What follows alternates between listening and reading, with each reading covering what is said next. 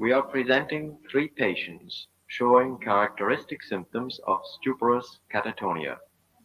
These patients have been hospitalized from 5 to 15 years, and their stupor is not as complete as it was during the acute stages of their illness.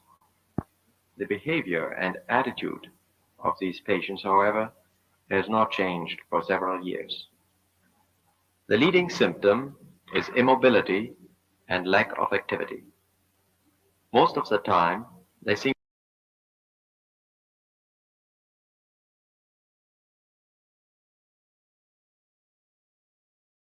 to be oblivious of their environment.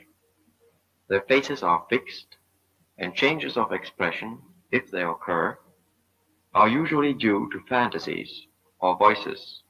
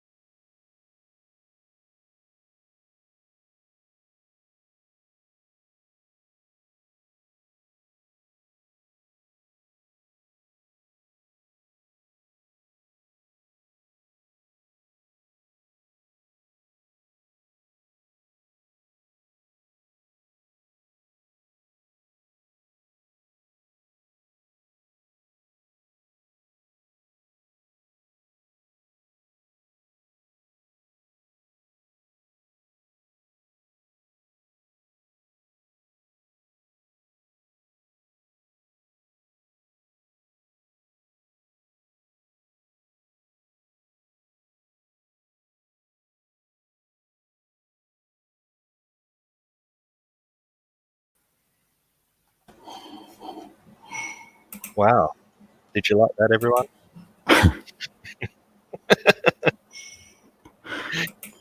Oh my God. That was awesome. Do you have any technical issues? Do you have any issues with technology, Doug?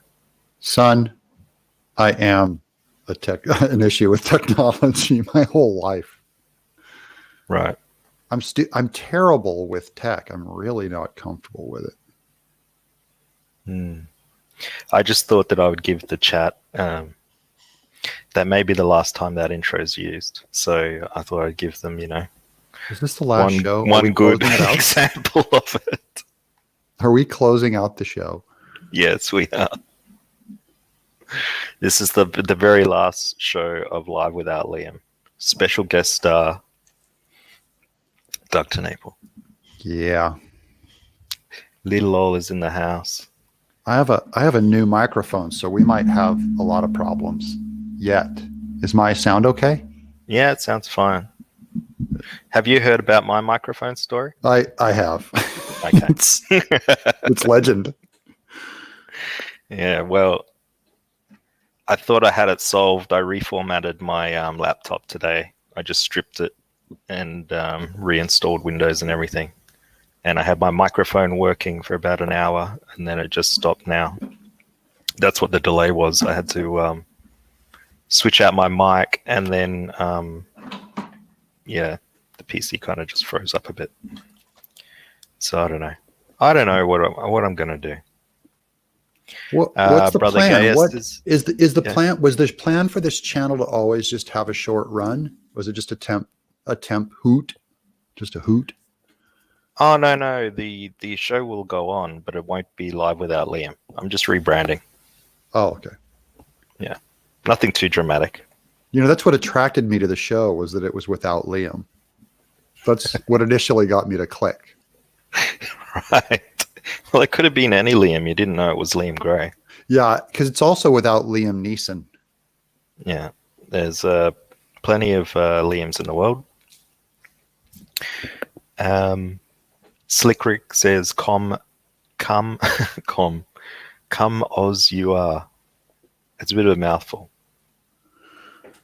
That's a stretch. That's a stretch. Brother Gaius says, let me pull this up. Whatever the title may be, you can rest assured that Oz will put in the least amount of effort when choosing it. That's not true. I've asked lots of people. to pick the idea for me. Wizard Battle says this better be good, Oz.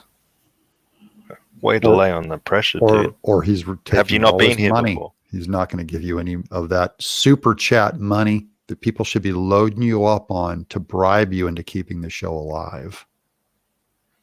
Yeah, that's a good point. I just got over 1,000 subs, so yeah, I'm not ending the channel anytime soon. Yeah. I got big plans, everybody. Big plans. And if they like you, then they should spread the link and they should give you a little super chat dough at 1,000. As soon as that opens up, they should be hammering you. Well, we all like to be hammered with money, don't we, Doug? Secondarily, but yeah. What's your first hammer requirement? The truth. Truth over money. Yep. Imagine that. Insanity, right? Not My Monkeys says, thank God this is Oz's last show. Yeah. I may actually become a host rather than just a co-host in my next reincarnation. You're going to run a show? It's the Oz show. Woo! Put a lampshade on your head. Squisher420 says, right now Oz is doing a Google search on Doug Tennapel. Yeah, it ain't pretty. Your show's called The Doug Show. Maybe I should just call it The Oz Show.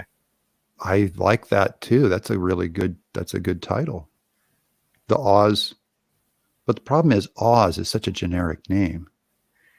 Would you be offended if I took your idea? Well, I didn't invent it. I didn't invent it. I stole it from so many others. Like who? Oh, where did I get that from? What was the show I saw? It was a guy's first name, because instead of Tennapel, I wanted to be more like just me and you, buddy. So it's like the Doug Show. So first name was more casual. Who did that? Like the Rush Limbaugh show, it's Rush. They say it's Rush. It's kind of more of a familiar thing. I'm trying to think. I thought it would have been along the lines of the Truman Show. Oh, there you go. Mm. It's been done a ton. I'm just saying it's not. I did not invent it. I got it from someone else. Can't remember because I'm 8,000 years old.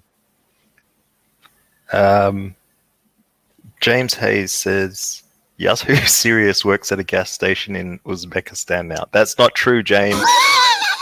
Don't spread malicious rumors about That's Yahoo. Australia's most famous comedian is Yahoo. And watch this space. I may have him on this show, not in too distant a future. Yeah, just watch this space. Because he's your gardener. I may or may not have his mobile phone number, is all I'm saying to you.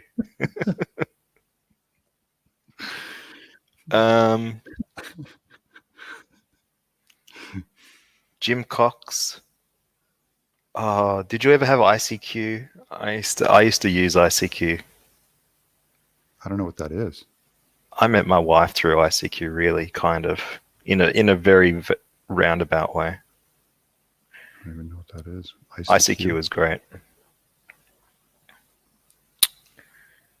Doug Tennapel says, I messaged you on Twitter if you want to throw the link in there. Hey, look, it's me. I'm talking to myself. Well, Doug, you're a jerk. Quit lying in the chat. Good job. I was just trying to remember what Twitter is. Let's see what Slick Rick has to say. Doug's a twat. So I think Slick Rick is British. But next to the other twats Oz gets on, he appears less of a twat and more of a tit. So you bring me on for scale. I mean, that's not the worst thing people have said about you. Yeah. Poor Reed Troutman. I think he wrote this before my intro collapsed. He said, I just tuned in for the intro. I hope you enjoyed that. And you can't get it anywhere else as well because it's private. You only get to hear it once a day and never again, maybe. Honey Thunder says, Doug isn't going to say anything that matters. He's boring again. Did you hear that, everybody? Yeah, we agree. He will never say anything that matters. He is boring. Bunch of the NPCs are already here. Honey Thunder's saying never again, though. He's boring again. So what that means is that there was a stage there where you weren't boring. I'm assuming that's how I read that. If I read that in a positive light, that's what they're saying. I think they mean 20 years ago. Wasn't boring.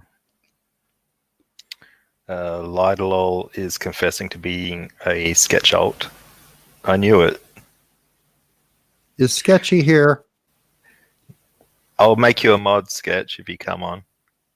Lazarus Arisen says, Get on, Sketch. Lovely rising, good evening, and good afternoon chat. And he said that before I mentioned the Truman Show. Wow, there's some kind of kismet there, Lazarus. I always felt like Sketch was kind of a Puerto Rican Liam, or maybe Liam was an Australian Sketch. It's kind of where I put them in my mind. What? Sketch is like a he's a Puerto Rican Liam. By the way, if this is so boring, if this place is so boring and there's millions of YouTube channels, I think it's great that these people are here. This place isn't boring, Doug. They're saying you're boring. Oh, this place is great. This is like. But am I not place. this place as a guest? Isn't that kind of, what? I guess you're that riveting. I'll give you that. That yeah, people don't really come for you. I mean, you had me necessarily. you had me show up. I mean, I was listening before I was a guest. Exactly, and you weren't on when you showed up. That's right. So it must be something else. And that's just logic. Now you're just using logic. I don't know what you're doing on the internet, but I'm defeating you with science. That's right. It's your pro science. Fake news. Reed Troutman says, ask Doug his views on the culture. I don't know what he's talking about. What culture is he talking about?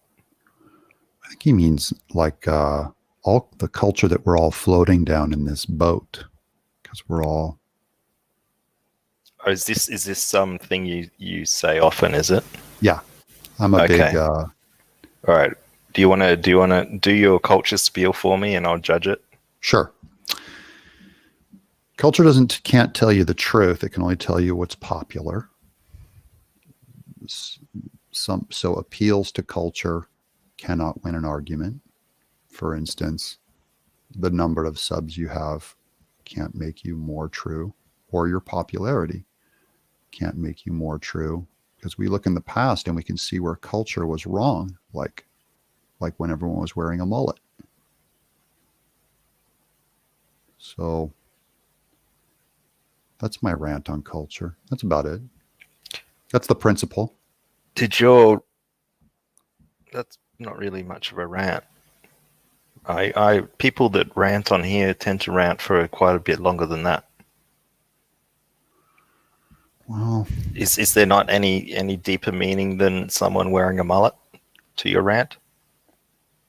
Yeah, I mean, Black Lives Matter is part of culture. Captain Marvel, part of culture. Obama saying, as a Christian, I believe marriage is between one man and one woman when he said that in 2008, and all of these woke leftists voted for him, is part of culture. And then now when they cancel people for the same, is part of culture. How's that for an expansion? Yeah. So that's some examples. Yeah. But what does it mean?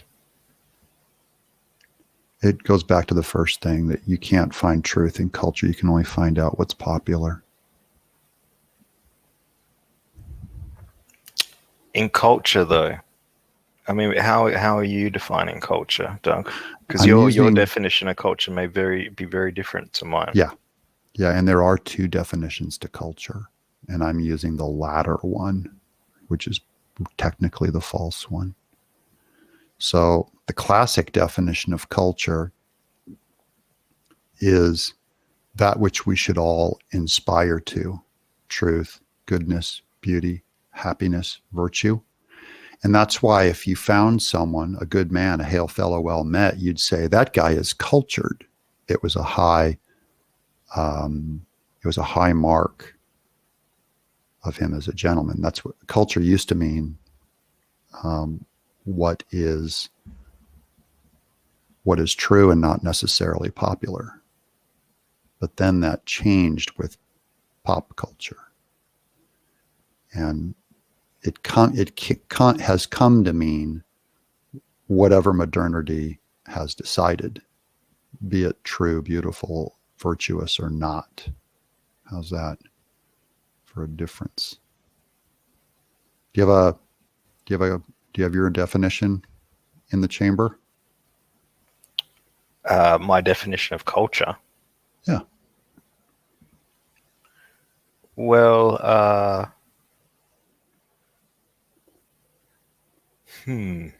I think culture is entirely dependent upon the person that's viewing it.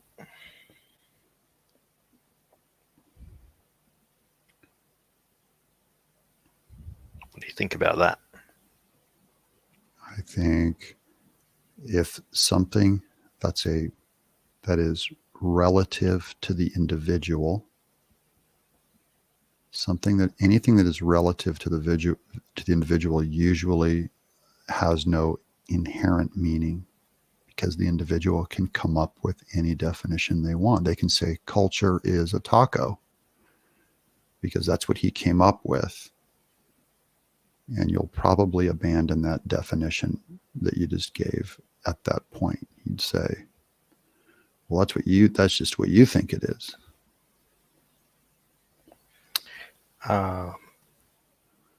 No, because if someone really thought that culture was a taco, they would be so simple that I wouldn't be interacting in their circles. That's probably. You know what I mean? It's like a person can think that, but they're probably going to be in a loony bin. So we don't need to worry about the extremes examples. Sure. Yeah. So anything else that we do is really just judging people on what they choose to associate, what media they choose to consume. That hurts my brain to think about. I mean, I don't really want to make you think while you're drawing, but yeah, you did ask the question. Yeah, that's fair enough. I set myself up for that one. Lord Craig Specht says, this show was much more fun when Iz was live without Liam. Lord Craig Specht, please spell check. When it was live without. Darn you. All right. Reed Troutman, he's got a lot to say to you tonight. He says, Good Lord. Does Doug agree that fighting the culture war can actually push people away from God? Wow, that's deep. No, I don't believe that. Doug says no. No, I don't. You can't push anyone away from God, I believe. It's true. Or I should say what Um, the Bible tells why people are pushed away from God, and that's not what the Bible says. So given you know what? I do have a bit of a confession to make, Doug. okay, confess to me. I did say something really mean about you before. Well, I think that's okay, son. You're given. I absolve you. Do you want to know what I said? Barely. And this, I have to say to the chat that this is really mean, and I don't condone this kind of language or behavior. Yeah, we all do stuff that is outside of our value system. So fire away. What was the? Give me your worst. In the comment section, when they were talking about your recent treatment, I said that cancer was trying to get cut off from Doug. See, is that mean, or is that not kind of warm?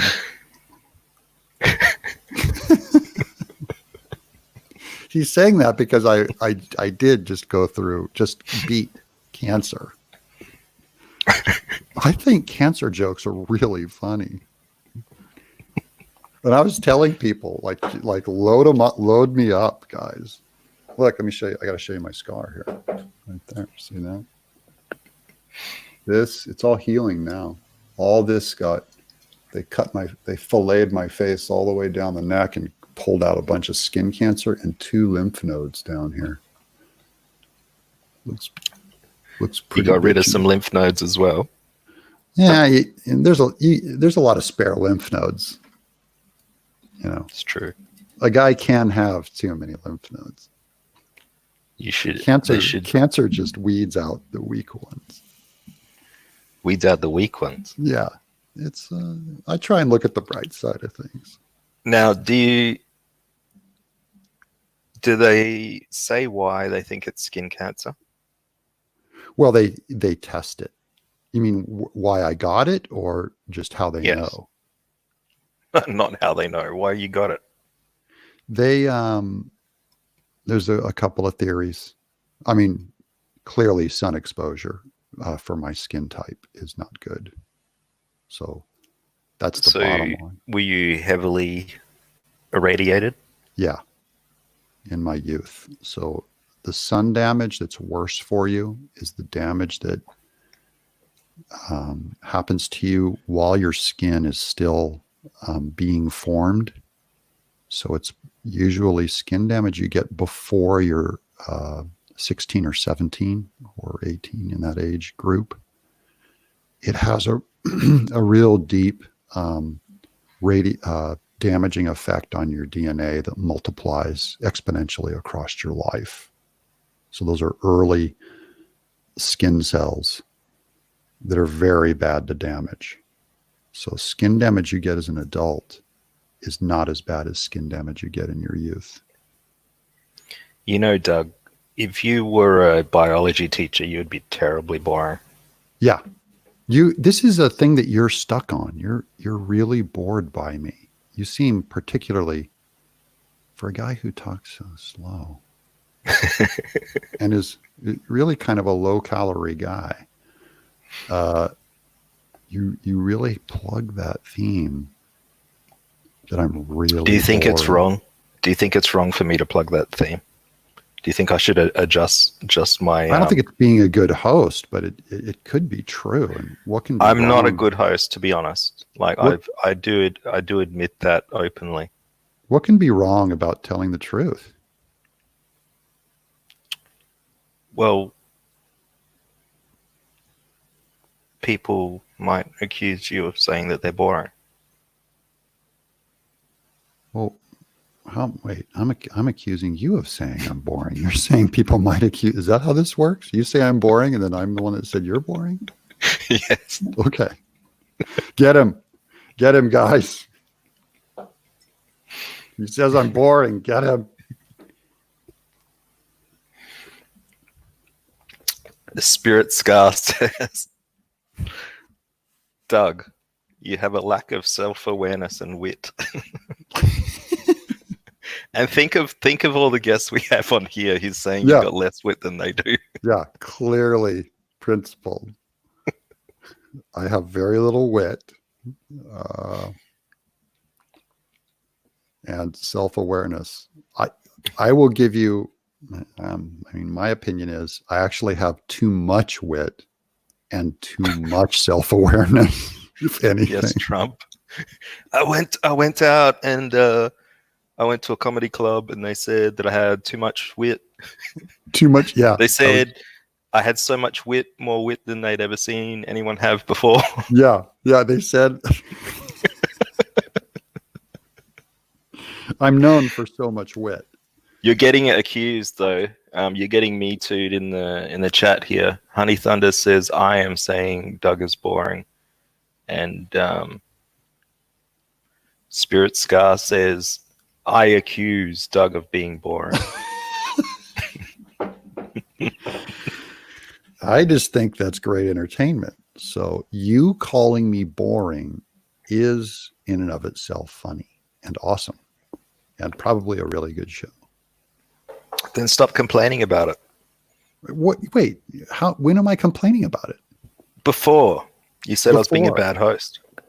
Well, it is being a bad host traditionally to insult your guest and accuse them of being boring. I really am open to the idea that I'm incredibly boring. Bored or boring? Bored or boring. I'm not bored. I'm fascinated. I love studying people. I love watching super trends and all that. But if you look at my YouTube channel, it probably has the numbers of a pretty boring people. I have 13,000 subs. And I've been doing this for about 2 years. I'd be up in the PewDiePie area if I was interesting, I think, to people, to a lot of people. So, you think that 10 million people would subscribe to watch Doug Tennapel? If I wasn't boring, yeah. What other skills other than being interesting could you bring to the table? Like if I had giant Comicsgate fights on my channel, I would think I could double my subs in about, I would guess, 4 months. If I had just watch my show? Yeah. Well, I watch your show. So why would they go and watch your show to see what's on my show? Well, on my show, I do see how I'm drawing online. I do a lot of this. Oh, I need to draw while people yell. Is that what you're saying? Well, at least if you and I end up saying stuff that's not very interesting, they can look at the pretty drawings coming along. Okay. That's my apology for boredom. Although doubling your sub count would be impressive, it's not really PewDiePie's level of success if you were to do that. Yeah, I wouldn't even be touching the quartering. But it could go bigger from there. I mean, it could go bigger. I just notice if you look at the most popular YouTube channels, there's a lot more drama than I really care to get into. I mean, people scan YouTube channels for titles that look like some kind of combat is going on between people. That's just flat out what attracts people. I don't see many channels of, I mean, in fact, we would define those channels as boring if it didn't have, I mean, drama is that's what runs YouTube. That's why people stop watching TV and are watching more YouTube. People watch more YouTube than Netflix, because the drama of humans fighting. If I see a title on YouTube that says backyard fight, if two guys fist fighting in a backyard, I'll click on that every time before I'll click on something more responsible. An outlining of Moby Dick. I'll click on the backyard fight. Right. So you're complaining that people aren't as superior as you wish you were. I don't know if I'm complaining. I am making an observation that I'm pretty sure is true. That It's kind of people, in defense of being boring, I guess. It's why be boring? Because the cost of being interesting by culture standards isn't something I'm comfortable with. I right? don't like bringing people on my show and having a gladiator fight. Do you think that is that your view of what my show is, Doug? Well, it's what attracted me to it. Hmm. And if culture is what people believe and say it is, then that's at least a little bit true by your standard. So, did you come on my show because you popped on with the idea that you were going to get into a fight? No. So obviously you don't view my channel as a gladiator pit then. Well, when I watched, it was because of all the Liam drama, which I know Liam, so it was interesting to me. You know Liam. I know Liam well, yeah. Okay. What do you know about Liam? I mean, he and I have had thousands of words exchanged over email and hours in private chat with me helping him with his comic book business last year. So I really asked him a lot about his life and why he was doing comics and what he wanted to get out of it. Kind of, that's more what I'm about, is kind of the philosophy of what, kind of the why.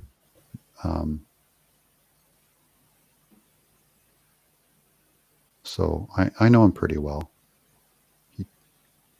He's a pretty open book. And I logged a lot of hours with him, and sketch therapy too, by the way. Did the same for Sketchy.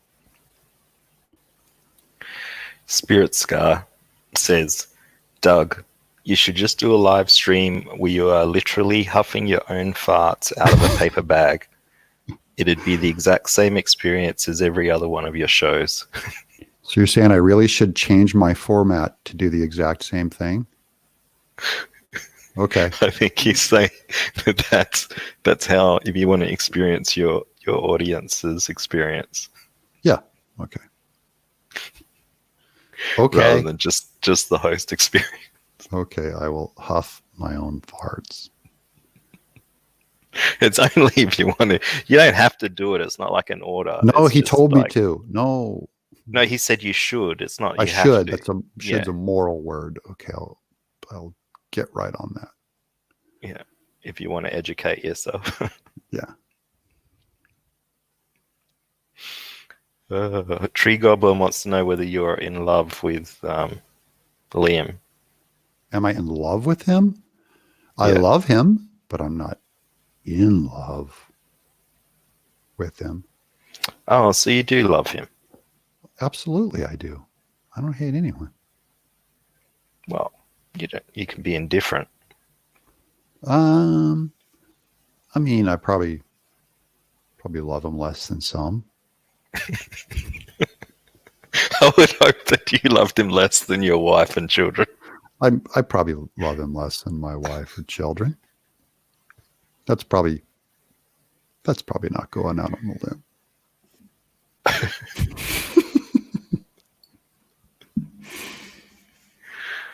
Oh dear. Lord J Bam Fam. Lord J Barmer fan says, J-Ba, I'm a fan. here's Doug throwing Liam under the bus and ruining sketch. Yeah. Yeah. They sure weren't upset talking to me when they were getting all kinds of free, just logging hours and hours talking. I didn't. Yeah, I haven't. they changed. should pay for that, Doug. I'm the same guy. I don't know who they You know are. what? They should pay You got to pay. retroactive. This is what They you should get. pay retroactively for This is the what time you that you get. spent conversing to. Yeah. I don't regret any of Convincing it. with them. They probably regret it, and I don't regret it. Uh, They say don't meet your heroes. Well, yeah, I is say Liam your don't. hero? I say don't. I You say don't say, meet. was Liam your hero and you met him and this is what the problem is? No, I'm saying don't meet your fans. It's my. Oh dear.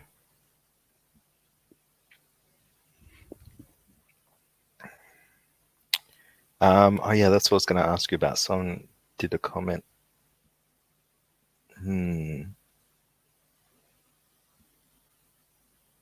I'm finding it.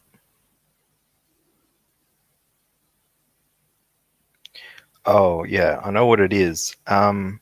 People keep bringing up this comment where they're like, Doug, how many people are you going to pay to finish your book this time? What is that about? I don't understand that. Oh, that is hilarious. These people are all repeating what each other think and say. It was all of these negative criticisms are started usually by Ethan or War Campaign last year, and then just they all just repeat it. So that's why you're going to get so many of them. which also goes into my theory kind of the why. But to explain, last year on Earthworm Jim, because it was the number one Indiegogo, Ethan had to come up with he's desperately trying to find dirt on someone with, frankly, pretty clean hands, if this is all they can come up with. And Sketchy also blasts it for free. They on Earthworm Jim, I was in pretty deep trouble trying to get 160 pages done to deliver by Christmas, because my schedule is, I just see it as like a moral contract with my backers, so I go pretty psycho about my schedule. In contradistinction to most Comicsgate books. And so I went to Comic-Con last year, and I went looking for any guy who could help me pencil or do layouts on my book so that I would still pencil over them. But I needed kind of a cartoonist who could not match my style, but just give me really good ideas before I ever touched the page. So I'd give them the script, and then they would do their shot at pencils. And I reached out to a bunch of guys, a whole bunch of guys, and said, "Hey, anyone want to help me out? I could use some help." So I ended up with a guy named Brett Bean, who I met at Comic-Con, and I've worked with him before on VeggieTales back in the day. He's a really good cartoonist. And I gave him 22 pages of the 160 pages of Earthworm Jim right in the middle to take his shot at penciling. And he did. He did those 22 pages. I paid him and gave him credit in the book. And then he mailed them to me. I would pencil over all of them. Some of them I would change more than others. But it was a huge help to getting the book out by December. Just 22 pages. I just needed a little tiny break. And then Ethan and Sketchy and War Campaign got a hold of that. And they're like, "Doug doesn't even pencil his own books." I go, "Oh, you mean like Liam? You mean like Richard Meyer?" And Ethan has whole stories on Cyberfrog where he didn't pencil them. But that's not a principle. that they actually believe. So they use it to try to impugn my character as if I'm plagiarizing someone or something, is what I think is kind of the accusation. Doug doesn't even pencil. How much of this book are you going to have shown? Nah, I can do the whole thing on this one because the schedule's a lot easier. Now, I don't know how much landscape that's going to buy from these people who have their pipe hooked up to the Borg ship pretty tight, but it's pretty normal and reasonable to do what I did on Earthworm Jim, especially because it shows how much I respect delivering my book on time. And it did deliver on time, which Comicsgate's been told not to care because their books deliver like 18 months late, which, the ultimate disrespect to the consumer is to have someone help lay out 22 pages, but you deliver a book 18 months late. Nothing to see. Nothing. That's respect to the backer. So, anyone else? No. Want to ask? Anyone else have a question about? So, I mean, he was credited on the book, yeah. Yeah. Brett Bean. Yeah. Pencil assist. And you got, but you finished that book well before. You probably wouldn't have needed any assistance with the pencils anyway, yeah. I was really cracking up about 3/4 of the way through Earthworm Jim. It was really hard on me. That was these schedules when you work that many hours, and I'm talking about drawing 14 hours a day, doing at least 2 pages a day was my schedule on that one. I needed some help, and I just thought it was okay to help. I'm always shocked at what Comicsgate decides crosses a line. It'll always mean whatever I do, and not what Richard Meyer or Liam does, or even Ethan does. Why do you think they do that? This is the crowd. This is the online crowd responding, saying, "Hey guys, I'm loyal to Comicsgate, and I have I support all the right people, and I attack all the right people." So it's a virtue signal, because it's not a principle. It's not a principle.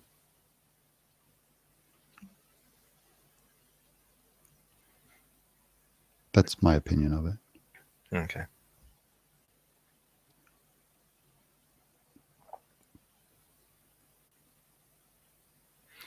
What else are people saying? They.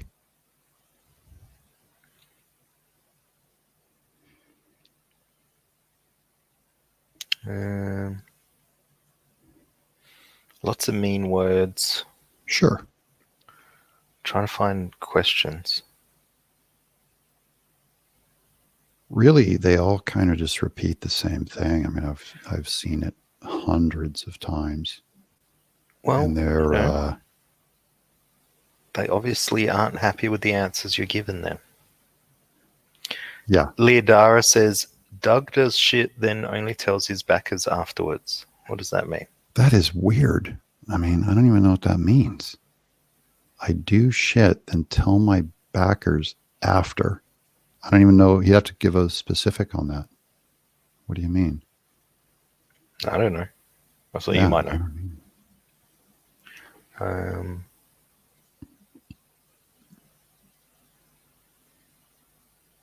But I'm saying, Berserk Gut seems to be yelling at Honey Thunder. Who's Honey Thunder? Why are you two fighting? I know Berserk. Do I have to separate you?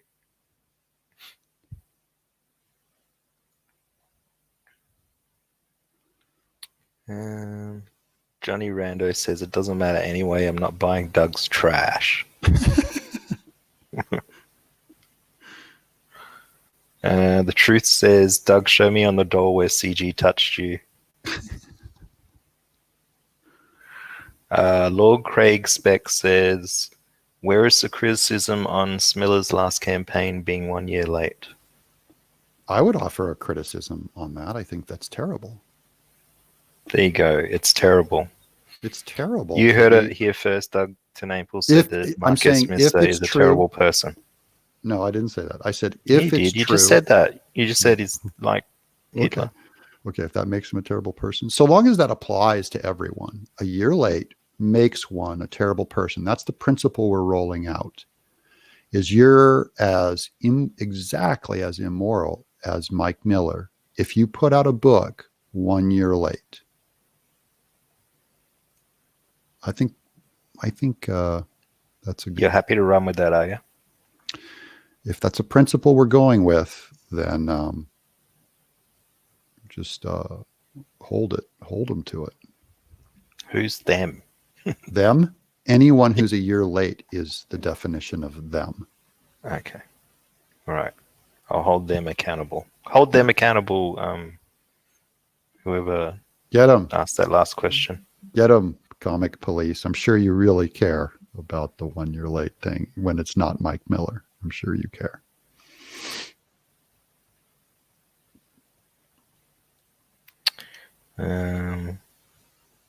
What else is someone yelling from the audience here?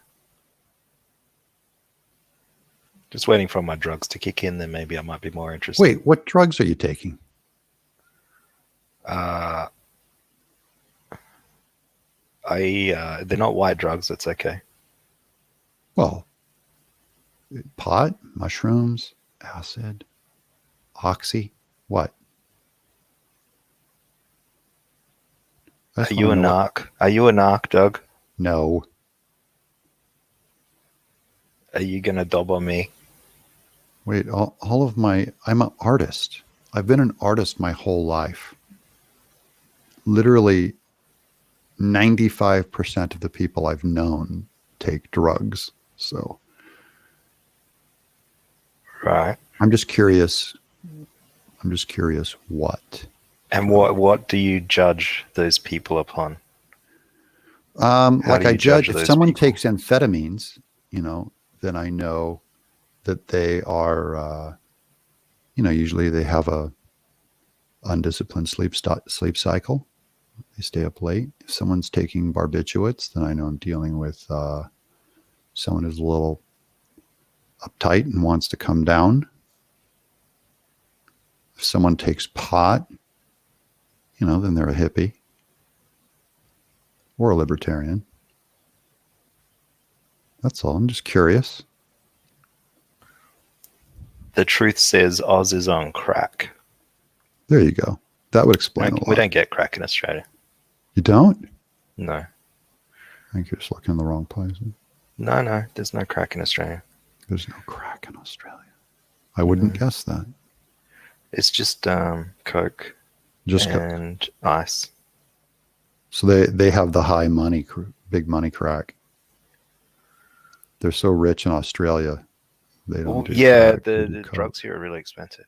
So you might as well get the best stuff. You got to be rich. Lazarus Arisen says, painkillers to get through this stream. That's pretty good. Berserk Cuts wants lithium. The Imposter says possibly helium. I don't think my voice is that light. Wait till you hear Twitless. I sound like Barry White compared to Twitless.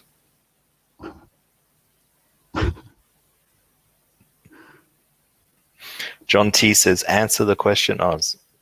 Everyone already knows. It's only Doug that doesn't know. Only I don't know. A narc for God says, Mordecai Branch. Welcome to the channel, Mordecai.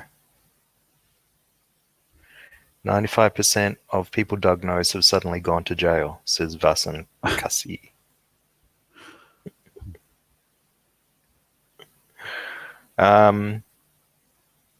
Adrian Mercado, welcome to the show. He says that Doug always sounds like he's talking to people that are beneath him. Why is that? Why are people saying that about you, Doug? Are there people, or is it one guy? Is it one guy, or is It's it just him. everybody? I do. Why is he saying that about you? I mean, I have a pretty big vocabulary. And Mhm. I like words. I like words. Yeah. Yeah, and I like ideas, so I tend to speak in them. So I don't repeat bromides over and over. These guys are entertained by people just saying over again, respect the customers. I'm not that kind of entertainment. I don't do that. So What do you mean? I'm happy I'm something different for you. How's that? Happy to be. But I don't. So are you suggesting that all my guests, is that how they sound? They lisp and they say, what would they say? Respect the customers. Respect the customers in a lisp. Respect the customers. We don't Which do of my that. guests? Which of my guests is represented by that? All The of them. most. All of them, but the most. Like who sounds? I mean, I would bet Berserk would repeat that. I don't know. I really don't. I don't know many of your guests. I only know if they're in Comicsgate. You'll hear that a lot.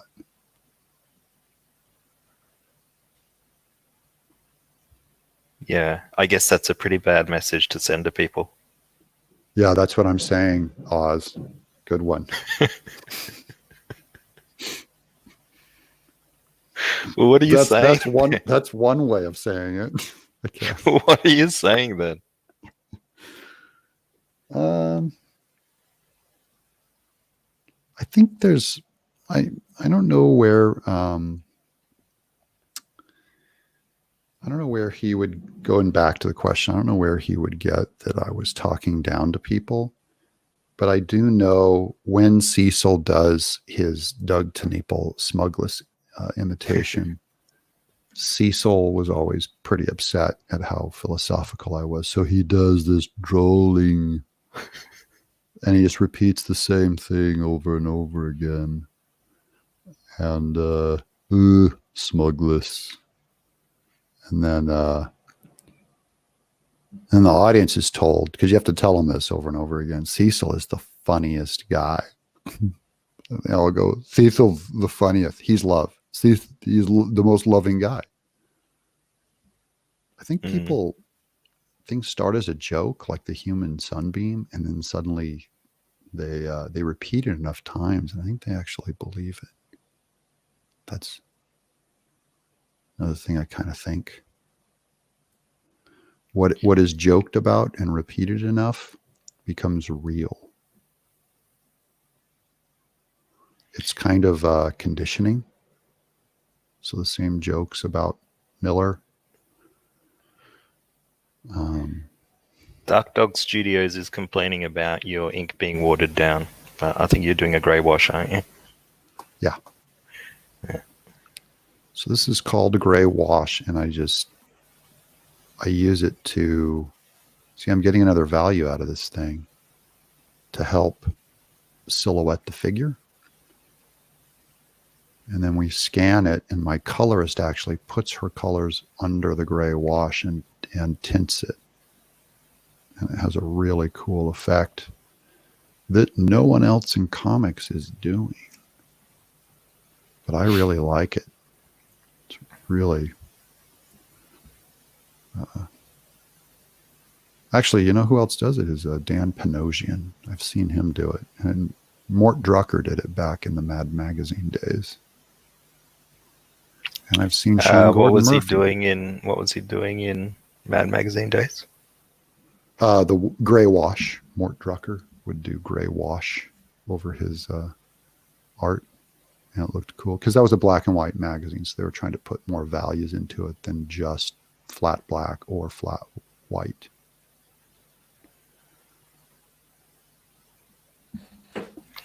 So do you think that if Cecil or Ethan Van Sciver disliked me, that it would be very difficult for me to have a different narrative? If you were targeted, then it's going to be hard to counter a channel that has more fans than your channel. So in culture, the people with the most following dictate a whole lot of values to their followers. Do you not think, though, that there's a certain amount of agency that people, especially adults, have? Yeah, there is some, but usually not among fans. That's the kind of the definition of a fan.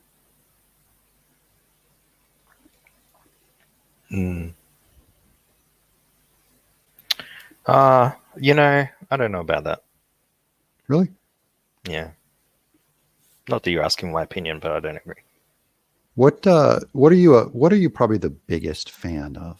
Let's do a test, like music or an actor or a director, some artist out there. Oh, you mean who's someone that's really cool that like could be spoiled by someone more popular's opinion of them? Like someone who you're personally a fan of.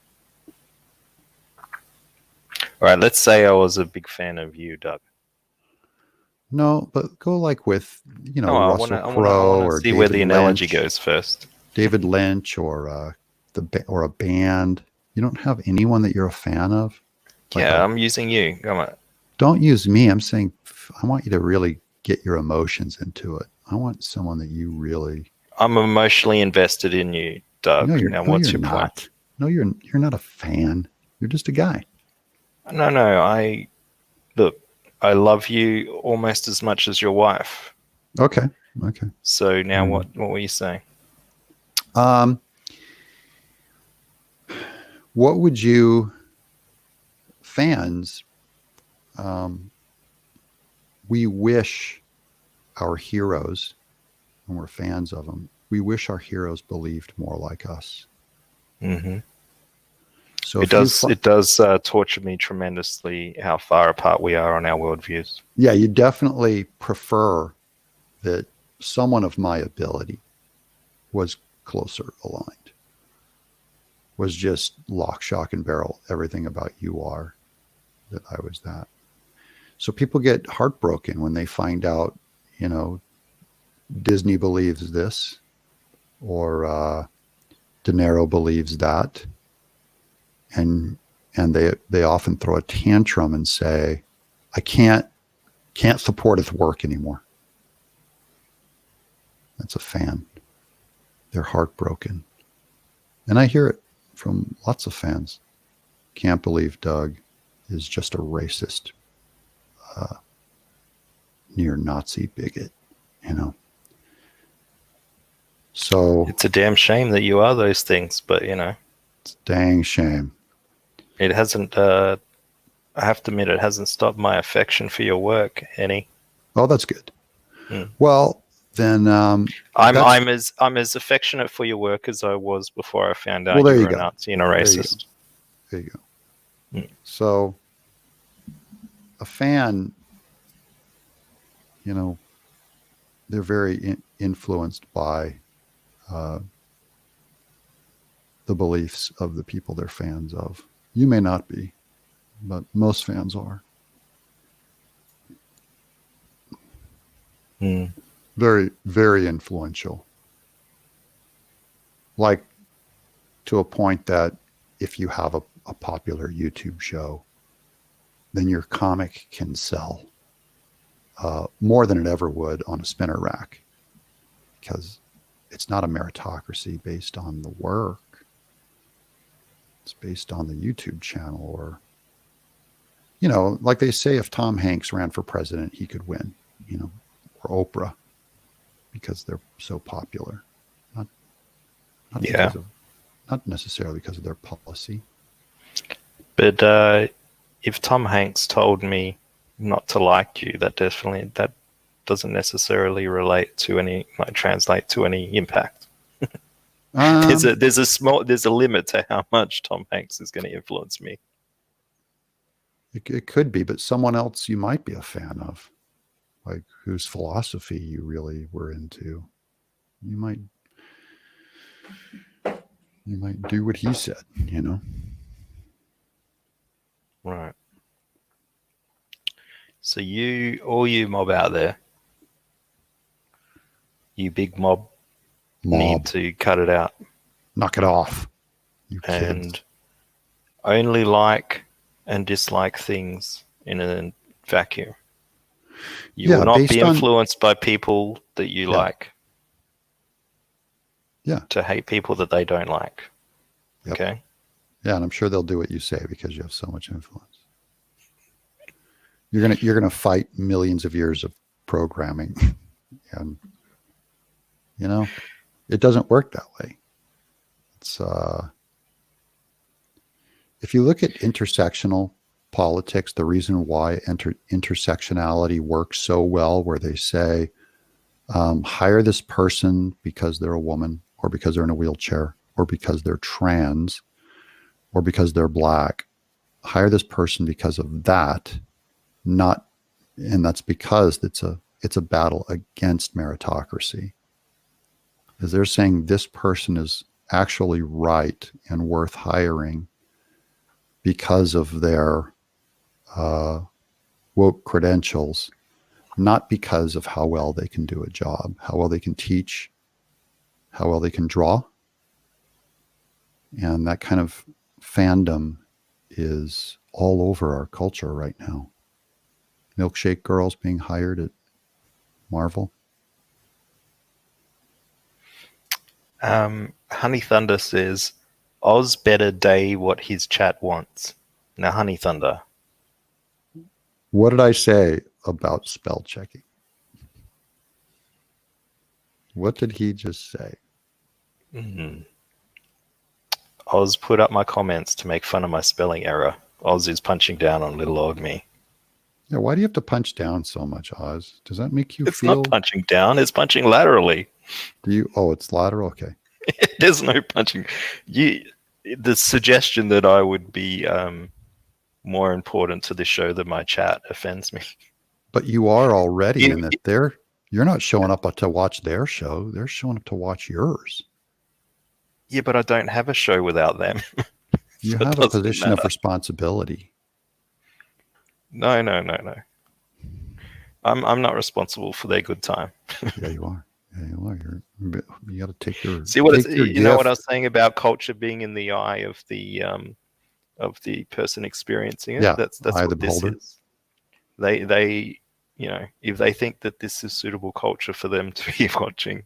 Yeah, this is reality. This is them being cultured, watching the Oz show. Yeah, everything's being cultured. I see good things. I see good things in our future. Yeah, as Margaret Miracle says, exactly, Oz, you are nothing without us. It's true. It's absolutely true. And you're sharing your audience with me, because I would not be accessing your audience if I wasn't on your show. I'd be accessing my audience over on my show, which is not your audience. So you even share your audience. It's very kind. Well, I mean, people obviously have an interest in seeing you and seeing you exposed to them. Yeah. You exposing yourself to my audience. Totally exposing myself. Overexposed. Have you ever been... That was one of the reasons, by the way, why I came on your show that first time when you threw the link out. Yeah. Was I thought, oh, he only has like 40 people viewing. I can get him more than that. So I turned on the camera, and lo and behold, that's the episode that EVS ended up showing up on, and Miller, and it was I did it for your numbers. Oh, that's very generous of you. Yeah, I thought it was And it was kind of an experiment going, hey, And was it successful, this experiment? it was very successful. Do you think that you're responsible for the majority of my success? No, I would never take credit for any of your success because you're the one who opened the link up. You get credit for that. Oh, okay. So That's you. partial credit. That's you. Yeah, I'm only partially saying I saw an Partial opportunity. credit. Partial credit, Doug. You get a partial credit for my success. Okay. Yeah, I saw an opportunity, and it worked. I could probably get some hot chick on here to flash your boobs and get me more subs if that was the case. Doug. I think if you ask the chat, they're wondering why you haven't done that yet.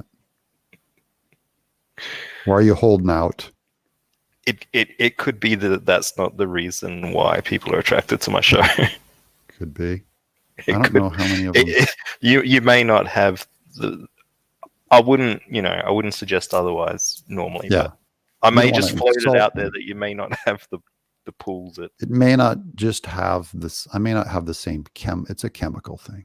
I may not have the same chemical reaction as that.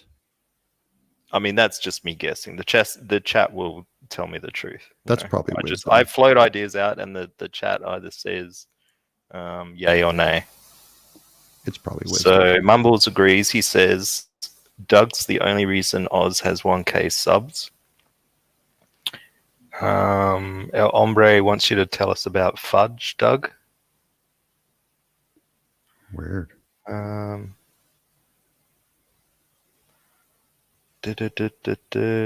Where's Doug's check?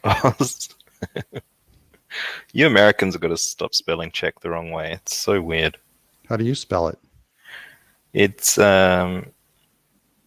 CHEQUE. What? Checkwe? Yeah.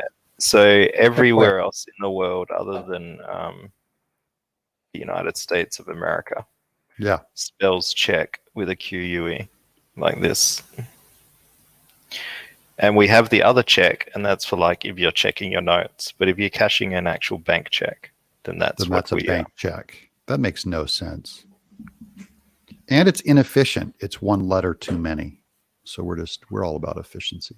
I did just learn that the word canceled, the one L is only in America, and most other people spell it with two L's. What word? Sorry? Canceled. There's a double L or a single L on the word. It's double L. Yeah, it's double L everywhere, but in America, it's one L. Again, efficiency. You guys waste an extra digit. We don't like spending those calories. Yeah, I think you're. We could discuss the origin of the American dictionary, but there's a limit to how much I'll punish my subscribers. You're self-aware of what's actually boring, and then you adjust accordingly, which is more than I'm willing to do. Yeah. Squisher says that he's responsible for 15% of Oz's success. Berserk Gut says he's best guess 2020. Augur's giving the entirety of my success to Risey, so doesn't think that you have anything to do with it. Well, all I have to do is find shows where they're on it, but I'm not. Well, Hung and Done says, yes, you were very generous, Doug, in giving me credit for posting a link. Yeah. Yep. Mm-hmm. Very. Yeah. Reed Troutman says you did push a button once. Yes. Yep. John T says, what success? Exactly. Lots of views. Don't you think? There's a lot of people asking for hot naked chicks. Yeah. Once you open that door. El Hombre says that Doug died for your sins, Oz. Now that seems a little much. Don't you guys think that might be a little far?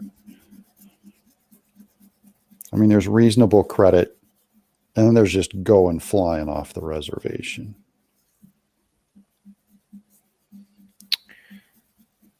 Jude Vanalian, who's a regular, says Damn, Cecil has always been right about this smug SOB. And he gave you a capital S with the smug.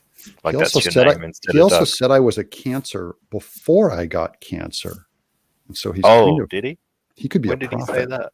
He said I was a cancer of comics. I saw this mother effer the day he walked in the door, is what he said. Did that say, did he say that tonight? I didn't see that. No, I said it was a couple months ago when he was, I don't know. I saw it somewhere. Some guy posted it. Oh, okay. Well, that one cut you deep enough for you to remember his name. Well, I remember almost, most of the stuff that is said. If I see it on a clip, I'm learning. Did someone clip my show?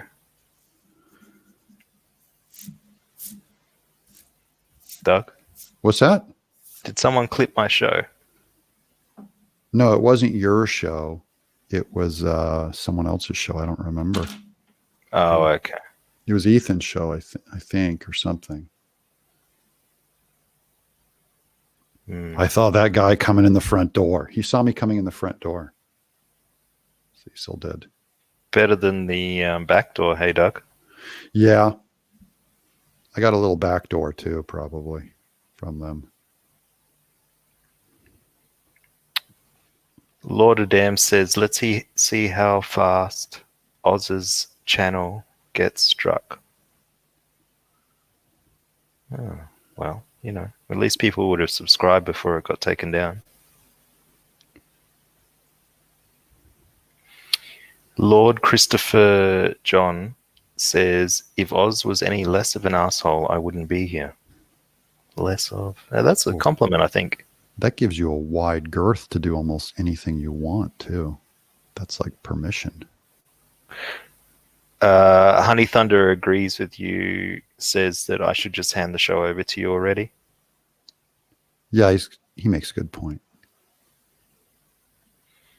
Someone's trying to plug some book. Where's Cecil hates people with cancer, says Red Zero. Sheila Allen says this is a hypnosis stream. Now, Sheila Allen. Sheila. Sheila, take a bow. My beautiful friend. Wait, is that what she looks like? Holy cow. She's even prettier in real life. When are you going to come on my show? You keep promising and you keep not delivering. Who's that? That's Sheila. Oh. She was talking to you? You promised to go on Sheila's show? No, she promised to come on here.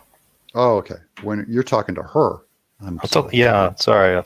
I'm so far behind. Was talking to the chat. I wasn't talking to you. Okay. Reed Troutman says that Doug just hates Cecil for being openly gay. What do you think about that?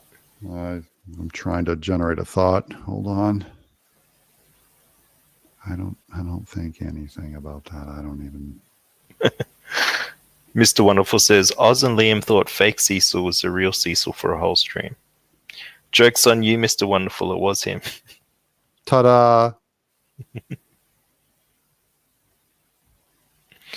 I do think if Cecil was gay, he'd probably actually be more masculine. He's one of the few. Why is that? What makes you say that? That's just math. What do you mean?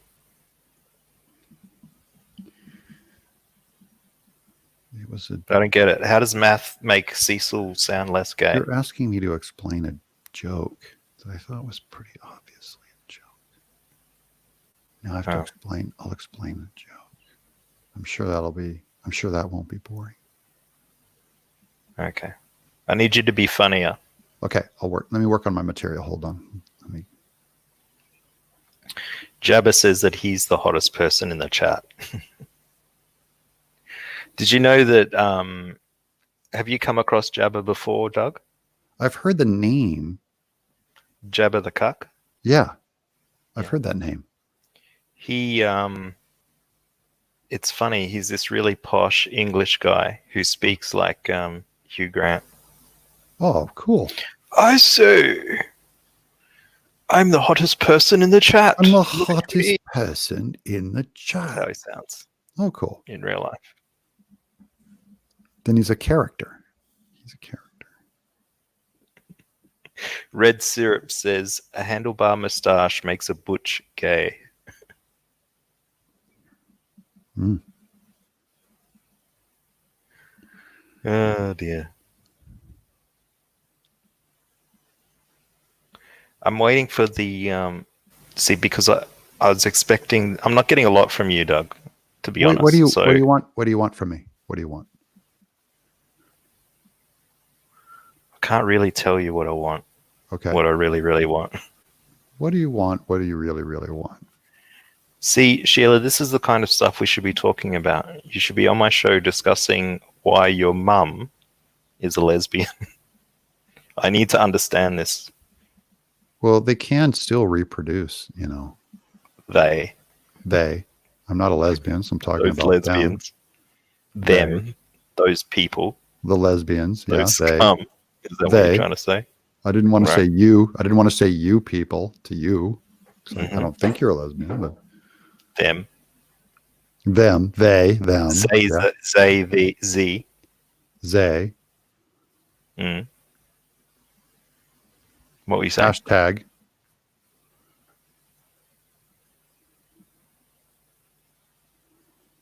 Yep. Continue on. What? With what? You're blaming me for not providing content on your show, and you don't. What? What's wrong with that? I'm drawing. That's my content. Okay. I will I'll put your boringness down to the fact you're drawing.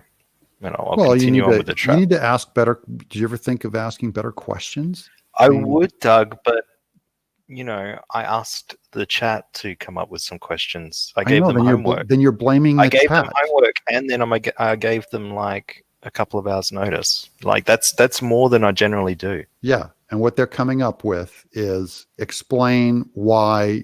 How much of this book are you going to have someone else pencil? Is what they came up with. Say that again in English. They said, "How much of my book did I have someone else pencil?" Oh, is that? Yeah, that's one question they've had. Okay. Yeah. Have them ask. I expect more than one question from, you know. What about Berserk Guts? He's the genius. Get him to ask a question. Berserk Even Guts. Berserk Guts doesn't accuse himself of being a genius. Okay. Oh, Brother Gase is complaining about my Keanu Reeves accent. And I'm supposed to run with that This now? is hard to listen to on a new day. What do you mean, Lazarus? A new day? He means today. I've offended Jabba. That's the first time you ever made me laugh, Oz. He's trying to shrug it off, but I've pegged him. You got in there. Just like Preston. You got in his head. Mm-hmm. The dirtworm has been desperately dying in the audience. Oh. This guy here, Dirtworm, he's got you as his avatar. Yeah. He's got the Dirtworm, which is obviously, you know, a mean nickname for you. Yeah, something And then a poop. Ethan told him to do, yeah. So, but did not Dirtworm emerge from the chat? How do you know this man didn't come up with the term possible someone in the chat came up with it, but then Ethan said, Dirtworm Doug, that's just great. And then they all did Dirtworm Doug. So that's my that's my Comicsgate nickname. But that's kind of how things work. It is, isn't it? Yeah. I mean, it's like if someone came up with a nickname for me that was funny, There's nothing that I could do to stop that nickname being used. There's also nothing, but it's not funny. It's really kind of empty. It's something that people repeat to reinstate belonging. These are anthems, not humor content. Uh-huh. Yeah. Okay. So, and it's rooted in kind of what you choose to do with the internet. So, like calling Gail Simone Whale Simone, or me calling Dynamite Comics an SJW publisher, way more SJW than Marvel and DC, and anyone who supports Dynamite projects is directly giving to Black Lives Matter. That's funny. You think that's funny, do you? I think it's really funny. Do you think that that's going to catch on? No. Oh, no. Wait, you're saying, do I think it'll be popular? Not do I think it's funny? Those are two different things. John Delarose. John, I'm not sure that I would. I don't know. I won't say what I'm not sure of, because now I'm not sure of that. Now I'm not sure of not being sure. I'm not sure you're going to get the real story from John Delarose. That's what I think. Let me on so I can talk about the real story here. Yeah. There's a real story that I'm not aware of. What is that? I don't want to hear the real story. Hide it, Oz. Just tell me what the real story is from the chat, John. I'm begging you to hide the real story, Oz. Sheila is leaving after spilling tea in the chat instead of coming on. You mentioned Peg Poulter. What about Sheila fishing with male genital pics while her husband watches her do that? Does that deserve a nickname? Since we're into the sexual deviance of Preston Poulter, like I don't know, Cug. It's like a combination of cuck and tug. Is that funny? Like in a pegged Poulter sort of way? Cug? Not really. Because every time you talk about Preston Poulter, it makes me laugh. Oh, I love Preston Poulter. That guy's awesome. What do you love? I think he's John Delarose is he's heckling me from the chat. Oz, be a real fair and balanced journalist and send me. He's quoting Fox News agitprop. Your Fox News. Fair and... I don't know what's funnier, John. You or the possibility you're thinking that he's fair and you balanced? would possibly think that I was a journalist. Journalist. Could you imagine my journalism? Yeah, I can actually. I think you're really good. I think you're a good soothing voice, low calorie, just calming. Low calorie, like not a lot. It doesn't sound like you're putting a lot of effort into this. Oz, I'm telling you, I can expose Doug. Oh man, it's just getting spicy. He's trying to appeal to your desire to expose me. He's trying to appeal. He says, Oz, I have the recites to expose Doug. I have the recites.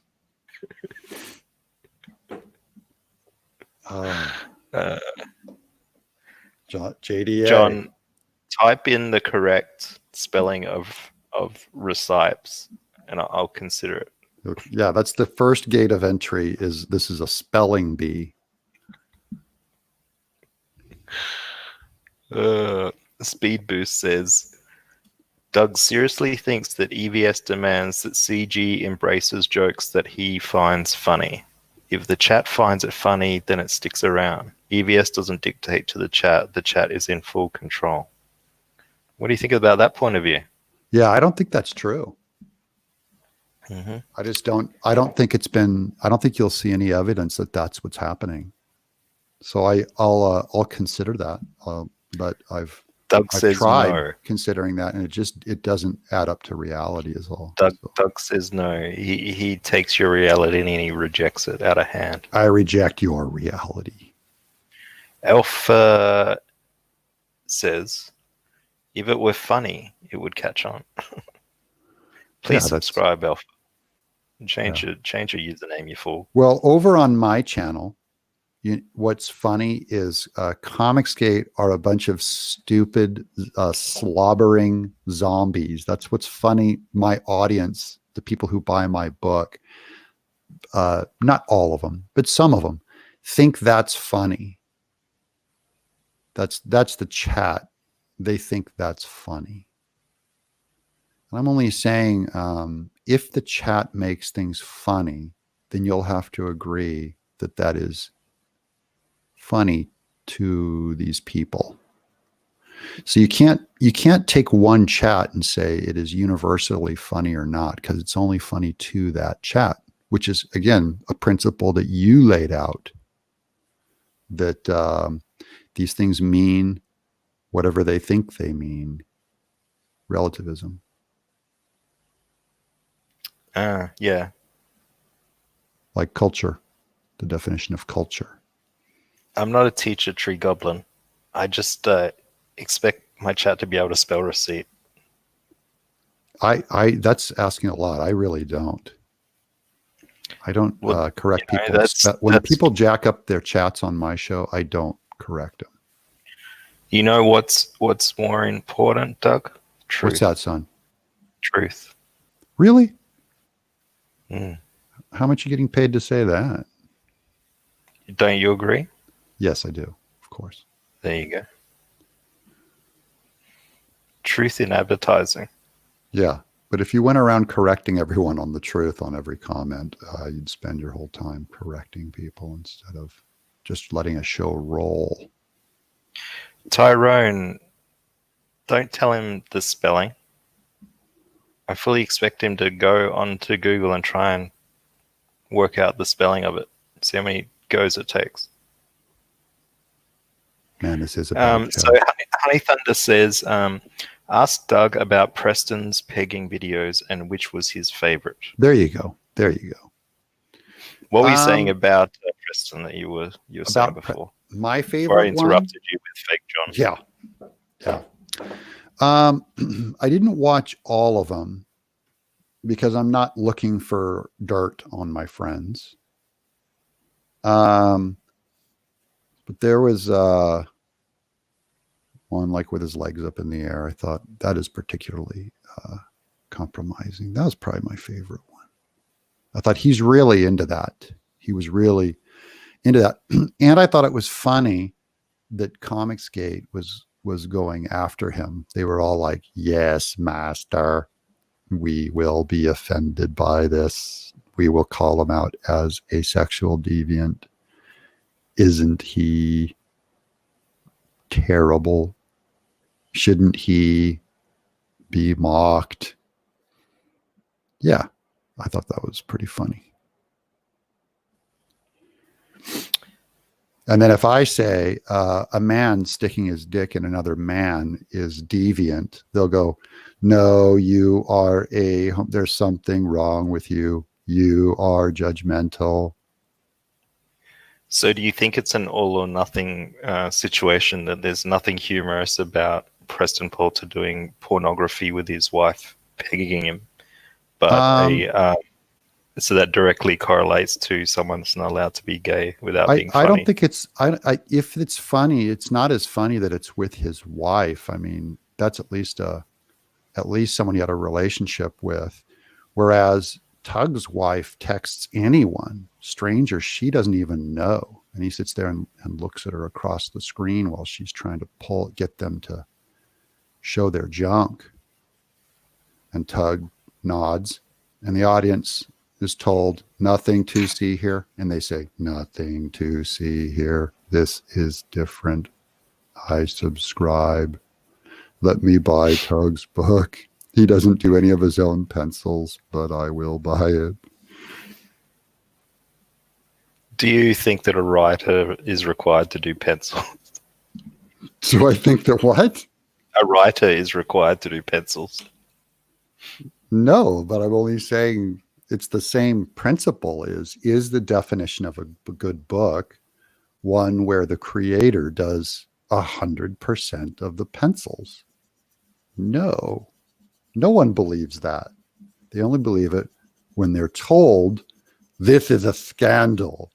Everyone get on this, and they all hit the chat with the same opinion. This is a indictment of Doug's behavior. Okay.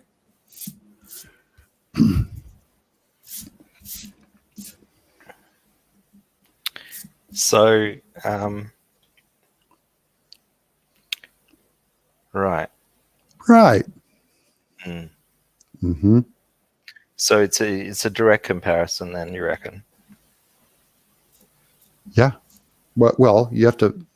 I mean, obviously. So if I don't find that situation with Doug as funny as Preston's, then I've been conned somehow. No. I just think when I think Tug is funny, that's me saying what's funny to me. And you and I might disagree on which is funnier, but I think using your standard, you'd say, oh, Doug has defined that as funny, so that must be funny to him. It's an indictment of my character, or he's terribly immoral, or doing it because he's a backstabber. It's completely acceptable and as moral as me finding humor in Preston. So I'm asking for some empathy, where you understand that maybe we're all just part of the same quilt cloth. Maybe we're all just not as different as we thought we were.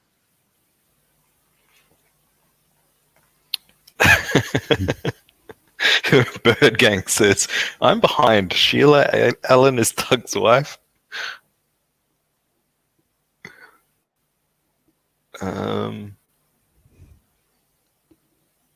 Yeah, you're behind.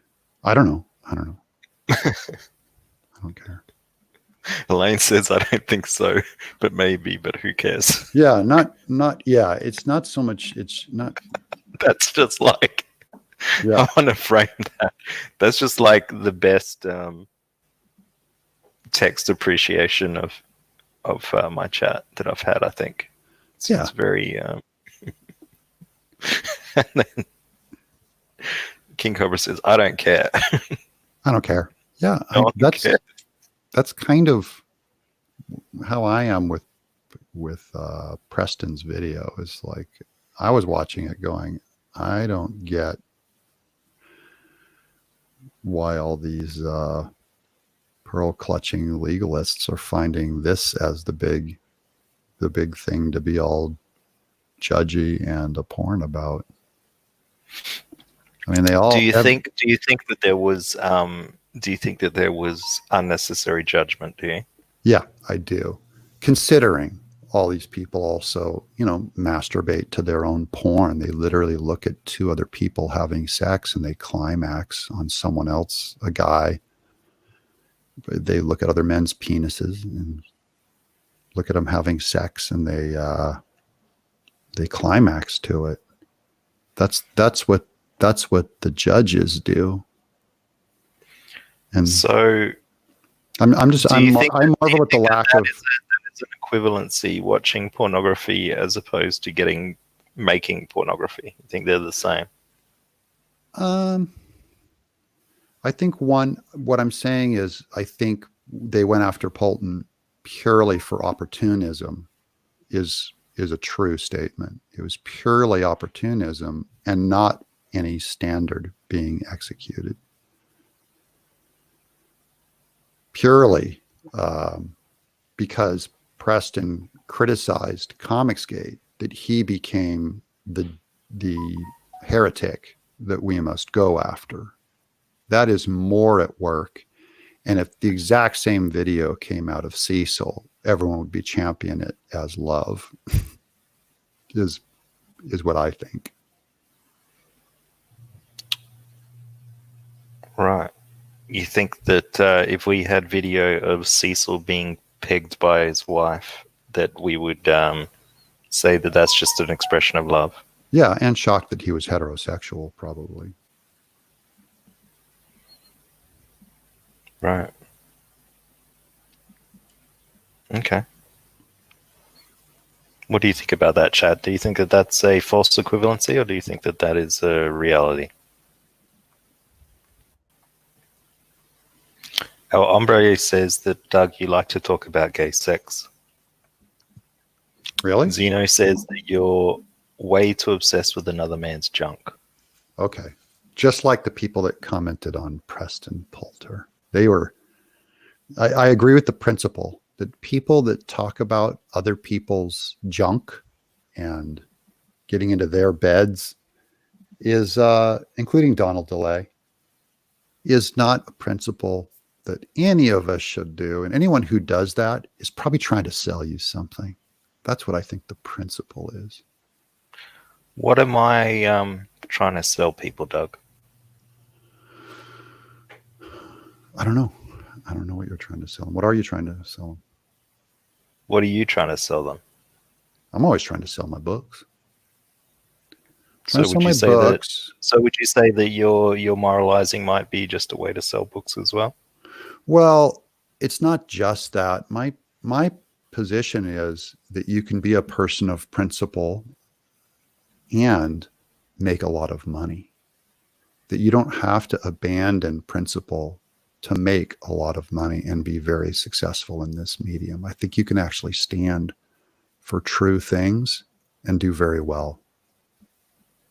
That's if I had a message, that would be my message.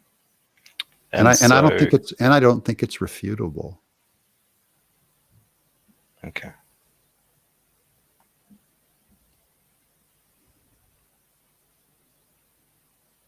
You can also be successful and have a different moral standard. Oh, clearly, yeah. Lots of people. It's not the success that I'm advocating for, because lots of people are successful for different reasons. It's the principle that I'm advocating for, that. But they need to have the success in the same way that you've had success. I never said that, no. But that's the judgment, though, isn't it? It's like I've succeeded this way. You read a judgment into it. I only said what my brand is that I stand for. Now you can unpack that and cast judgment into it. Well, why don't you unpack it? But that's you, not me. Why don't you unpack it for me? Sure. I think it's important that artists have principle, that I think artists are put here for a reason. I think that you draw and write for a reason, and that you even do a YouTube channel for good reason. We were put here to create, is a truth. And there is a temptation in culture to abandon your principles in order to succeed.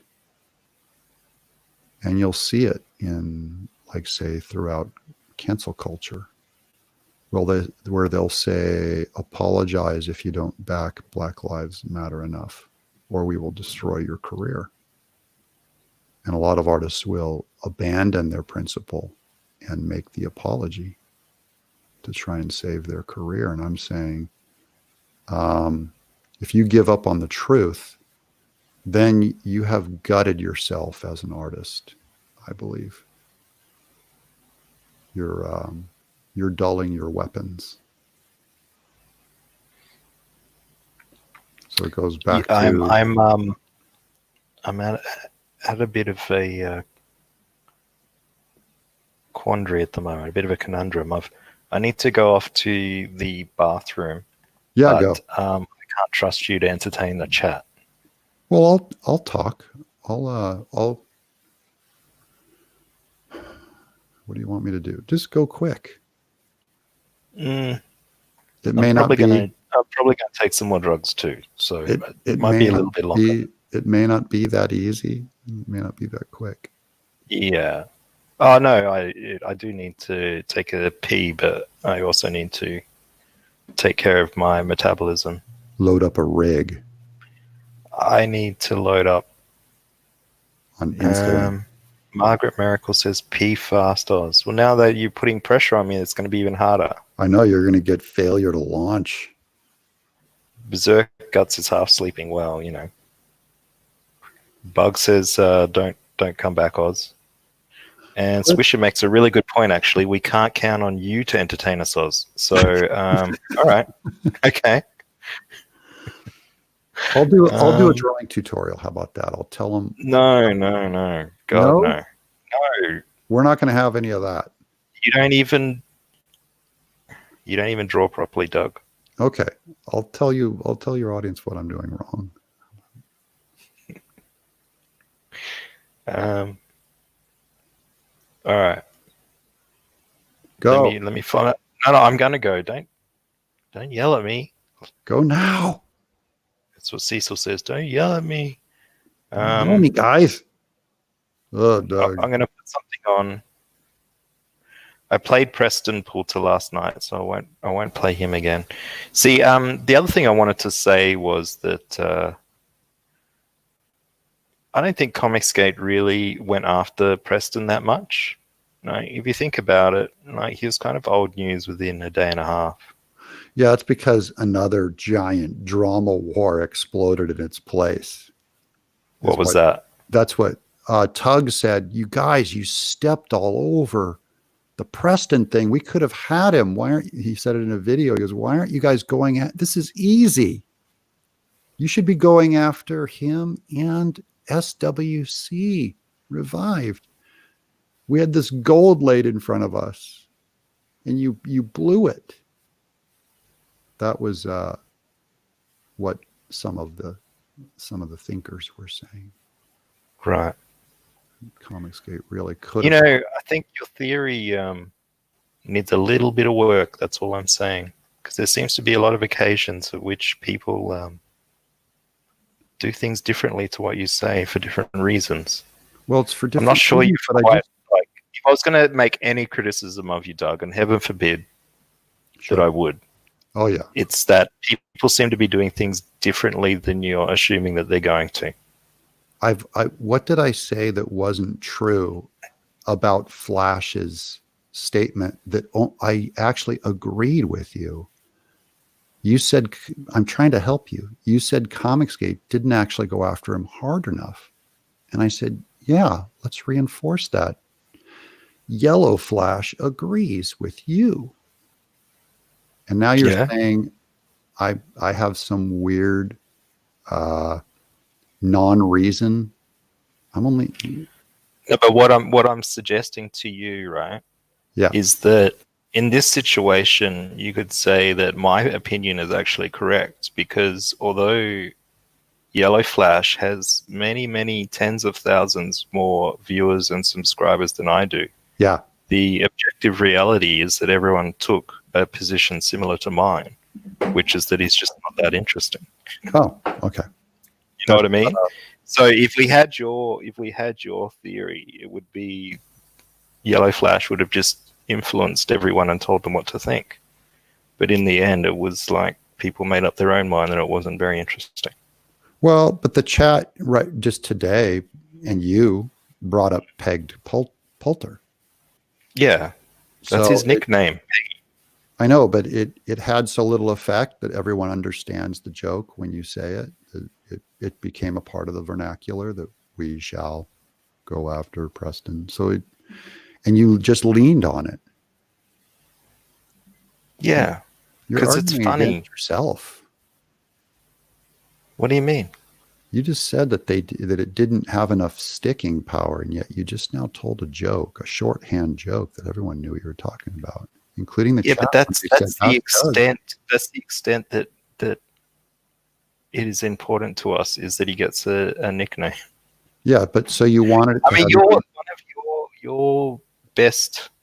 Well, I don't know if it's best friends, but much loved compadres, Jabba the.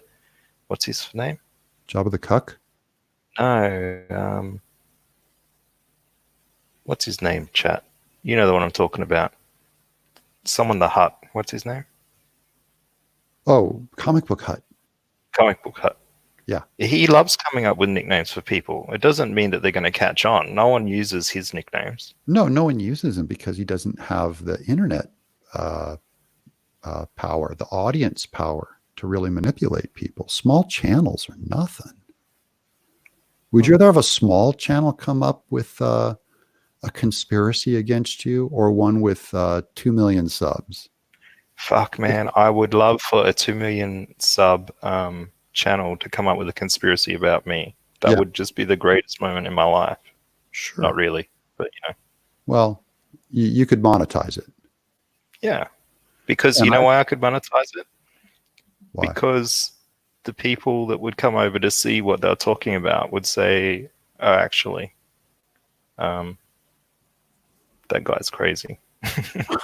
That guy with the 2 million subs doesn't know what he's talking about. Well, a lot of people did come in and see me when I was marketed by Ethan, and they saw that he was crazy, and they backed my book to a tune of $800,000. So I'm not saying that you can't market lies about you. I agree. I'm only saying it's terrible when a whole lot of people believe a lie about you, and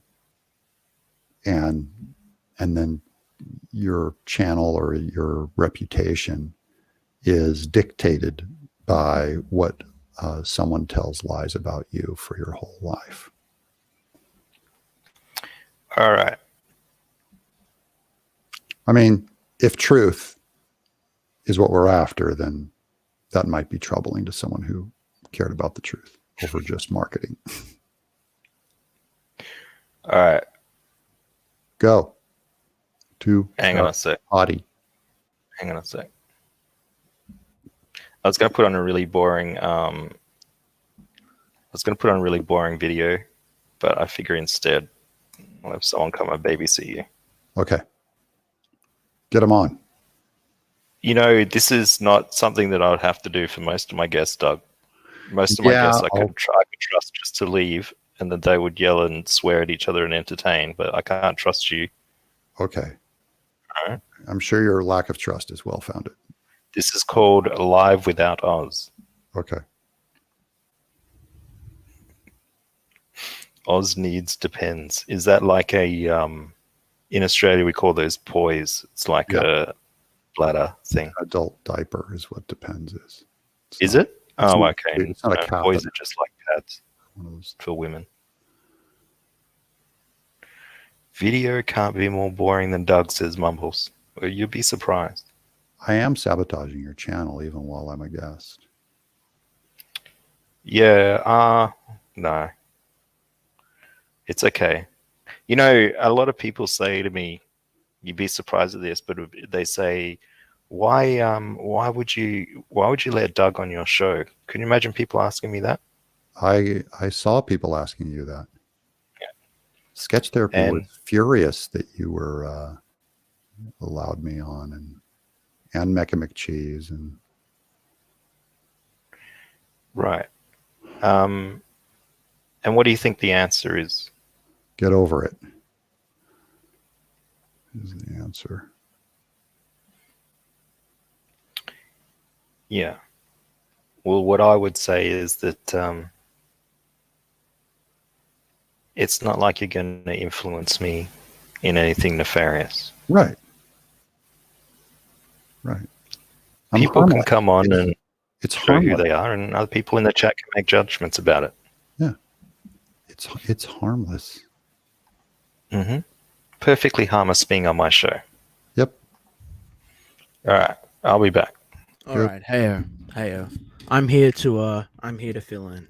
So why are you throwing me in the same camp as Sketch Therapy? I thought it was funny. Yeah, but did you think that it was sort of factual as a man of God? You think it's good to lie openly about someone? Wait. I didn't say a lie. I just told you I thought it was funny. So do you think that it's an honest representation of my character? No. Okay, so you would, I imagine that you would classify that as practicing deception. No, I say it's practicing humor. Okay, well, Is that I new don't to find you? it. Yeah, no. I'm all about having a laugh. It's just Okay, then the let's have a whole laugh. like Liam's crazy Liam sketch therapy thing. It's kind of Well, old. I do think you're a little bit crazy. Is that Well, everyone's a little bit crazy, but I'm not okay? mentally ill. You know what I mean? I didn't. I'm not saying you're mentally ill. I said you're a little bit crazy. Right. You agree I'll with take that. Yeah, no, yeah, I agree with you. I'll take Thank you, that. brother. Like, I have a sense of humor. I I have agree. a sense of humor. I like your sense of humor. I actually didn't come on to start a beef. I was in bed actually with the missus, but I heard I was needing to go to the bathroom, so I thought, I'll come on. What time is it over there? 3 in the morning. Oh my gosh. Part of the reason that I stopped doing this, Yeah, I hear you. I was on yesterday, so my sleeping schedule hasn't quite finished out, and I had to I was up doing a script until about 1:30 in the morning. So Good man. So you're writing late at night? I'm writing like all day. I've got 2 scripts I need to get done because I'm about to go into artist boot camp on the 20th. I'm training up another artist, so I need to make sure I've got everything done so I can focus on helping them sort of learn and build up their speed and stuff rather than having to put all my attention onto work. So Is it an artist that's going to draw the book? yeah. Well, not Xenotype, another book that I'm working on. Cool. Hey, congratulations on Xenotype. No, thanks. It's hard. It was a lot of hard work, and I put it in. It was the same thing that I sort of sent you before when you were like, "Hey, are you sure this kid's really got it?" Yep. Yeah, and he does clearly. Clearly, he does. Yeah. I was surprised yet pleased at your success. I go, see, there's another one. That guy did it. Yeah. Well, I thank you. I appreciate that. It was my success seemed to come in spite of a lot of efforts from people. So all of us, buddy, all of us. Why does it have to be that way? Like, Doug, in all honesty, why does it need to be that way? When we're in an independent, tiny market, why is it that we're competing with one another and against one another aggressively using underhanded tactics when, the people that are actively trying to crush us are multi-million-dollar corporations with that can do so with the flick of their wrist, right? Why are we fighting these battles? I think it's like hurting the internet is like hurting cats. That you can't, because we're also such different creators also, and we have many different values. We're all emphasizing different things. Your business, my business, every other creator, and some people are emphasizing a mini war, culture war going on in comics. The audience just they don't obey. And no one's trying to make the audience. Well, there might be some people that are trying to make the audience obey, but I'm not. Oh yeah, they are. But my main question is, you are someone, and please tell me if you feel I'm misrepresenting you here, but you are someone that believes that there is a culture war going on. Absolutely, yeah. Mm-hmm. So you understand that creators, Christian creators, conservative creators are currently underrepresented in the arts and often face a level of discrimination within the art community, getting funding, just getting work. Is that a fair representation? Yeah, that's absolutely true. So, 100%. So why is it then that we would fight with each other and try to impede the business and success of other people, that would help us fight against these people that have the majority control of everything and are trying to oppress creators that are in the lesser demographic? Like, why are we doing that? I mean, if I had to guess, it's that there's a lot of different value structures where there's more than just Christians, both in the audience and in the fight. There's atheists. Mm-hmm. Yeah. There are. So what I see is people seeing if someone isn't 100% in agreement with their values, they go after them on that front. So, for instance, if I'm fighting SJWs and you do a book with Dynamite, and Dynamite's an SJW company, then even though you might be a Christian, I might go, hey, I can get some attention if I go after him for publishing with Dynamite. I can build my audience or have some credibility in this group. So they might go after that, and it makes sense on a attention is one of the commodities. So money is a commodity, and attention or clicks is another. And I just think. So do you think that because neither is principled, a lot of people without principle will start a sub war over, frankly, stuff that's more trivial. So is it your opinion? Let's just cut to the dirty that I am not practicing ethical business, that I am chasing clicks and subs, and that was my goal from the beginning, or anything like, or is my goal now? Is that how you see me? Let me think about that, because I haven't thought of that. No, I think you're the same guy that I talked to who had a dream of doing a book, is what I think. I'm trying very hard to help this industry survive through what is probably the darkest time in the history of this medium. This is the first chance that we've sort of had to do something to sort of make change, or else comic books are going to go the way of pulp Americana. That is the situation that we find ourselves in, whether we are right or left or up or down. Except this time, instead of all of the guys from the pulps being able to go over to the comic book industry and cut their teeth there or do small novels, there's nowhere for them to go because everything is oversaturated. Okay, now guys like you, these larger creators, you guys have established yourselves. You're able to cut your teeth before the dinosaur comic book industry started circling extinction, right? But when I'm here, I'm not even talking about myself, because I can walk away and do other work, right? But I'm talking about other people that want to come up and thrive in this community and learn this craft and make their future here, right? We have an obligation to try and help those people and make sure that there is somewhere for them to come. Instead, we're fighting with each other, sabotaging one another, and ultimately for what? Are we not like... I do not like the situation that we find ourselves in. I do not like the lies. I do not like the manipulation games. And I do not like the moral posturing from people that are openly practicing deception and openly being hypocrites, right? Sure. So, meanwhile, I've got people running around now calling me mentally fucking ill, and I'm being cut out of networks from people, Doug. You understand this, right? Sure. Oh, I understand.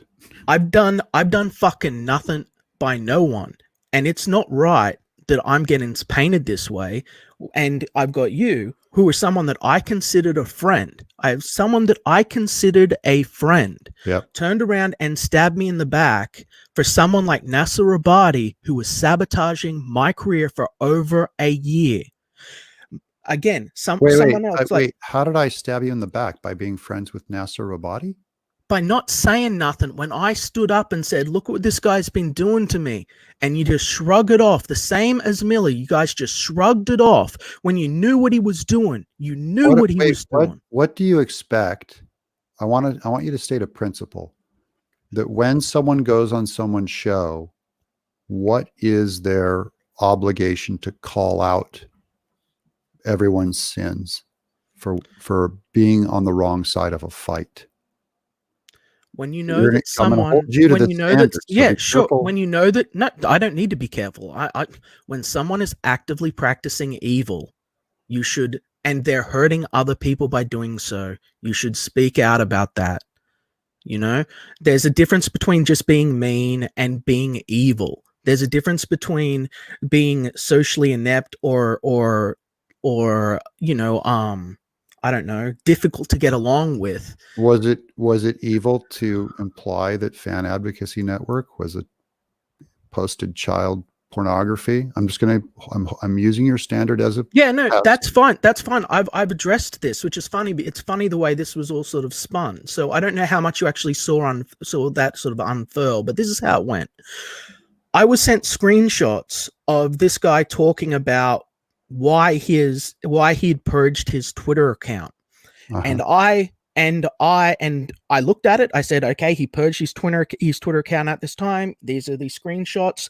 If this guy's got child porn, I knew that he was moving in the circles with SWC, who had previously posted comments themselves admitting to have consumed child porn on more than one instance, and had identified other art that people had created which was traced from child porn by saying, I know that picture, that's child porn.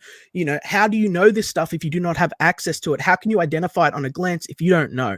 Now he's in these groups with these people, he's associating with these people. I see a message like that, I look at it, I put it on. I didn't just say it publicly. I contacted the FBI, and my stance was as follows: I cannot prove this because it is on the internet.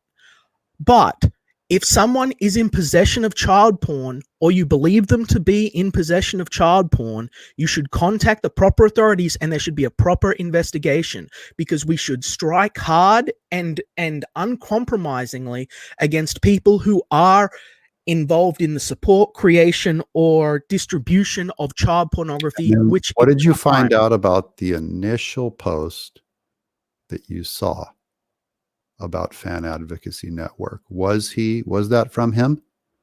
I don't know. I don't know if it was from him or if it was fake. I was told it was fake. I was told it was fake from some people. I was told it was real from other people. I can't tell the difference. So I made one statement about it. And I left it to the FBI. And I turned it into the FBI. I not only turned it over to the FBI, I also turned in all of the stuff the SWC had. You know, I turned over everything, and I said, let the proper authorities figure it out. And I said, I will apologize if he is investigated and found innocent. And to this day, I stand by that. If he is investigated and found innocent, I will say, I'm very sorry. I'm very sorry, sincerely. But as it is, as the situation stands, I have less reason to believe his innocence than his guilt. Well, if you want to know why there's a huge culture war within comics, it's because Fan Advocacy Network, who's just a mere consumer of my work, is having his name turned into the FBI as a child molester, or as someone who posted CP. And you realize if he's innocent, and he is, that's why there's a culture war. So it shouldn't baffle you why people are fighting each other. Okay, let's just be straight. If he is investigated and he's found innocent, there's no issue, is there? No one was hurt. There was no problem. Your standard is now accuse him first, and then he can prove himself innocent. I'm just saying you should understand exactly why there's a culture war. I did not make the accusation. I reported on what I saw. And the reality is, we live in a world where I'm not a computer whiz. You know, I'm a writer. That's all I do, right? And I see these screenshots, I see these things. I can't tell if they've been fabricated or not. When I see them, certain things line up. I got concerned. I contact people who would be able to determine whether it was real or false. And that's what I did, right? And I think that I promise less CP talk on my shit. You're back. Do you want me to take off? I was just meant to be filling the air anyway. I was. Or please subscribe. All right. Yeah. So, I mean, what would you think, honestly, right? Like, let's not play fucking games. Just man to man. Be fucking honest here with me. How would you feel if you saw something and then you later found out that you didn't say anything, and then you later found out that a child was abused? I'd feel the same way if I didn't say anything and I found out someone hit his mother. I didn't hit my mother. That's the other thing. I didn't accuse you of that, Liam. I'm only telling you what I heard from the internet, and I didn't repeat it. But if I did do it, if I did repeat it and send it to the FBI, and then I complained later that I didn't understand why there was so much fighting in comics, I'd probably look the fool. No, but there's a difference here. I was accused of being charged with domestic abuse when for the acts of one Liam Cameron Gray, not Liam Gray. On top of that, there are 3 other Liam Grays that live in the same areas that I do, right? All within like 3 years of me. Okay. Now they're not me. I'm not even going to say my full name, but I'm not Liam Cameron Gray for a starter. Sure. I proved this. I came out. I showed this. I solved this irrefutably. Right? These are the same people that were accusing me of murdering the puppies that I spent over $7,000 to get taken care of and get rehomed into loving homes. They're saying I murdered them. They've seen photos of them. They know that they're in good homes. They continue to spread these lies. I'm a woman beater and I murder puppies. Can you smear anyone worse than that? And you could say, oh, the CP thing. And I've said, yes. I would say I'm sorry if it was proven that's wrong. I proved I never beat my mother. Yeah. I've had my mother come forward and say I never beat her. I've had in our country, you don't have to prove yourself innocent, Liam. In our country, you don't have to prove yourself innocent. So you can never basically contact the authorities and say I'm concerned about a crime's going on. That would be prove him guilty because it's considered so terrible to indict or accuse an innocent man, be he hitting his mother or be he putting up CP on the internet. That's just not an accusation that anyone should be throwing around lightly. That's the principle. And anyone who does that is looking for a fight in comics. I disagree. I think that if you see someone and like, let's say we're live streaming and some guy like starts screaming abuse at his missus, and then the next time you see her, she's all bound up and she's looking afraid or something. I think, yeah, contact the cops, send someone over there, find out what's going on. If they could go over there, find out there's no big deal, no issue. You don't think that we've got a responsibility to look out for people? I don't have a responsibility to call the cops on you, no. Yeah, I disagree. I think if someone's got someone in a domestic abuse situation or is preying on children or could be preying on children and breaking federal law, I think that you should contact the people that can determine whether or not that is true. Right? Because they've got people that's their whole job. And yeah, it might be an inconvenient afternoon conversation, but the alternative is someone that's fucking kids. Okay. Well, I'm just telling you why there's a war in comics. What's that even got to do with comics? That has nothing. No, that has nothing to do with comics there. That has to do with crime of individuals. I'm just saying enjoy the war that you're creating. Yeah, I'm creating, right? Yeah. Because one time I said one thing about someone, about a screenshot that was sent to me by someone that allegedly said something once. Is one of the worst things I've ever seen done to a comic buyer. I've been in this business for a long time, and I haven't seen anything like that. Casually. And then coming up with an excuse if he can prove himself innocent. Of course he can. He can prove himself innocent. They can come. They can take his hard drives. They can spend 24 hours going over him. If he's got no child porn, he gets to go back to his ordinary life and not an issue. And you know what? If someone was involved in creating a false screenshot and put that out there to implicate him in CP, then that person should be found and prosecuted, and they should be run through the fucking ringer too. Right? Sure. That's what I think. And I don't want anyone that's innocent to suffer. That's never been my goal. But we have to protect children whenever we see that they could be under attack. They're not going to do it for themselves. We live in a culture where most of the people that grow up under domestic abuse or under sexual predation, no one even knows. No one says anything. You know, they just have to grow up with it and live with it. Because people just shut their fucking mouths and don't stick up for people or don't contact the authorities. We have a responsibility as a society to protect the kids. At the very least, no matter what side of the political compass on, no matter what comic books you want to fucking pick up or how you vote, we should all be able to agree that children should not be victims.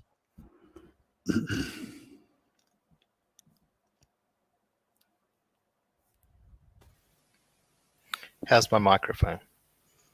I hear you. I had some people yelling at me that my microphone was still on. Did you hear me getting ice from the fridge? No. Nah, man. No. Okay. Anyway, I've yelled and made an idiot out of myself for long enough, so I'll let you do your thing, Oz, and I'll go back to bed. Thanks for coming on, Liam. No dramas. I honestly I was just laying there with my eyes closed, and I heard you wanted to take a piss, and I thought I'd help out. So that's all. But look, Doug, we don't see the same way on certain things, but you know, there was a point where I respected you and I considered you a friend, you know, Yep. and that I obviously, you know, it might have been the same way. It might not. I'm not fishing for that. I'm just saying that, please don't keep bringing up this thing with my mother. I've had her on. I have not brought it up on my brought it- show ever. No, you I haven't. only brought it up. You brought as it an up on Oz's example show. with you. You brought it up on Oz's show last night. You brought it up again. That I don't think it's right. Mhm. I don't think it's right. But you've worked in the media. You understand that talking about this and no one actively going, oh, this is the full story, this is what happened, has people automatically assume the worst. You know, it automatically has everyone assume that I beat my mom, I did this, and they're trying to hold me accountable for crimes of a different person that is not me. And I've done everything I can to prove that it's not me. And it should just be left to rest at this point. I hope you learn empathy for Fan Advocacy Network out of all this. Imagine how he feels if he's innocent. He feels as bad as you do if you're innocent. Yeah, okay. And I'll say what I said to him. He saw it as an opportunity for content. He made like 3 videos about it. It was one thing that I retweeted one time. But regardless, it's not that I don't have empathy, Doug, right? Like, I've said to him, like, if you're innocent, I'm sorry, just talk to the cops 5 minutes and then they'll say that you're all good. And I'll make my public statement going, I'm really, really sorry. But I'm just trying to, like, protect people. It wouldn't have mattered if he was a comic pro. It wouldn't have mattered if he was like a movie star or someone. If there's reasonable, you know, if there's reasonable info that looks like someone's involved in trafficking child pornography, I'm going to contact the authorities on you. Call me a vicious, terrible person, I guess, but it's just, I'm trying to do my civic duty. Well, it's not helping. Well, I wish that it would, because as it is, you know, there's not much else we can do. Keep in mind, I'm the same guy that got run over for trying to fucking, you know, for saying we should build a wall because it'll keep them from driving truckloads of women and sex slaves in. That made me the villain of the fucking universe. So it's like, this is something I've been consistent on from the beginning. It's something I care very deeply about. I want to protect the people that cannot protect themselves. And sometimes innocent people get caught in that. And I'm very, very sorry. And I hope, and I will do what I can. If I will apologize to Fan Advocacy Network if he is an innocent man and he is not involved, right? Truthfully. He doesn't have to prove himself innocent to you. He doesn't have to prove himself innocent to So me. He doesn't. Apologize to him for jumping the gun on it because he did. But here's the thing. I don't even know if it's real or not. And then if I apologize to him and then nothing is done of it, you know what I mean? Like, and then something happens later, that'll be, well, I guess I did everything I could. Like I said, sorry. Fair enough. I'm going in circles here. Let me just get my you are, but I appreciate hearing from you. Look, I don't want to be the bad guy. Okay. And I've never claimed to be perfect, you know? And fan advocacy, no doubt you're going to hear this and you're going to make like a huge video about it. Have your content, man. But if you are an innocent person and me contacting the FBI hurt you, me retweeting that one tweet, mind you, it had been out there for everyone to see before. But if my retweet hurt you and you're an innocent dude, truthfully, I'm sorry. I reach these conclusions because of the circles that you're moving in, previous associates that you had that had claimed that they had possessed and, you know, shipped child porn openly, right? Openly done so. Okay. So I assumed why that not take it out, because take it offline and try to communicate with him offline, and you guys talk it out because he's like gentlemen. well, because he's blocked, and because I found that in my experience, honestly, like this is something else I think needs to be addressed, is like there seems to be this bizarre culture on the internet where because we're on the internet, everyone thinks that we should just be colossal assholes and two-faced dickbags to each other. Yeah. So I feel like if I was to go to him and say like, hey, I'm sorry, it was a big misunderstanding, you know, not only do I run the risk of him taking anything that I said to him and trying to spin it into this Sure. huge drama stream, but I also feel like he'll just turn around and be like, oh, I'm your friend, and then try to be nice to me and then use reasons to attack me because he's on this other side and he's an active attacker in this culture war. I'd be, if I was accused of that though, he came unglued exactly like someone who didn't have child. I'm just saying, why not leave a post in his chat on one of his shows if he's doing a show about it and say, I am going to be vulnerable and open up a line of communication with you to hear your side. How about that? I'll think about it. I'll sleep. I'll sleep he may run with it and use it to destroy you or whatever, but I think he can't destroy me. I'm not worried about that. I'm more worried about wasting my time on people. That's the issue that I've had. I started this show, Doug. I don't know if you saw when I started the show, but I started live with Liam because I watched your first show when you were orange. I thought was funny. Yeah, I was trying to help resolve things and work things out with people. I know you don't really like Comicsgate all that much, but to me, as someone who was here from right back in the beginning, before Ethan, before a lot of the people that claim that they were OG Comicsgate, for me it was it represented an opportunity for creators to be able to have a direct line of communication with their fans and fans to have creators that could respect them, and we'd be able to actually make positive change in the comic book industry that was really, really suffering. So I thought it was really a really important thing, right? And so for many years, I'd been talking to a lot of people, Doug, just as I talked to you, you know, just trying to be friendly and keep community spirit high and encourage people, you know, to make it feel like a big family. You know what I mean? That's what I wanted. And so I thought, hey, I've got to do live streams and I've only got so much time in the day. Yeah. So I'll just start doing it live. Right. And that's how my show started. And then that's what it was meant to be. It was meant to be resolution, you know, like talking people through their issues. And then we sort of moved on. Instead, it turned into a shit show. Right. Well, that is also a part of not just Comicsgate, but all YouTube communities. Is the arguments on your show were what was fascinating. Yeah, it's terrible to say, but it's true. No, well, it is true. As I said this on the Ozzy show last night. I said there's a certain reality to the human condition that this is what people want to watch. Yep. And that's why I didn't step, like people said, Liam, they've been saying for a while, Liam, stop Oz, you've got to stop Oz. I'm like, no, this is what people want to watch. It's not for me. It's not what I wanted to do. It's not the direction I want to take my company, you know? Sure. And it was never my goal, but you know, he's happy coming on and having a laugh, and I'll come on from time to time. But at the end of the day, like, this is what people want. They find it entertaining. Give the people what they want. But and they're backing your book to a degree that we didn't think was imaginable a year ago. Well, I would like to address that too. Just so you're aware, Doug, this is one of those interesting narratives that is floating around that my drama show sold my book.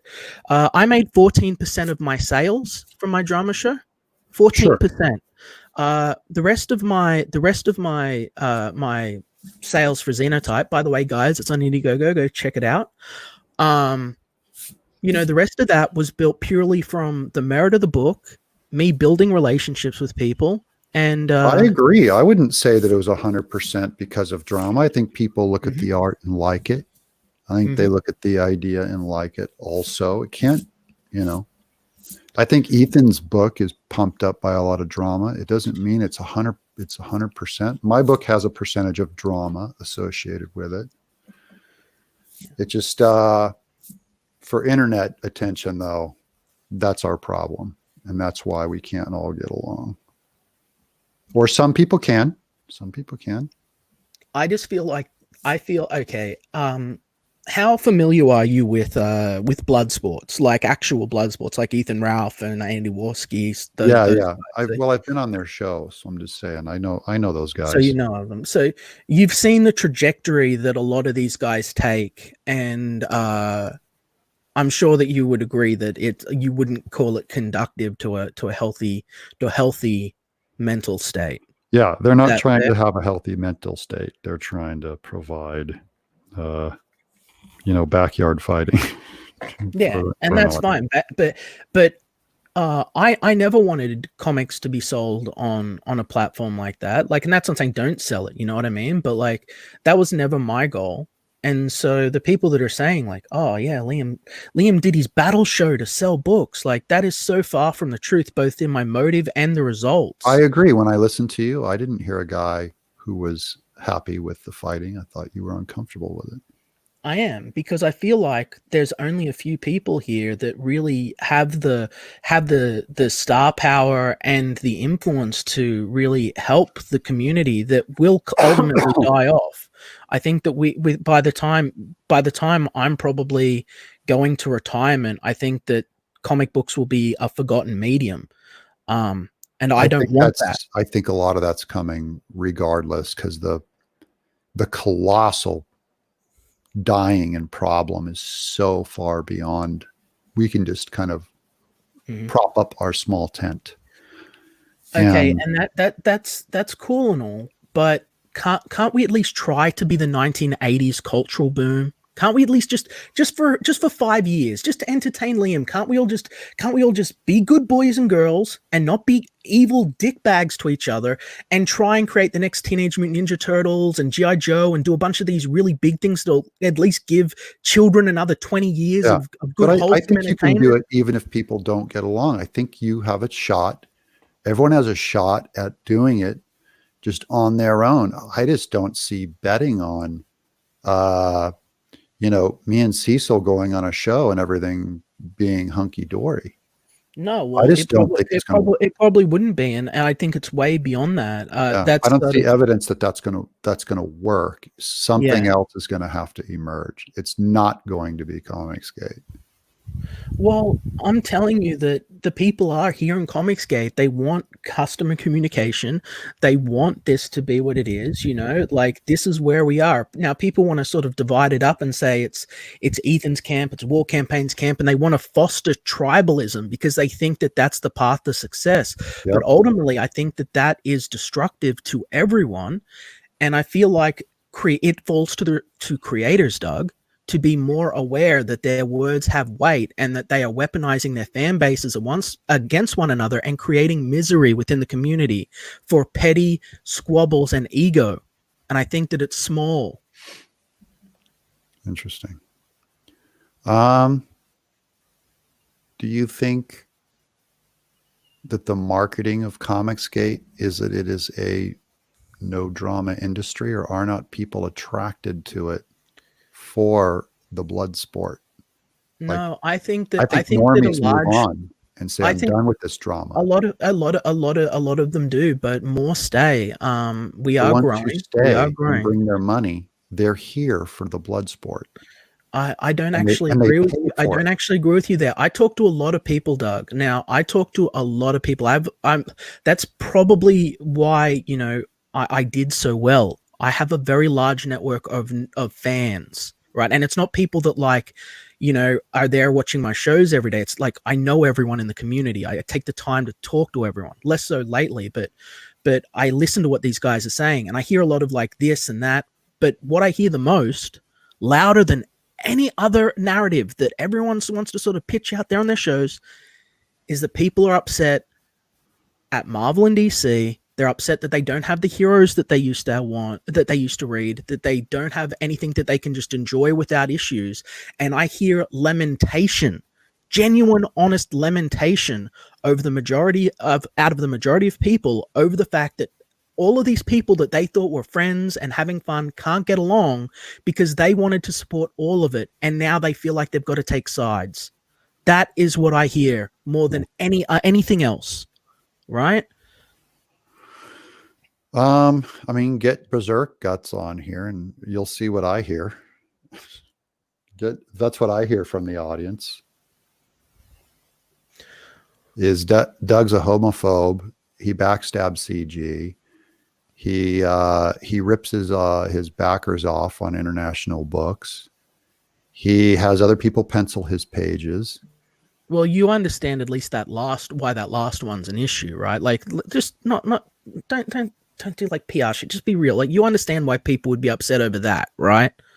It was only marketed by Sketch Therapy, is where it came from. No, man. Okay, look. Okay, let me just this is a perception issue. Okay, you might not realize this. Okay, so when you go like, this is Doug Tennapel's book. You're known for being an artist, right? Like, everyone thinks you're an artist. So when you sort of start marketing your book, everyone immediately assumes before anything else that it's not going to be like, a book by Doug Tennapel, by this guy. They assume it's going to be you. So when they find out that someone else is doing it, like doing the pencils, they're like, what the fuck? It's Doug Tennapel. Pencils, the layout. Well, the layout, which is every Kirby. I mean, it's done so often. Todd McFarlane, these people's heroes that they regularly buy, it's not my fault they're ignorant of how comics are made. I know, but it's a perception. It's a public perception issue. Rolled out, Liam, because some popular comic skaters bring it out as a strange impugning of my character. I don't know if it's an impugning of your character, but I do feel I was surprised by it. I was honestly like, whoa, what? Like, what? And I didn't make a big deal out of it because I understood that that's how things are sometimes. But I do think that, like, when you see, Doug Tennapel's thing and your big talk about independence, and I know it's not the same as a big company hiring another guy, but and I know that it's not the pencils now that you've explained, it's just the layouts, but it is, it's just a matter of perception, public perception. There are assumptions that are made. And when you put your name on a book, Doug, people are going to automatically assume, even going forward in the future, that you do it, right? That was never a thing in comics. I mean, Kazuo Kibuishi on Amulet, which is probably the number one selling graphic novel, New York Times bestseller. He has his background artists regularly do layouts and do full backgrounds on his book. It's normal. It's only a problem at Comicsgate when they were looking for something to impugn my character with. It was the only thing they could find, which I think is even funnier, is that was the big one. I understand your perspective, but I don't agree with your conclusion. Sure. Just think about what I'm saying. I'm not saying it as an enemy or someone screwing with you. Like, I think that people just, if they see your name on a project, I think they assume. It's also because you've got such a unique style. You understand, like, Liam, that it was only the people that didn't back the book that complained about it. Oh yeah, people always look for people that have beef with someone. Will always look for ammo to attack. Who don't back the book brought that up. They're the ones with the problem about it. This isn't like some integrity, truth telling or something. It's how can we target Doug's book? That's Comicsgate. No, that's people within Comicsgate, and it's not all of them. It's not even a majority of them. And it's the most vocal one. And well, yes, it's a lot of vocal people. Okay. And it's. You might not think so, or you might not consider this. It's because a lot of these people you're saying, a lot of these people that you're sort of, just sort of stay on point, Liam. A lot of these people feel that you betrayed them. They feel hurt by you and what they you were said. Told I betrayed them. People have more agency than you're giving them credit for. Like, I think they have less than you're giving them credit for. Just remember, the same people, there's a group of people that say I stabbed Comicsgate in the back. And there's a group of people who also have agency that say you punched your mother or you killed dogs. But they know that those it things probably aren't doesn't true. make you stay up late at night considering the truth when you know it's a lie. It probably doesn't keep you up at night, other than that it's troubling that so many people believe a lie. But you don't sit there and go, I can't believe I killed those dogs. They must be right. No, you say, someone's telling a lie about me. Yeah.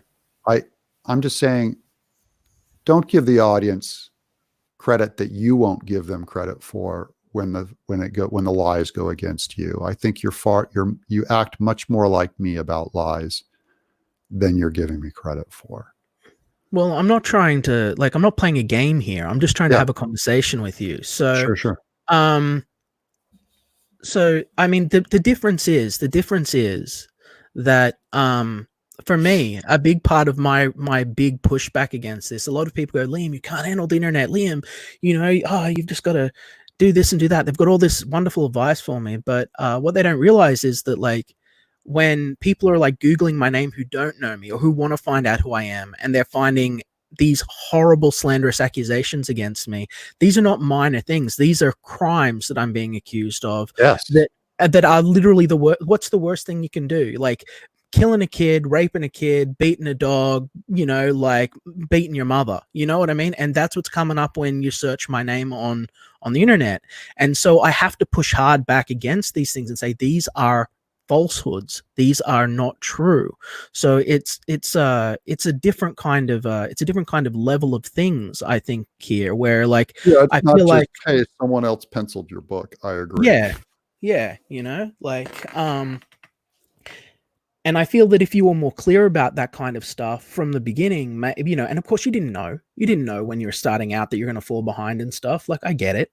I told everyone as I did it. I post live videos of my entire process, and I showed me penciling over the penciled pages, the layout pages. Of course, no one at Comicsgate cared because they were too busy copying, pasting, whatever sketch therapy was going off on.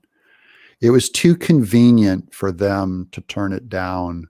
It was too convenient. You can't pretend like Mike Miller's going to get a fair shake on the truth. Edwin Boyette's going to get a fair shake on the truth. Tim Lim's going to get fair shake. You're going to get a fair shake on the truth. But you understand that a lot of these guys, even yourself, have said some pretty controversial things and done some pretty damning things. And so people are automatically on edge. You've got a fair amount of people that are upset with you. And it's not all just people that are mindlessly marching in the crowd like sheep, bleeding the same thing. Like, there are a lot of people that are, it's kind of a chicken or the egg thing, Doug. Like, it's when you sort of left. You're saying I have my abuse coming, but you have a valid reason against all of yours, is what I'm hearing. Okay, I could understand how you would say that. That's not really my point here. What I'm saying is we have to consider the perspective of the sort of masses, right? So the difference is that, like, you came into Comicsgate, right? Yep. And you said, I'm 100% Comicsgate, I'm here. And to the audience, that's a declaration that, like, you're going to fight for them, right? Like, you've talked about, people weren't going to fight the rainbow and all this other shit. Yep. Imagine that there are a whole bunch of people that have felt that they've had the entire industry destroyed. They feel like there's no hope for superheroes. They feel like, they can't just have a fun time in books anymore. Sure. And now that there are brave men that are influential within the industry, that have proven themselves over the years, that are willing to stand up and fight for them. They're willing to take up their banner and fight for them. And now imagine one of them turns around and says, oh yeah, everyone in Comicsgate's a dick, basically. I'm paraphrasing. No. This isn't for me. I'm walking away. After and you were. It wasn't like you were even a small guy, right? Like, people had put. Oh, I'm the biggest. They'd built you in. They'd built you into a hero. They'd built you into a hero. Didn't. And then he saw me. He said I was a cancer from the day I walked in. Ignore the revisionist history. Ignore, like, what Cecil says he feels and thinks. That's fine. That's his opinion. But at the time that you were marketing your book with Ethan, it was you, it was Cecil. You guys were the heroes of Comicsgate, right? You were the ones that the people looked to be the change that they wanted to see in the industry. Yeah. and you turned Judas on people. That was the That- public. no, that was I the public disagree. view of I it. disagree. That's a statement. You got to back that up. I didn't turn Judas on people. I have the exact same values I've been fighting all along. The question wasn't, was I going to fight SJWs? My question was always, is Comicsgate? Is Well, Comicsgate going to that's- fight the SJWs, or are they going to back companies that give their money to Black Lives Matter?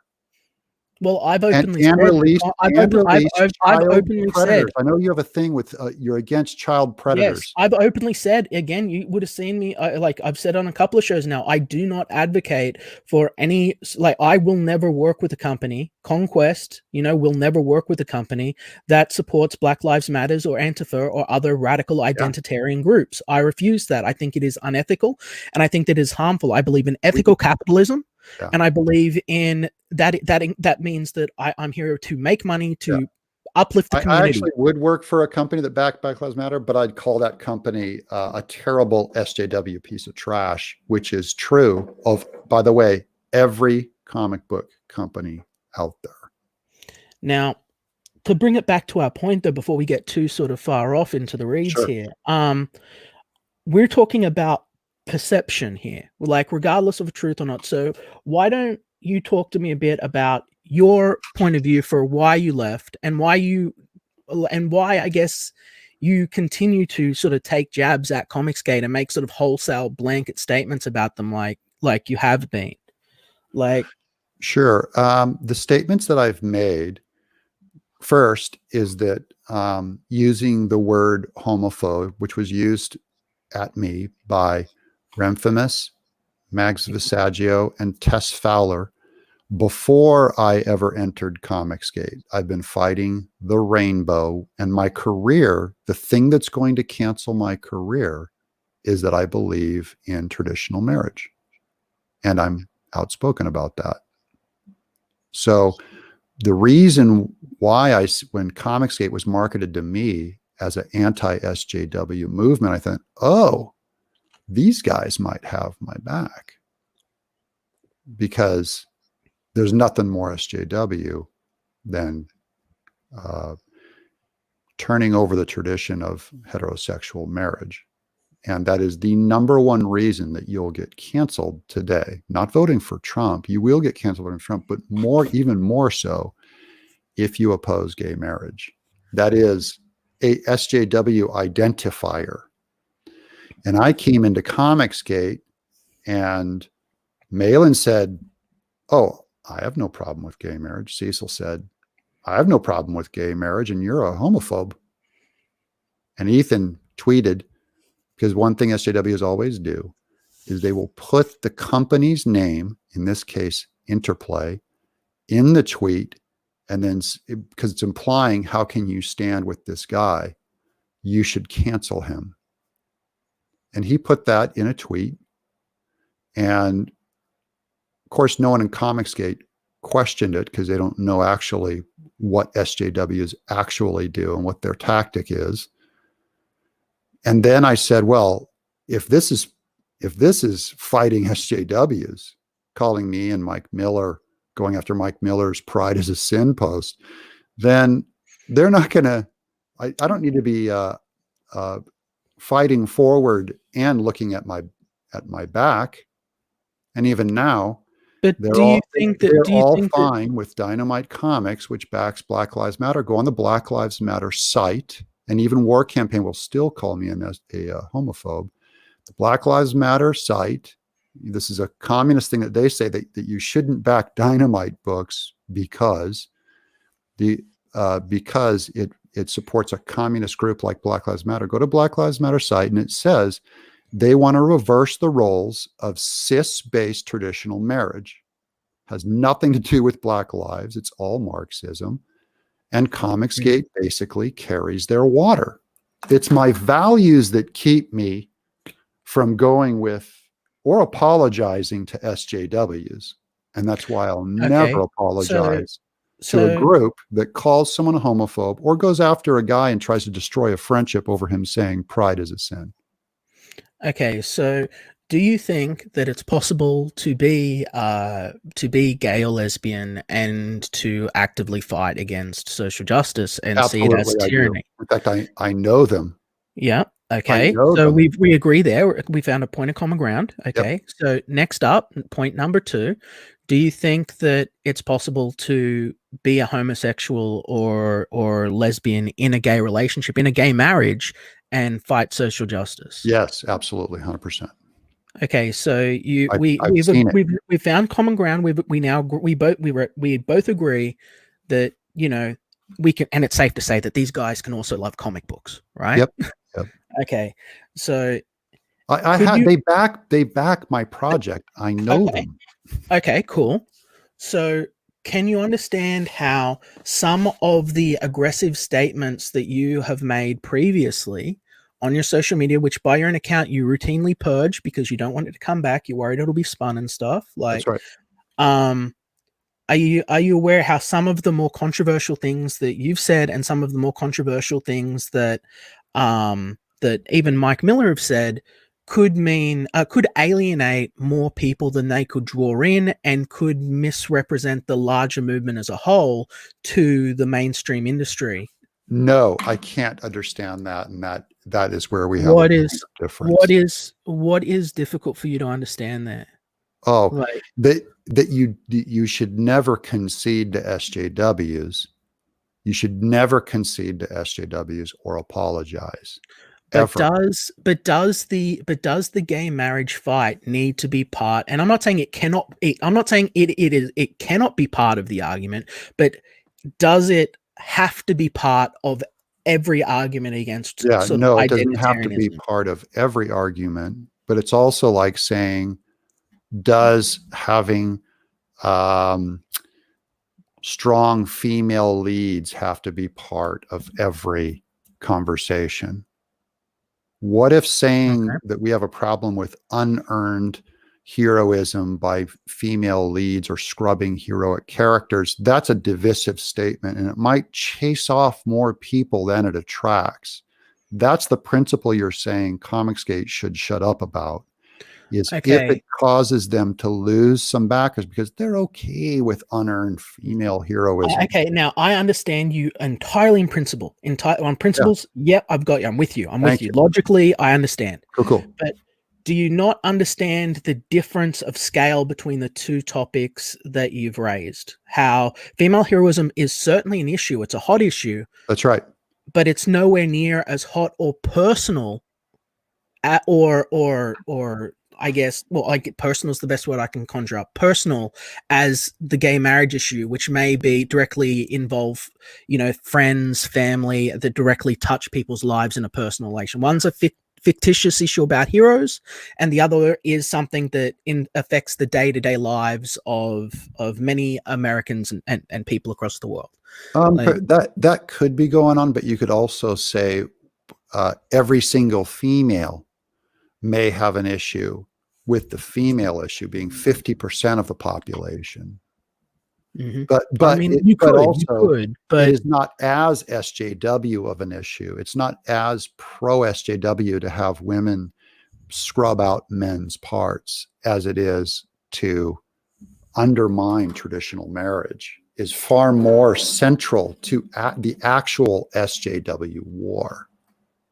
You'll see it everywhere. You'll never meet an SJW that supports that is against gay marriage, but you might find some SJWs that are okay, that agree that females shouldn't take roles that are unearned. okay. So Now, I've flushed yep. out a truer principle calling on the war with SJWs. Mhm. Do you think that gay marriage is an issue that is a poignant topic of theme or or presence within the comic book community, and thus should it be within Comicsgate? No, I'd Um, never have a problem with it if it was in a story. I'm talking about what the creator believes is what they're going after. They're going after the So- evangelicals and Comicsgate went right along with them. The evangelicals left because of the kinds of things, the way they were treated, mostly by War Campaign, but also by Ethan, Malin, Cecil, and CG. So you'll see guys that are a little more conservative, not feeling comfortable in this movement. It feels pretty strange. Doug Ernst isn't here. Edwin, Mike Miller, Tim Lim. How do you find such a variety of people that magically are all problematic backstabbers and weirdos? That's we're in the comic book industry, or meth addict. Yeah, the whole industry's full of bizarre weirdos. But yeah, you know what I mean. I'm only saying if you look at the common ground among them, you know. Oh, okay. Wow. Well, I'm here. McChee. oh gosh, I realize that I've taken over Oz's show, and I'm here. What you want? It was great getting your challenges. Shut up. Good. Yeah, before I take off, guys, could I just have like 5 seconds of just quiet, just to finish what I was saying to Doug, and I'll take off. Yes. I promise I won't take long. Oh, I got a screenshot you might want to see, Liam. Liam, I thought we were good yesterday, right? You might want to look at. Yeah, we're good. We're good, man. It's just it's 3:45, and Oh, I got there's going to be a ton of people here, so I just thought. Do your thing, bro. But Doug, at the end of the day, man, like what ultimately happened with you, let's take it away from Ethan, let's take it away from Cecil and talk about the fans here. What happened was a lot of people felt like you betrayed them, regardless of whether you think they did or you did or they're not, whether you think they did or they didn't. A lot of the reaction and pushback against you is because of a sense of betrayal. Comicsgate itself has continued to sort of be a hot point of conversation with you, where essentially you're painting a lot of people. Oh, little kitty. Okay. And at the end of the day, I feel like someone's sexual orientation or not, regardless of what you believe or otherwise, probably shouldn't be a conversation that we're having within the comic book industry, and that we should be trying to reach as many people as we can. And extremely divisive issues, social issues, which can divide like even people that agree on everything else, are probably things we should steer clear of. And I think that that's what a lot of the issues that people ultimately had with Mike and yourself were at the end of the day, is that we couldn't just all get along and focus on the books, you know? Yeah, like I said, that's just a differing. People have different values. Yeah, and that's okay. And like I said, just think about that. And my backers are Liam. My backers are fine. I have 9,000 of them on Earthworm Jim. They raised $800,000. Most of the comic skaters that have a problem with for nipple. Most of the comic skaters that have a problem with me left. My fans would consider it a huge moral concession if I joined a group where the leader saying "Daddy can't rape us all." That is so divisive and anti-comics and terrible for this community and culture that I could not join a group that would do that, because he still met like 2 million. So how much did he make? I don't know. See the difference, but the difference between that, Doug, is it would upset my backers. The difference between that, though, Doug, is that one is clearly a comedy song. Like, it's meant to be just absurd silliness. And the other is a genuine, serious sentiment that affects people's personal lives, you know? Like, but some jokes are so divisive that even that joke is, I hope you can see that it could be divisive to a huge percentage of the audience, just not the ones that are fans. I'll think so. I'll think about it. Honestly, You're gonna get our nipples. Wait, I can show them. Yeah, I do. I do feel like you're sort of going to these really far extremes with things. That was normal, Liam. That was average. That's not some bizarre outlier. People say stuff on their shows that are brutally offensive to lots of people all the time. I'm not the only one. To point me out as uniquely doing it, especially when I'm so successful. Probably the most successful guy to ever walk through Comicsgate. I'm serious. My toy line, my huge video game career, 20 graphic novels, every award known to man I've gotten. It's if I'm doing it wrong, I hope you all can fail this well. I don't think that people can fail as well as you have succeeded, Doug. I don't think it's possible for new and upcoming creators to do so in the modern industry. I do think so. My message is, Liam, you can do it. All these guys can do it. Mecha can do it. You can't do it if you have to do a popular YouTube show first. Quiet people or slightly boring people can't do it. Rightio. Yeah, no, I've fought that fault myself for a long time. All right, ladies and gentlemen, my name is Liam Gray. I am the creator of Xenotype. I'm the founder of Conquest Comics. It is available now on Indiegogo. Check it out, 200 pages, direct right to your home. That's 8 volumes worth of content. It is high-octane action from one of the youngest and most talented comic book artists in the industry right now. High demand, 6 figures. Let's get us there. I want to thank everyone. And Oz, I hope you had plenty of time to piss. Stay excellent, everyone. Hail Xenotype. He's been peeing the entire time. Hail Liam. Hail Xenotype. Thanks for coming on, Liam. What you want, Doug? You weren't at all boring. Was that what you were looking for, Oz? What did you want, Doug? What? You called me in here. What do you want? Did I call you in? No, I told Oz while he was peeing to get someone in here. He wanted... no, you did. You asked. You said if Berserker came in, Liam would be able to see the. He would be able to see the intellectual abilities of the average comic skater. Sure. Yes. Fair enough. Then there you are. Get on camera, Berserker. No. What the fuck, dude? I was on camera forever. I'm chilling. I like drinking. seeing your giant meaty beard. I know you do. I do. Yeah, Awesome. it kind of weirds me out. I think I'm in here with like a bunch of SJWs again. Like, I think you're the biggest. I think you're the biggest fucking SJW, Doug. Don't you are. say that about you are everything you project, just like an SJW, dude. You are. Just fucking admit it, dude. You wish you could have a cult. You do, don't you? Yeah, you wish you were in charge of a cult. I know that. Yeah, you would give us all poison Kool-Aid to go up on your little spaceship, wouldn't you? No, I'd sell you a box of comics for $200. Yeah, right. Oh my God, you got Ethan. Everything's about Ethan with you. What's wrong? Like, I'm obsessed with him. Haven't you heard? I'm obsessed with him. He's the center of my universe. Yeah, dude. The fuck? I might be an EVS input. Everyone else. Yeah. Something for you. If you go on his show and look up his streams, he mentions my name 100 times more than I mention his. That's I was already on Ethan. That's just objective I was on Ethan's fact. show. It's objective fact that he and Malin and Cecil are more obsessed with me than I am with him. Those are just Ethan's show was the first stream I was on for like 30 seconds. I was yelling about Naughty Dog and Magic. Me too. He was the first stream I was on too. I can't. No, I don't like these people. I'll go on and fucking fuck around, talk about trains and shit, but when I'm blacked out, I ain't fucking dealing with these bitches, dude. Yeah, you're running like 3 sentences together at the same time. Yeah, I'm trying to track it. That's how I roll, yo. You gotta keep up with my tism. What time is it where you live, Berserker? 2. It's 2 in the morning. 2 o'clock. Yeah, okay, good. Berserk. What 2 o'clock. 2 o'clock. Just so you know.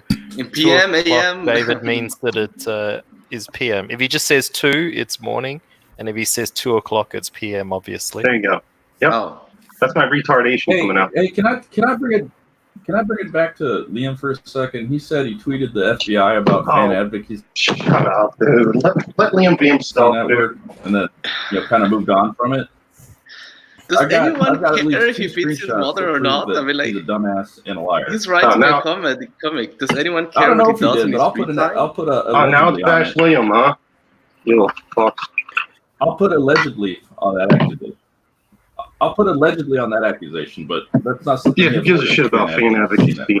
If it's true that he was touching little kids or something, yeah, I would fucking call the cops on him too. Well, if I even thought it, I would call the cops on him. It came out during the show. I got screenshots. Yeah. This is what I mean as Exhibit A. Exhibit A. Right. Okay. What's that? Well, I got the screenshots to prove that Liam Gray went far beyond alleging. This is your fault, though. This is your fault, Doug. Do we have the receipts? Yeah. I got receipts. Who cares? Jeez, why are you even here? Why do you print out in red, Doug? Well, I wanted to embarrass you again. In this case, sometimes when when I've locked an area of the script, I'll put it in red so I know not to touch it again. So I'll be typing in black. If I see a chunk of black, I'll know I have to, and I have part of the script is in black. I'll say, oh, I know that needs to be edited. And if it's red, I'll go, oh, locked out.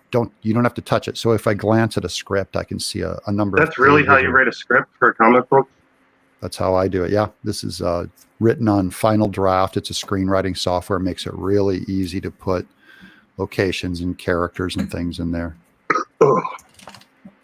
There's words What on software that do page, you use? Dirk, if you can't understand. I can write words. You're He looking said, at. he said Final Draft, right? Yeah. Okay. Because comic book Is that writing what, is is that often. what you use, Twitless? I use Google Docs. Yeah. I do try to. I use WordPad. Twitless is doxing people. I do try to format it in a loose because I copied. I think it's Dark Horse has a screenwriting format. I basically I copied kind of their format for it. And it's kind of an abridged version of screenwriting. Brother Gaius is going to call his dong Peter Puppy. What do you think about that, Doug? I think that's cute, but if he has friends named Peter and they come over to visit and he calls his dog Peter Puppy, they might just be, hey, that's not a dog's name. Dude, I think you got like a van you Who's drive Mr. around your Wonderful? fucking apartments with a whole bunch of candy in it, Doug. That's what I think. Little fucking bitch. Why are you so Is that mad an at him, allegation? Berserker? Is there like a previous hate story him. to this? Like, I have no. I just hate him. What I am I don't looking understand. at? He's been Mecca. chipped. This is the legacy. I'm simping for EAVS, and he calls me a little bitch. That's what it is. He's been chipped. Here's I've been shit. Here's Liam. Here's Liam. Contrary to popular belief, it is not against the law to report a crime or turn over information to the authorities for investigation. Don't let these people intimidate you into silence. If you see something, report it to the proper authorities. That's cool, right? Sure. I don't know. It Here's was something. like the size of a fucking flea. I don't know. How does one accidentally post CP? Asks the Holy Goat. Liam Gray responds, "Way they accidentally Yeah, he's find it breaking on up. their hard drive and hang out openly jack off to it on social media." That's not an allegation. That's an accusation. What? This is far. I don't see the FBI tagged in this. Oh, particular McCheese, tweet. you're actually owning them. So here we You're have. winning another one, McCheese. Here we have proof. Here we have proof Proof. that Liam lied. That here's Liam That- Gray, that- the savior of comics, openly promoting this false accusation, and still to this day on this stream, he's seen evidence that tweet was faked, and here he is defending it today that he just reported FBI and left it at that. No, he didn't. He's up there accusing fan advocacy of having child porn on his hard drive and jacking off with guys that do that kind of shit. There was no allegedly here. That's I would why we take this can't as get a along, joke, people. but I don't know Liam that well, but Clearly, I would guess this is kind of a joke. clearly a slam dunk, Liam. This is You've absolutely been slam dunk here. There is absolutely This is no receipt. way that Liam was responding to the Holy Goat. There's no way that Liam was just responding to the Holy Goat's question. No. He was No. definitely This is- definitely slandering. this He is was proof definitely that he's slandering fan Defending advocacy. somebody. 100% Yeah, he slander. was. You should go to jail, Liam. Go to Twitter jail. Go to I think Twitter he should go- I think he should check himself into a mental health rehabilitation center. You're gonna get flagged, This Oz. is the guy that's going to say. Oz, you're gonna Why get am I flagged. getting the guy flagged that's gonna now? say his The- comment. Dude, you got titties on screen, The dude. impression I was getting was that Liam was basically, I could be wrong. The impression I got was that he was taking this hardcore stance against what he thought was wrong, which obviously everyone can agree that CP is wrong. And then he really sounded to be kind of writing that because he's talking about, spousal, or was it domestic abuse? So he was definitely kind of taking it to that sort of moral place. And then he didn't want to, because he doesn't know the facts of the case, he didn't want to, retract his statements and then have them be proven true. That was kind of They're the impression. That was the impression I got. They're from- gay bashing me. They're gay bashing me, Oz. Oh no. What does peacocking mean? Someone said that I'm peacocking. I don't even know what that means. Oh, Is that like peacock, like a Australian? Say it peacock, again. Say it again, prims David. and- Hang on. I want to put prints you on up full camera screen and you and say that again. I am peacocking. like What the hell fashionable. is that? Say it slower. I am peacocking.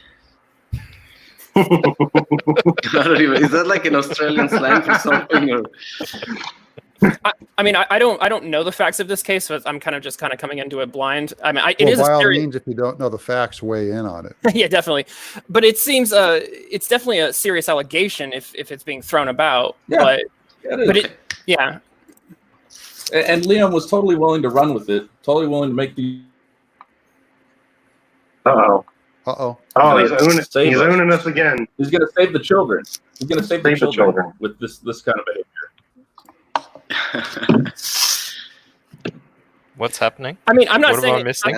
I'm not I saying it was. don't know. I'm not saying it's the right hill to die on. It just, the impression I got was that he wasn't trying to slander somebody. He was trying to Well, take that's his own moral words, you know. He had standpoint. this.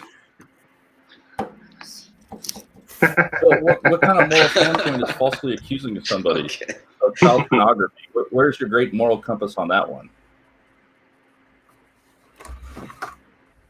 No, I'm just asking. Like, What is the story what kind here? of good person goes out there without knowing the full facts of the case, goes and says this guy beats off with people who do have child porn and he has it on his hard drive? That's a good person? Am I crazy? Is No, that but how we're that's a going to joke. rebuild? You know, Are we going to it's not rebuild like a serious comics? allegation. We're going to rebuild comics on that?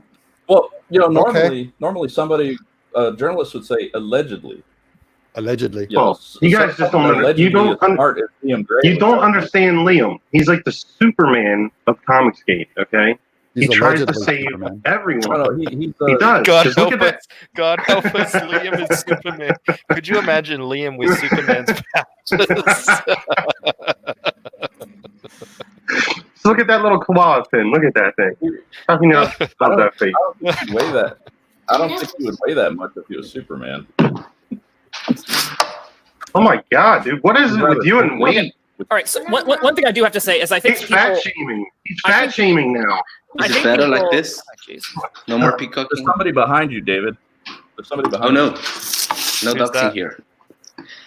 That is my Who's wife. that, David? It's your wife. What's her That's name? my wife, yes. So, oops, Uh-oh, here we What's her go. name? doesn't want to be Does on she know you're- camera. Why not? Yeah, I gotta She looks keep us beautiful. away from her, you know? Who's the one who's She looks flirting like with a the wife? gorgeous Is lady. that like What's her Off or name? Tweedles? Really? Hi, honey. Hi, honey. Yeah, sure. She wants to come on. Look, say hello You to wanna Comic come? Skate. You wanna say hello to Comicsgate? Oh no! I want. I want. Comicsgate, people from Australia. Yo puedo. So say hi, Comicsgate. Yo puedo. Comicsgate. Comicsgate. There you go. Yo puedo. Hola. No. Children. No. We have creepy people in the chat, so no children. Push it. Hello. Yeah, kind of like what Liam was talking about, right? Yeah, protect the children. Yeah. Would you let Liam save your children, Mr. Feed? What? No, that's my job. So that's taken Right. care of. You know, Who would you let You hear that, babysit Liam? your That's his children? job. Fan Advocacy Network or Berserk? no one. Me, I'm my wife, really my good close with family. That's it. Vamos con. You want to come at me with that shit, Doug? You're gonna have a fucking problem, dude. Are you gonna beat him up over the internet too? Yeah, try. I don't know. Flex again for me, Doug. Flex You again. didn't Show that all my arm dinner off. live That little night. toothpick. Oh my god! Looks like you're on heroin or something. I don't know. I got the Iggy Pop thing going. I bet Oh, Iggy Pop is my trainer. you know Doug could probably make enough money to pay for me to fly out to well, yeah, you know, he's got to fight do you, that. Berserk. Oh, here we He's go. got to do that because you're a broke bitch. No, I'm just Little I'm not fuck. spending money on idiots. Shut like you. up, dude. You're a fucking SJW too. Both of you are. I don't know this David guy, but Okay. goddamn. Yo, after last That's stream, it. I thought I was going to fucking have a coronary. I'm like, All right. holy fucking shit. What is an SJW, Berserk? I'm not an SJW Well, you are. for the record. Define it for us. Little blue haired bitch. You're going to dye your beard You're gonna dye your fucking beard have blue. hair? You little I fuck. don't have No blue fucking here. hair. Oh yeah, you do. You got a little beard you can dip You're in a the, you're fucking the blueberry. Comicsgate poster boy, Berserk. You're the I'm not I know I rich, am. thank you. You're I their know I lo- am. You're their No, well- logo. Yeah, I'd rather. Oh yeah, no, You're the brain trust. you don't know. You don't know shit. Stay in your little Well, bubble, he knows, bitch. he knows how to make a comic book, I think. Oh, jeez. Eric von Stugel, I love your name, Eric. Please subscribe. Says, "Good Lord, Twitless makes my ears bleed. Mecha and Berserk dumb everything down. Please make it stop." Oh, I was just coming in to see if he had like something to say. I don't know. Like he's like, yo, come in here, school Why me did you leave yesterday, Berserk? something. Because I thought I was Why gonna did have you a leave fucking yesterday, coronary. Berserk? Because you were Like, I'm afraid. talking- Rage quit. You I were was scared. Why? So you watched the show? The conspiracy theory show? Was that the one? I don't know which one. It was the one yesterday. I don't want to fucking talk to you. Like you fucking. My blood is boiling like right now. If From you these don't, fucks. if you don't want to Realize- talk, then why are you here? Well, no, I came in because Doug told me to come in. I didn't know Mecha was following me around. Dude, he's fucking weird. I'm weird. Yeah. At least I'm a drunk. I know what I am. I'm a drunk barbarian, dude, who was born in the wrong fucking time. What are you? Tell us about Who how are you? Who the your fuck uncle are you? I haven't made it my and real father name. would use homophobic Why do you slurs. think that you're born in the wrong time, Berserk? Oh, I was definitely, dude, I would have fucking been right He at wanted home. to say, he wanted I would to have say been the right F at word. home swinging a fucking battle axe, dude. I know it. God damn, I would have enjoyed it too. Because then I wouldn't have to deal with fucks like this. Doug and fucking Mecca, little fucking SJWs, and then they act like other people are SJWs. Oh, Ethan's an SJW, Cole. Sound like fucking war campaign, dude. You're mentally unstable. Dude. Mm-hmm. Mentally Goddamn right gone. I am. Good. You know what? If we had a sword fight, I think I would beat you. What? What? Yeah. I didn't even hear you. You broke We up. went back in You've fucking time. been We had a roboting sword for the fight. past, you've been roboting for the past 5-10 minutes, dude. I don't even know what the fuck you've been saying. Okay, I have a legit I said question. I would beat you in a sword Sword fight, yeah. You. No, I say, if we were born a couple thousand years ago, yeah, I would love it. I would love it any day, McKay. I hope I would have been born like 2,000 okay. years ago, so I would have died before meeting you. Good one. That was a good one. Oh. Oh my goodness. Pete No, but I mean, Callan yeah, in your the name chat is has a question Berserker, so for yeah, you, it makes sense that you are a bit angry. But why are you Hang on, angry? I mean, David. Don't ask questions of our guest, David. okay. So, Pete Callan says, "Hey Doug, what do you think about Murphy bending his knee to the blue hairs?" Oh, Sean Gordon Murphy. Yeah,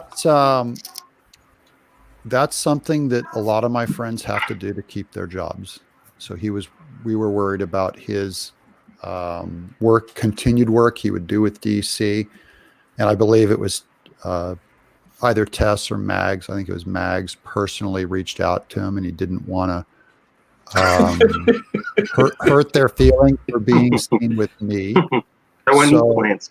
So my thing I Mushrooms, told him maybe. was, you can go read that boilerplate apology that you're going to have to do, and all of my friends are allowed to do that because you're allowed to lie to keep your job. I don't. So you think that Murphy's lying about all that stuff he said? I have no comment on that. Well, you just did, really. I mean, I have an opinion on it, but it's not, All right. I'm only saying For those that are listening, kosher. Doug Tennapel's opinion is that Sean Good and Murphy was lying. I'm saying that yeah, that's very nice try. When any of you, if someone comes after you and says, "What's your opinion on Doug?" including when Comicsgate comes after you, I can't believe you had Doug on my show. I tell them, you can say anything you need to do to keep your job. So you have to basically go with the program. If you have to read the statement, read the statement. He's talking about covering your ass. Because and then yeah. you make He's talking about that shit. then you make a shitty fucking product like the Last Jedi and shit, right? Yeah, but this is the thing. I don't want your friendship with me. I don't want it on me, on my back, that you lost your job because you had to stay loyal to me. It's more important that you keep your job, and then it puts it on you. If you want to Is destroy that your more job, go important, destroy your Doug, or job. is truth more important? I believe truth is more important. He's talking about himself. All right, Dougie No, he's boy. talking about Right. the entirety of society, including streams. Yeah. So I'm saying entirety of society, I have a higher loyalty to the truth than to keeping my job. Doug, when you got Dirtworm back, who you got it back from? Do they have like any control over your product right now? They have editorial control in that I Yeah. cannot Yeah. write something about the Right. character that would defy the brand. Mm-hmm. That would defy who the character Yeah, is. they focus group that shit, right? No, they're not that big. It's like one guy in an apartment who owns the rights. Okay. It really isn't. It's nothing that you've heard CG has said about the rights has been true. So they say a lot about what must be happening. What do they say? They've said that like they control it. They say that I left CG because that I left CG because of they were so troubling. That I was in danger of losing the license. They said that I only made Bigfoot Bill to get the license. Those are things that are commonly said that are false, and If no you don't one have knows. You don't have a full license though. Sounds like it. I have limited rights to do as many books as I want for the rest of my life. Wow. Of Bigfoot Bill. That's restricted Well, to the Earthworm Jim. right because Try to follow along. Unless it's canceled, which Ethan already took a shot and he failed. Nice try. Ethan Get did. in line. Bring up Ethan again. Holy shit, dude. Yeah, get in line. Well, I'm using Yo, this get as that a like the front of your brain, dude. If you're making I all this use money this and as shit, a what the fuck teaching do you moment. care what Ethan does? It's because you it's guys a are teaching so moment fucking for weird. commentators. Oh, Ethan's got a tattoo.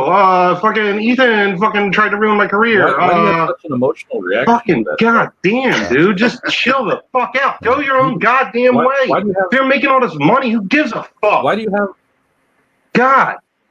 Why do you have an emotional outburst anytime? Dude, it's weird. EVS Every time you guys are in a stream, you're fucking talking about EVS. It's like weird. And Berserk, follow the thought for a second. The principle is when someone talks about another creator who's more successful than Goddamn they right. are, I'd rather put a bolt in my head than listen to you guys. there's Holy something shit. there's something wrong with them, right? There's something wrong with Yes, them. all the Are you thinking time. about hurting yourself, guys? Yeah. So there's something Fuck wrong you. with Please Ethan. don't. He There's brings help for up you. my name and fisks 20 of my episodes and points his audience against me. There's something wrong with that guy. But I think Berserker is right that you're doing the same. Like you keep talking about Ethan. Ethan keeps talking about you. I don't know if it's like a thing to stir up drama and works, and people you get a lot of views when you talk about Ethan, or Ethan gets a lot of views when he talks about you. It seems to be like there's a reciprocal, or when both do it and it works for both. Symbiotic. Symbiotic. Yeah, like a parasite, right? Well, Okay. the difference Like a is worm, that, like but, a dirt worm, no, or a fucking anal worm. Yeah, Oh, his geez. brand is he controls it through his shows. So he's always attacking and defending his brand. That's something that every creator has a right to do on their show. But my brand is not to bring up Ethan's name as much as he does mine. Mine is to bring it up about 1/20th, probably 1/100th the amount of time he references me. All right, I'm getting a smoke and fucking more ice for my Jim Beam, so I'll be back. I'm gonna go pee. You'll be greatly missed, Berserk. Okay. I might kick Berserk while he's gone. He's boring me. Hey, that's Sorry, mean. Berserk. All right, David, Yeah. let's talk about you. What do you Explain to Me? me who you are, David. I'm the writer of Red Eyes, which is on Indiegogo, and I just like I don't know. I mean, Oh, that's right. Comicsgate. One of those book thingies. Tell Yeah, me. you know, like Comicsgate. What? It's about comics, I guess. Okay. what else? Well, I last don't time I had an author on, he was unable to tell me any literature that he read. Can you tell me some books that some literature that you're interested in, please, David? I gotta say, my favorite book is The Forever War, and The it's not Forever by War. John Scalzi. yes, that's By one who? of my favorite books. I don't know. Is it good? It's not the. I know Philip K. What's his name? Philip K. Dixon or something. That's one of John the famous. John And- Scalzi. Philip K. Dick. I think It's I not made him, it's Berserk. someone I made else. Berserk get his head hurt. I think he had to leave. No, I kicked him. Oh, okay, fair enough. Oh, I know Aldous Huxley and A Brave New World. That one, I love that book, and I know the author's name. Hmm And- Oh, Still I'm- waiting I'm for sorry, some that was Joe. literature here, David. Oh, you don't consider The Forever World literature? Okay. Haldeman wrote that. I mean, fair enough. I would consider No, A Brave that's New Joe World Haldeman. literature. That's a good book. But would you consider literature? That's a good question. What would you consider literature, Doug? Brave New World. There you go. I Brave was starting New to World. read The Novelization. Penal Colony. That was also pretty awesome. The Penal Colony. Yeah, it's what's the name? There's a movie based on that. Pretty old movie about some guys lost in an island prison, having to survive and killing each other left and right. Sort of like Lord of the Flies, but with adults, and they're all, like prisoners. Yeah. Nasser and I are putting together a show where we're going to read Moby Dick out loud. I haven't read Moby. I read The Lord of the Rings like thousands of years ago. I Lord read of the Momo, Rings which isn't was pretty good. literature. No, that is literature. I mean, it's so No, it's not. boring and. Are we going to do a canon discussion? Is that we're going to throw down? Twitless, don't you get involved here, Twitless. You know what I'm saying. You stay in I'm your still corner. waiting for them to You mention a spared your book that's lane. literature. Okay, on, then I David. guess I'm a literature. You can call me literature. I don't care. Can you name more than one Do you think Shakespeare? Berserk has ever read a book? Yeah, the 10 Work things I by hate about Shakespeare. you. I mean, come on. He's not here. Come on. But Romeo and something and 10 things I hate about 10 you. Things I Hate About You. Duh. That's not a Shakespeare work. No, but go on. what's a play Othello? I think it is based on. It's not a tello, but there's one you've given me. Come on, I'm shaming you here. Yes, you're shaming me. Oh my goodness. I shouldn't have said I'm a writer. I'm the illustrator. There you go. I don't know. I don't know what else. Is it Romeo and Juliet and Othello? That's the ones I know. All right, there's two. Come on, give me one more, and then you're doing all right. From Shakespeare. Yeah. Well, let me see. But don't Google it. No, I don't know. I couldn't be able to tell you right now. I'm getting nervous now. Now, like on blast. I was going to ask Doug, what are you going to do when you hit the whale oil chapters, where it's just literally a chapter of nothing but just here's how they get the oil out of the whale? I love that chapter. Oh, jeez. The greatest book. It is the greatest book ever written. Okay. What's the greatest book ever written? Moby Dick. More than the Bible, Doug? Yeah. I mean, better literature. Even more than the Bible. Yeah. The Bible's Bible's not not literature, it's Mecca. it's not a romantic era great American novel. Moby Dick is. What you said, book pause. I mean, if we're going to go with that era, I would much prefer, let me see, Emerson, Heavens. If we're going to have that conversation. Moby Dick is garbage, says Central Scrutinizer. The Tempest? What? Was that what that was called? Yeah. The Tempest is one. The Tsunami or something? No, Tempest. Okay. It's a Tempest. That's a good one. The Tsunami. That's an interesting one. No, I think that was a movie by Michael Bay or something. The Perfect That Storm. was called The maybe? Wave or something, wasn't it? No, the Wave? That's isn't that like the experiment? Deep Impact, maybe? German experiment students thing? It, Die Welle. The I'm Wave. more Deep Impact is Preston Poulter's stage name. With Ben Affleck and the air. The what? I was just going to say, Yeah, you got kicked berserk. I was just Oh going my to say to God. Doug, I much prefer, if we're going to go with, American romantics, I'm going to prefer a Hawthorne any day over Melville. Okay. I He read was, this Justine and the Misfortunes Melville of might Virtue. even That was agree a with good you. one. Hawthorne wouldn't. He was too much of a self-deprecator. But Hawthorne, They It's, say um, that Preston Porter was a self-defecator. It's a deprecator. That's so mean. Oh my goodness. Oh my. So I read the Preston perfume. Porter. That was it's one. boring, as Oz says. The it's perfume just is boring, Doug. It's boring. You can't make anyone laugh with Preston Porter jokes. It's over, you know. Now, I personally like beating up your mom jokes better. I like those, and I also like Give me knock some. over. Give me I some. like Then. knock over your own mailbox jokes too. Those are good. That's Or awesome. T&J Pizza in Lodi, New Jersey. You know, you could get a hand job behind the pizza place. Those are funny. You're Yeah. funny. I mean, it's rumored. None of those are jokes, though. I mean, they're on the same level as the Preston. See, jokes, there's so. the difference is, right? You make a joke about something that is weird. The joke is the funny bit, not the weird thing. Just pointing out that someone's mailbox fell off is not a joke. You actually do have to make an actual joke about that. Oh, the joke is that you said it, that it's funny. Everyone knows it's funny. Everyone knows what it's in reference to. Everyone knows it's how you communicate with the masses. You're saying, "Oh yeah, I know." All right, the truth wants Berserk back in because he wanted to see where he was going. Okay, this is all up to the truth now. He was going somewhere?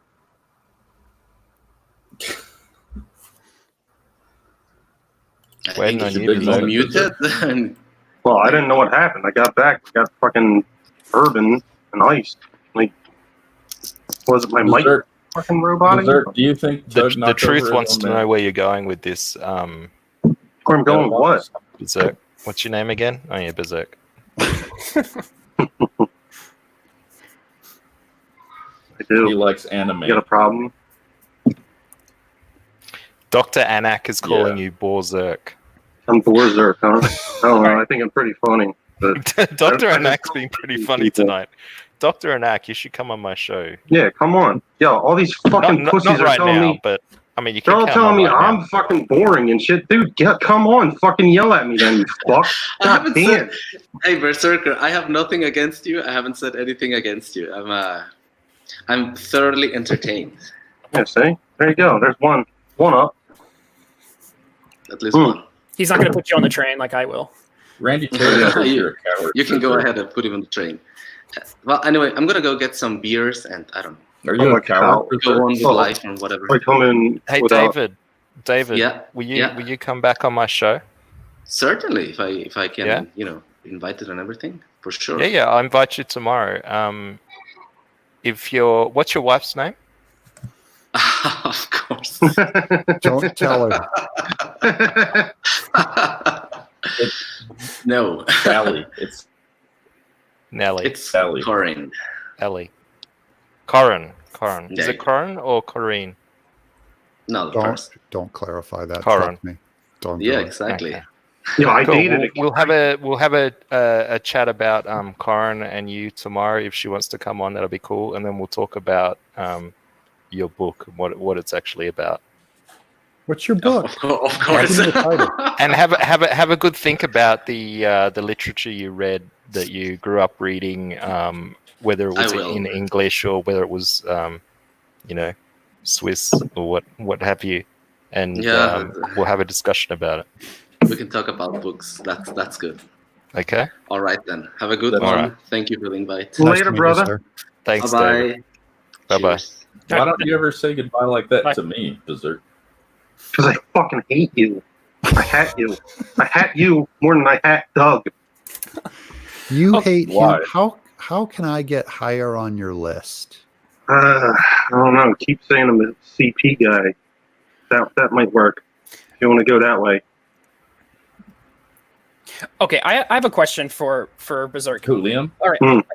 Assuming that what Doug said is correct and that Berserk represents. You're the poster boy for CG. I'm the poster boy. Let's assume that's correct.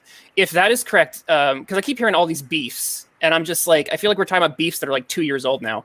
I'm more interested in, is it possible, or what are the conditions for, setting the beefs aside and moving on with our lives? What would you say to Doug in terms of this? These are the terms for I'll drop the beef. And then I'm interested, Doug, what is your perspective on what would be, what are your conditions for dropping the beef with the CG people? I'm more interested in hearing that in terms of moving on than just rehashes of the beefs forever and ever and ever. Doug's just here to sell books, dude. He's here to draw. No, that's not my sell question. more books, and that's it. My question is, what would be the conditions for you to drop the beef with Doug? What would be your conditions? Like if you got if you got your way and Doug suddenly said, I'm going to do what you say, what would be your conditions for I would say both of you go. I would say fucking Doug and EBS, just drop it, go your own way. Don't talk about each other unless you fucking fix it. The fuck is the point? All you're making people do is hate each other even more. Like Liam said, like, Jesus fucking Christ, drop it. EBS alters his tattoo. We can't have peace until that happens. Okay, well, I'm not gonna stand here and be a doormat, Berserk. That guy can shut his big fat lying mouth if he wants me to be quiet. What's Ethan been saying about you for the past month or two? If he stopped, I barely bring him up because it really is part of his plan to remain the center of our lives. That I don't in general talk about him. Yeah, but you guys were on the show together and you're pretty cordial. So yeah, I can, because if he talks to me like a gentleman, I'll talk to him like a gentleman. I'm not going to bring a bunch of yeah, but you do it when he's not here. If he met me in a bar and said, "Hey, can I buy you a drink?" I'd say, "Sure." I wouldn't sit there and go, "What about in 2018 when you know?" Well, it sounds like you do that when he's not here. Like, because I would never do that with. Because what he did still stands, and I have people like you still bringing garbage up. So that's why garbage. What garbage have I brought up? Lies. Just the what beef. Lies? Which lie? Be specific, please, so I fix myself. Fair enough. That you said that I hate gays. No. I was trying to figure out if you had any gay experiences when you were younger. That's all I said. Why would you even bring that up? I don't know you. Well, I don't know. I want to see if you had any underlying. That would make sense. But is that how you always? Is that how you always start a conversation? Berserk wants to psychoanalyze you. Yeah, I'm trying to. Doug. I want to get on the couch and have. I want you in my head. I think that's a Geneva Convention violation. Fix me, Berserk. No, Twitless. The reason why. First of all, I have no desire to join the CG group. I have no desire to join a group that tries to destroy the career of Mike Miller. I also have no desire to join an anti-CG group because I don't want to join a bunch of people that want to destroy Ethan's career or Liam's career. I don't want to destroy anything. I want to go away and make my books, which is you just want to destroy his career on your own. You'll see me draw every day on camera, Berserk. If you ever go to my show, you'll see this is what I do. No, it's already there. So I'd rather I've already burn myself or something. It's why can't they keep their mouth shut? Because they make money off it from stupid people. That's how they make their money. The government? Is the government they or? Have you ever seen They Live, Berserk? Yes, I have. Okay. Go watch that and come back. I put my glasses on a long time ago. No, you didn't. Okay, so I think we've had this particular conversation before. When Doug says they, he's talking about the people who are attacking him. He's not talking about everyone in CG. He's not talking about everyone, from that camp. And I think you've gone on and said that yourself at this point. Yeah. And the confusion of all and nothing is, I know it's difficult to get over. The idea that when I say CG does this, it obviously wouldn't include everyone. And the same goes for when people out there are upset, they're hearing it. It doesn't apply. If it doesn't apply to you, then you shouldn't take any offense to it. So if you could go back in time to where like you left, would you like change things or how you left, or I never would What'd have. you do? I never would have joined. Is what I would if I knew now. I mean, if I knew then what I know now about CG, I would realize it wasn't for me. And my biggest apology that I've made to everyone is I'm sorry for ever conceding what should have been clear to me. I'm sorry that I ever joined it at all. It was not my thing. And I stayed about a few weeks too long.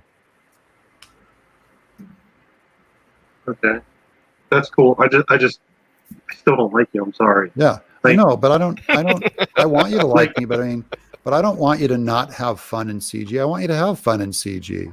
I don't want your fun in CG to be based on calling I don't my know. I think friends. you're pretty pompous. Like you telling us, oh, don't you don't want to ever meet your fans and shit. Like earlier, that kind of shit's like fucked up, dude. That was a rhetorical joke on people say never meet your heroes. Yeah, You wasn't should that see funny? what it's like to meet some of your fans. Heroes. Some of my fans. Some. Like the I don't think cheese. Berserk has any fans.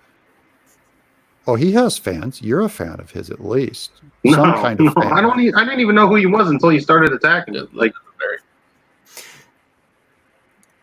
Throwing those internet punches. I attacked you. yeah. Like I was just fucking around, like That's true. trying to I stick did up for shadow EVS, box. like because I don't know. And It's you haven't. it's kind of like off-putting if you have like a whole panel of people fucking shitting on someone when they're not in the panel. That's the only reason why I was. You should. Berserk, you should be off-putting. No more Huh? for you. You like robot at that whole like whatever you said. You should be off-putting. I am off-putting. You should be I don't have to be off-putting. anything. I'm not a fucking creator, dude. I speak my mind. That's it. Wait, why shouldn't a creator also speak his mind? Isn't No, that they can speak part their of- minds, but don't be angry and I won't buy your shit. I don't need I'm to not buy angry your if you shit. don't. I'm not angry if you don't buy my stuff. Why are you on- policing their behavior? Stuff. Well, Why are you? No. It sounds like Doug was policing behavior, dude. Right. Who can come on the show, like all that kind of shit. And not even his show. On Oz's show. What have I done? I've been on Doug's show. Sure. It's like he tries to control people, dude. He does. He's like, oh man, if you moderated your show more, be more entertaining, He's just the have me and Mike on. hypnotist. I know. Put you to sleep. Akakama says, Doug. He's Is been Akakama desperate all asking a night. He's question? been waiting 3 hours to ask you this question, Doug. okay, fair enough. Let's have Alright. it. He says, in September 2018, Doug was 100% Comicsgate. He mentored Rusty Cage on his first comic. Yeah. Rusty never joined Comicsgate. His That's book right. was great. Released on time, raised 50K. His second book only raised 31K. Yeah. I'm not seeing the question there. Was Where's that a the question, Akakama? Unless is he implying? Oh, I don't want to read too much into that. Yeah. You waited Oh, 3 these are the hours for comic that, skaters. Akakama, and you didn't Berserk have a asked question. this thing. It sounds like you're a little mad that like Liam raised over 50K or something too, Doug. Like, Me? yeah, you were Oh, like, no. well, it sounded like it. Oh, Like when he was in you're with you. reading. I can't explain tea leaf reading. I can't explain why you'd feel that. Because you were like, oh, you raised money now and all this shit through Comic Skate. You don't understand that Liam and I have had long-term conversations about his comic and his career, and so we've talked about this for what could be years now. Why wouldn't Mhm. you be friends with Liam, Doug? Why would what? You said that you love him. Why wouldn't you be friends with I him? love everyone. I love Sketch too. I was friends with him. I was trying to help them get books out. That's what I do. I actually help people. I just don't demand subscriber loyalty, or I don't try to monetize my help for other people for my own gain. There's a difference. So you won't hear about the private conversations I have with guys like Sketch Therapy while it's happening, because there's nothing to gain from helping a guy like Sketch Therapy or even Liam. Akakama follows up with Rusty Cage has, it's a terrible name for a creator, Rusty Cage. Has 1.3 million subs. Oh, it's a great name for a creator. Yeah. Oh, forget it. What did I say? But his books don't sell.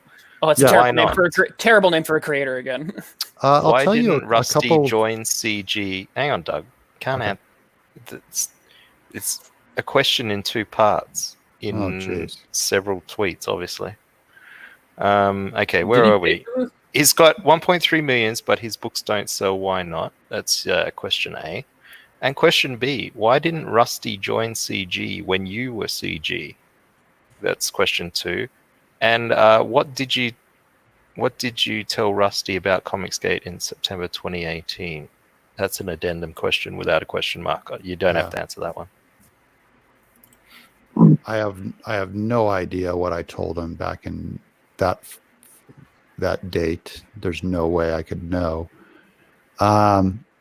I did help him through his first campaign. All I said was, I'll tell you what to do with the printer. I'll invite you on my show, have you come on, and we'll talk about your book. And I said, with that many, with 1 million subs, you should do very well. And he did about 3 times better than he thought he would do. But he knows this, is he does not promote his campaign that much. And he does not have the support network. Really, he hasn't built up. Like, I asked Justin Wang to promote my book more than he asked Justin Wang to promote his book. And Have he's you ever way talked to closer Justin Wang friends. about his name? He's way closer friends with Justin Wang than I am. Maybe he just doesn't have a good book. People don't want to buy it. He's got 1.3 million subs. Like, What I don't about know. Just call it out. Cyberpunk or I didn't judge. I'm not making. Sometimes it is true that books just won't sell well because they're not that good. But I've also seen terrible books sell a lot of money too. Yeah, look at old comics, dude. They're like picking through a fucking shit mine. So it's very hard to take one campaign like Rusty Cage's and try to extrapolate a lot of hard lessons, because there's so many moving parts to online social media, so many, that it's hard to say, oh, your 1 million subs will mean whatever, because Nick Rekieta has, say, 70,000 subs, and he might come out with a book, and it Let a might, little Freudian slip. Nick Rekieta, it might sell $750,000 worth of backing because of whatever the culture or relationship of how your social Why media does he is have working. 1.3 million subs? Because he wrote a song called The Knife Song that was very popular, and he's primarily a musician. And then he's a musician that he always wanted to make a comic. He had a dream comic to make. And he did it. And what was this comic book about? It was Requiem of the Crazies. It was about a homeless, it was like a homeless conspiracy. And the Rusty Cage fans that wanted the book came in and bought it, but they were almost like, oh, I didn't know you were interested in comics. What's a homeless conspiracy? His second book sold less, and I didn't have him on my show once. So I don't know. I think in general You're a good friend. Yeah. No, I invited him on a bunch of times and he didn't come on. He kept saying he wanted to come on, but he couldn't get his schedule freed up. He was in the middle of moving or something. I get people like that, but I know they've got no schedule. Yeah. Schedule. I think the homeless conspiracy is what CG came from. Those proto CG. You get people like Berserk Guts talking about how much they like Ethan Van Sciver, and all of a sudden you have a movement. Yeah. What? I don't know. That wasn't it. That didn't make any sense, Mecca. I'd Was I rather be robot? fucking homeless, dude. I'd rather be No, homeless. you weren't roboting. than You just weren't making conform. any sense. I'd rather be Well, homeless than conform to fucking little bitches who try to control what I'm going to put on paper, dude. Oh no, you But like I'd rather- following little bitches who try to control whatever you do. Oh yeah. You're Ethan's- you're a I big don't know, man. I crack up at a lot of his streams. I don't feel controlled at all. I look at the name, dude. I ain't going to join shit. I ain't Thomas Hey. Gate. Hey, Oh Berserk, really? Yeah, I'm not. Gate Berserk. I'm not. I won't join CG or War Campaign or any of you fucks, dude. I think for myself. I'm Well, I can see independent. why you wouldn't. I can see why you wouldn't join CG. So that's entirely reasonable, Berserk. Would It's a huge credit to you. Would you join a club, Berserk, if I started an Oz club? No. you're on it Really? right Even now. though you're on here all the time, you wouldn't join an Oz club? I enjoy your show. I don't think I would. Yeah. I don't think I would like join any club anymore. Would you join if I joined the Oz? What thing? about the Oz Oh. Show Club?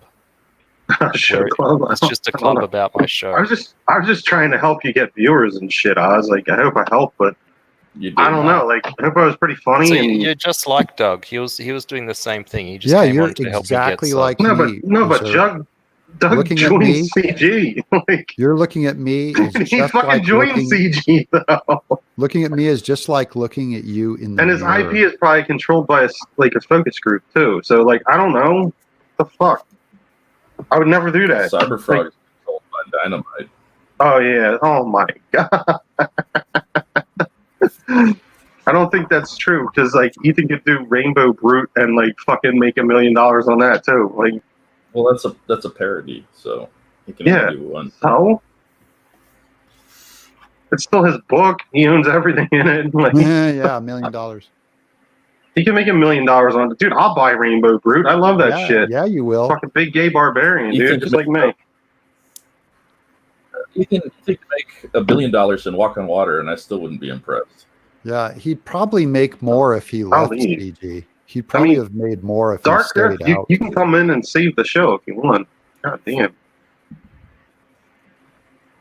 I think it's Doug, like me not We could interrupting kick you Doug. off and save the show. I think it's me not interrupting Doug because I was like getting lulled to sleep there, like when he was talking. So Candyman says, laugh out loud, Berserk is a big gay barbarian. I made you laugh. There you go.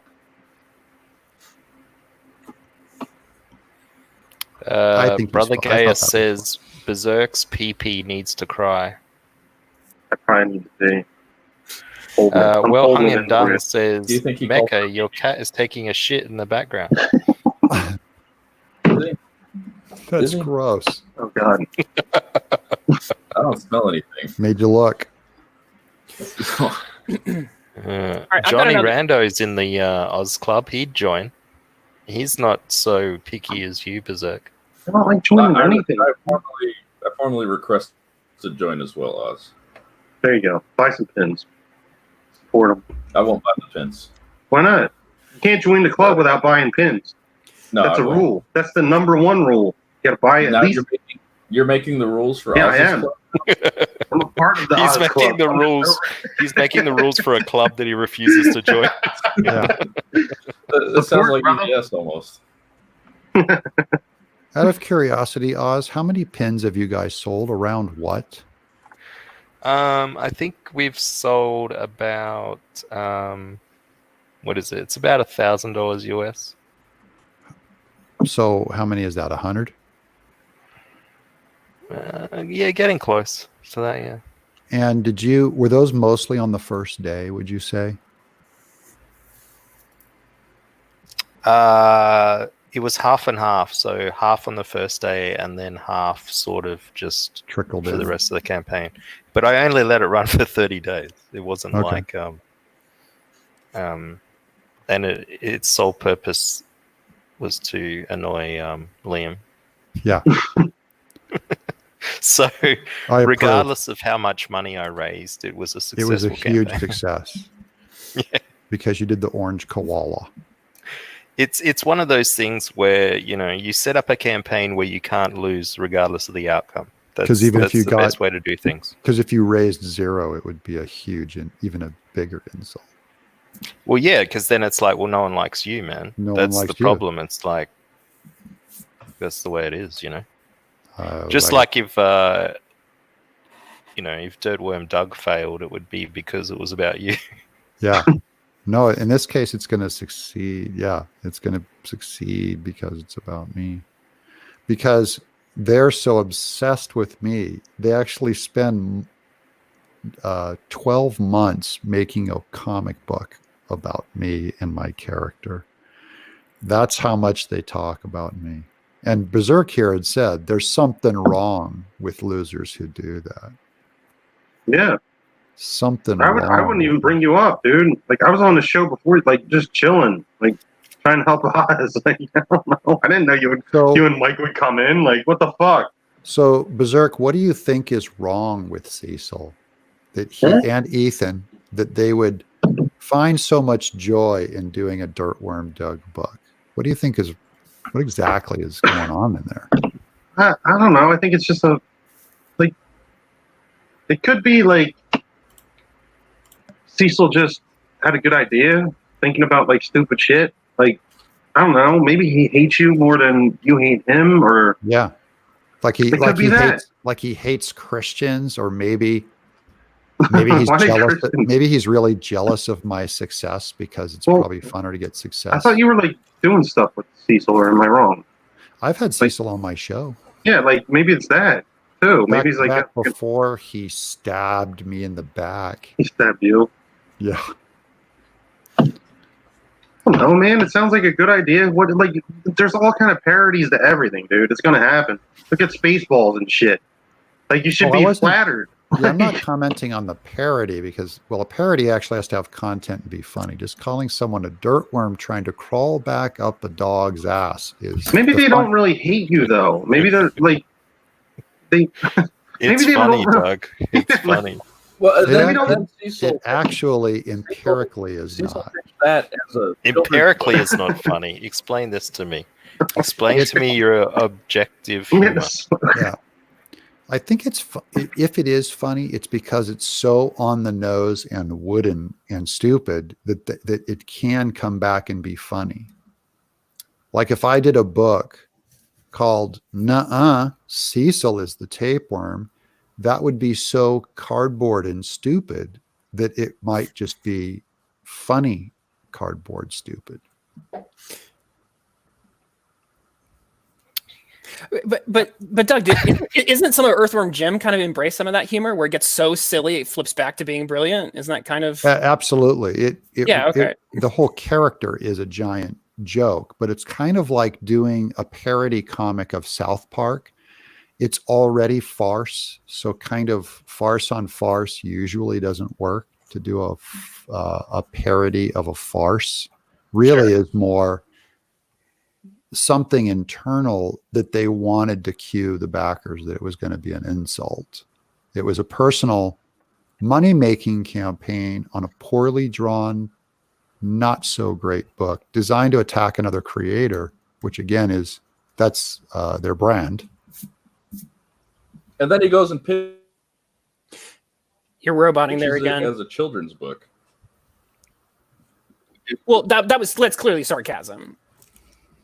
I'm not. I mean, I thought it was a spiteful joke. I'm not trying to defend it. But I mean, I did not think it was spicy either. I thought it was pretty cardboard. No, I said spiteful. Oh, spiteful. I said the spite campaign, when Ethan says hate and spite and stuff like that, he doesn't mean that because I don't think he really feels anything. All right. I think it was just done to drum up a audience that is, like wrestlers. It's like, hey, let's get You're cutting a that promo. guy. And it's just it's WWF, which is fine. I'm not saying there's anything immoral. I'm just saying I would not waste a year of my life, because people are saying, why don't you do a parody comic back at Cecil? First of all, I could do one that was actually funny, but I am too into making great stories for everyone than trying to create product that is literally hating on another creator. So I don't put little secret jokes in here about Cecil and take jabs at him. It's just not that important. What do you think of Mike S. Miller's depiction of George Soros? I think it's gross. That's another one that I thought, and I think that's another example of Mike was being so on the nose that it makes it funny, because it's so dumb to just say he's a lizard guy with a tube coming out of him. The bad guy is George Soros. That is a form of humor, to be so wooden that you're making fun. You're almost making fun of yourself for being that blunt, because there's so little actual creativity to it, if that makes sense. There's irony is what you're saying. It's making fun of myself. Like I do it all the time. If I was making fun of myself, I might say to a liberal friend, I'd go, yeah, come on over. We'll watch Fox News, because that's all I watch all day. I'm doing a very blunt, kind of on the nose, straightforward joke that isn't made to look smart or well crafted. Right. So you didn't like it? Didn't like what? The joke. Joke. Mm. I just didn't think it was. Miller's joke. There's jokes I think are funny, and that one I didn't think was funny. Did you tell him it wasn't funny? No. What? I haven't. Why not? Because he and I weren't talking. We haven't talked at all. He had his own agenda for that book, and I just didn't want a part of it. Tell me about that. His channel tell me about what you don't want a part of with regard to that book. Like what I don't like about it? Yeah, like why did you not want anything to do with it? Oh, because what he and those guys do is they try to run people out of social media or make their time on social media so miserable that they'll comply and get on board with their messaging. So it's kind of, you can point an audience at whatever guy you want. It could be Mindy Wheeler, which Cecil's gone after before. It could be Tim Lim. Who's and really Mindy it's meant to be, our audience is bigger and meaner than your audience. And so you better do what we say. I believe that's the basis of the economy they're trying to maintain. Yeah, but Cecil's just like a fun drunk, dude. Like, Berserk, we're not like, talking about dude. Cecil. We're talking about Mike S. Miller. No, sorry. I'm sorry. I went to get a misheard smoke. you too about Miller then. What did you want me to say about Miller? I thought you were I thought he was talking about Cecil. So did I. I'm sorry. You're going to defend him too? No, I think he's a fun drunk, and like, who cares Well, if there you he's go, doing? defending him. I'm defending him because I'm calling him a drunk, like me. No, it's just pathetic. No matter who it is, as long as it's CG, you'll find a way to defend him for. I can't figure out what reason other than Okay, you have nothing else going on in your life. to be fair, Mecca, defense implies an attack. Like, what are we defending? What are we defending Cecil against here? This whole conversation we just had. What do you mean?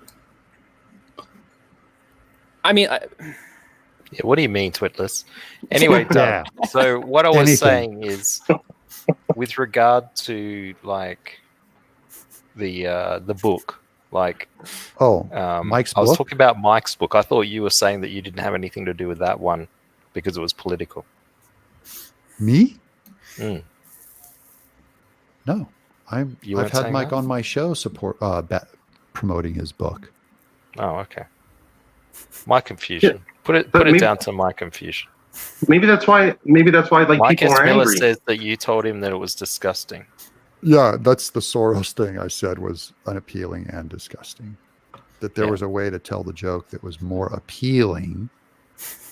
And How would you have told that joke? how would I have done it?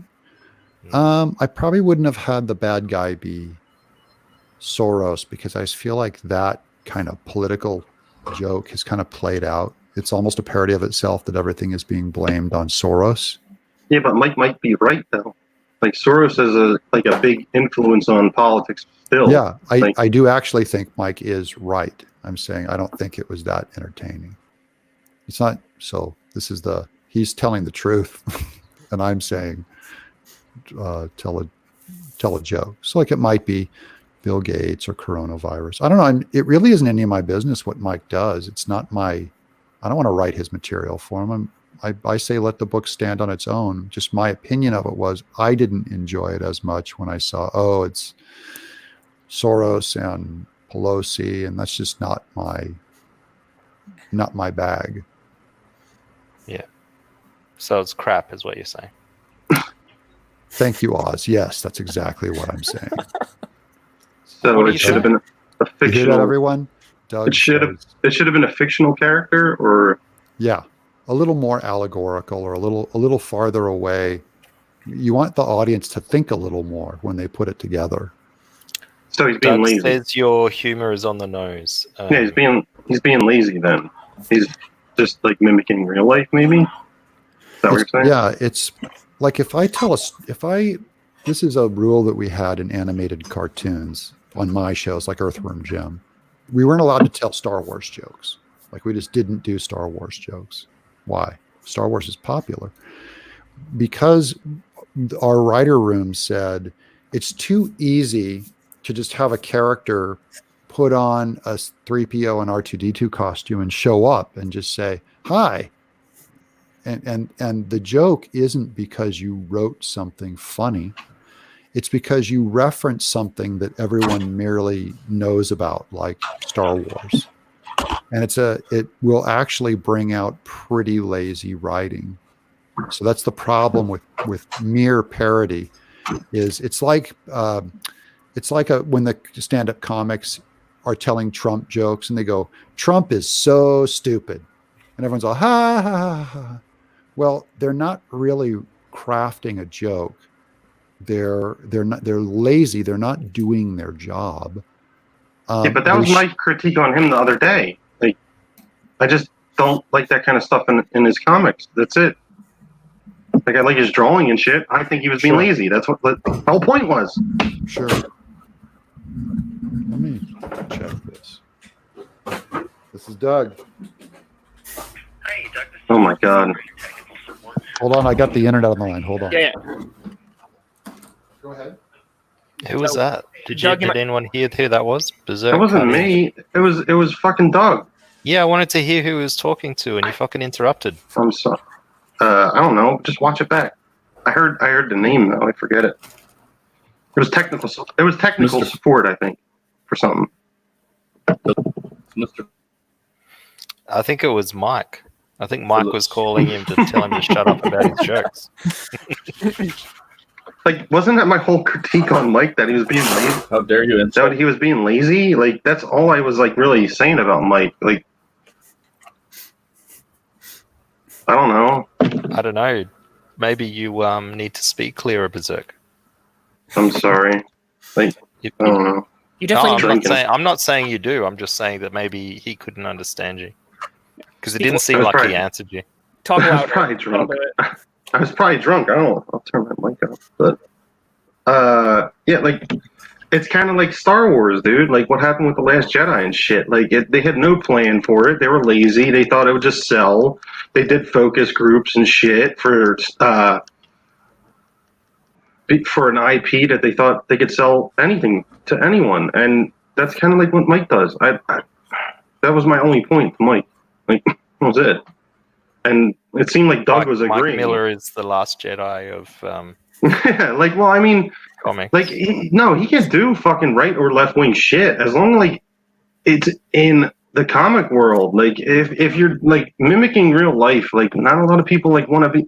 You want to go to comics to like be drawn away from bullshit. Like We have enough of it on fucking CNN, Fox, TV, normal fucking Batwoman now. Like, You're not a fan of transparent referential humor.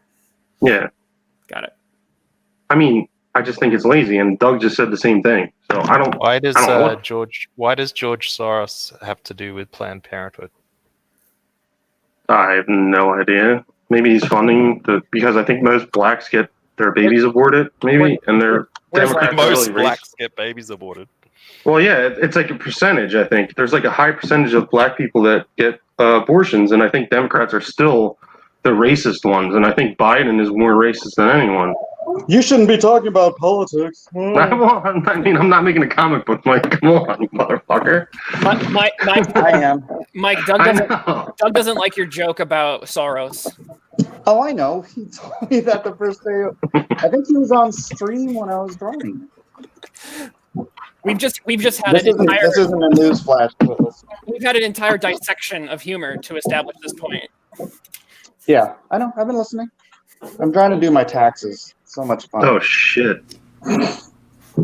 You actually are doing your taxes, aren't you?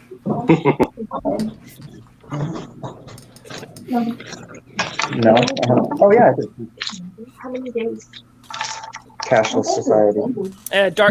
Dark Rift is here. What's your daughter stealing off you? Oh no, it's my wife cash for bread. Oh, okay. We've got a bakery here. Only takes cash. What's your wife's name? Jill. Jill.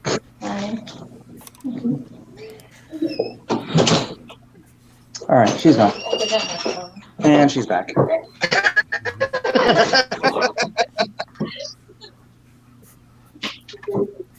Hi, Jill.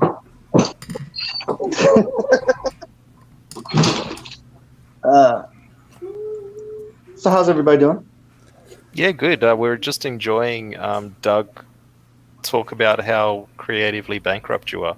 That's kind of what I wasn't going to put it in that way, but goddamn.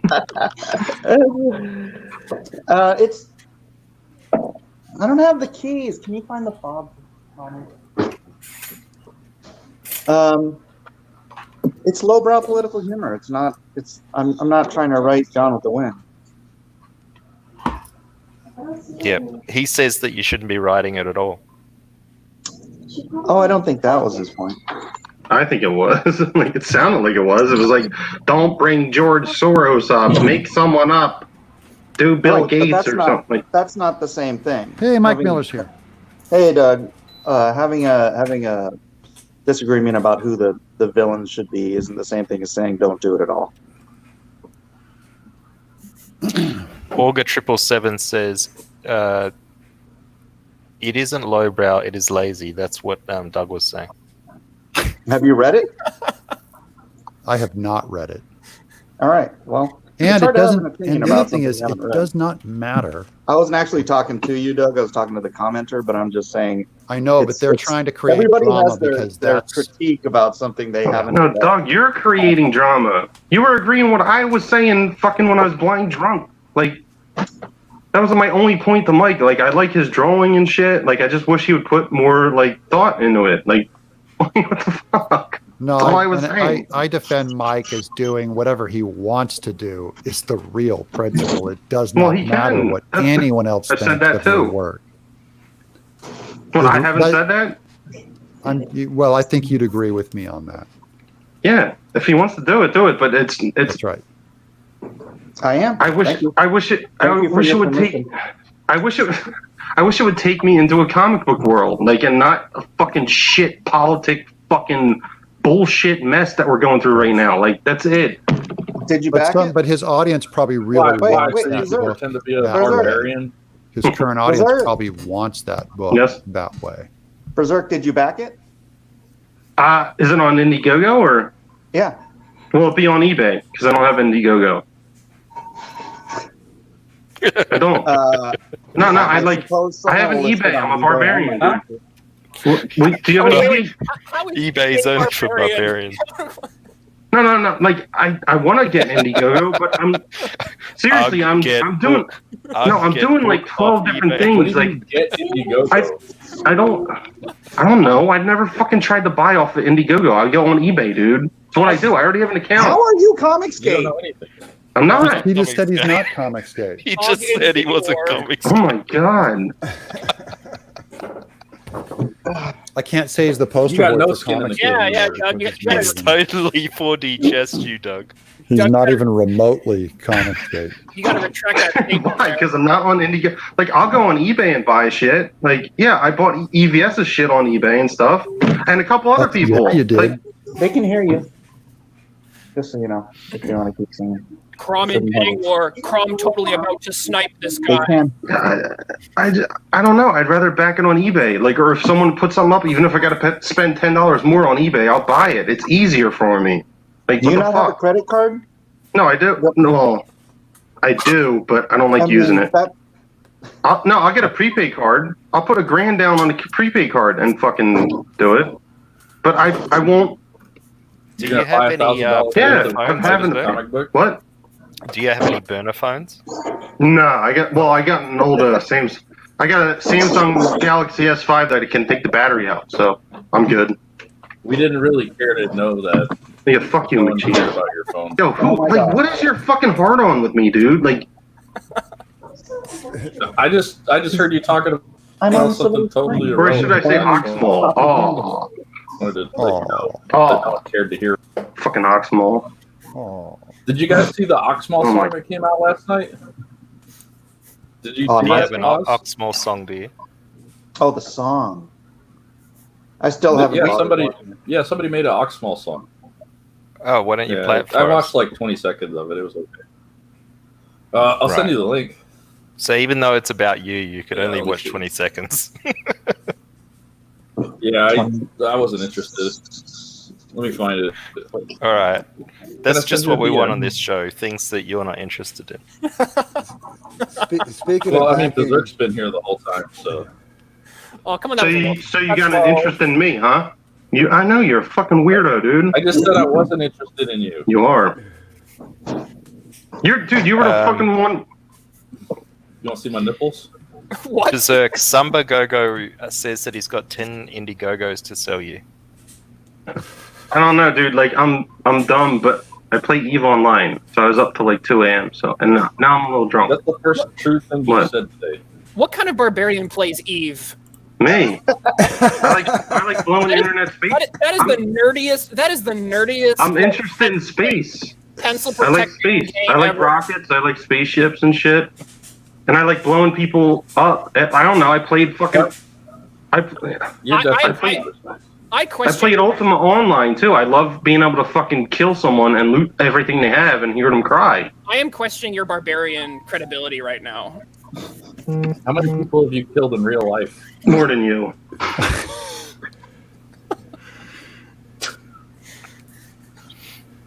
Is that true?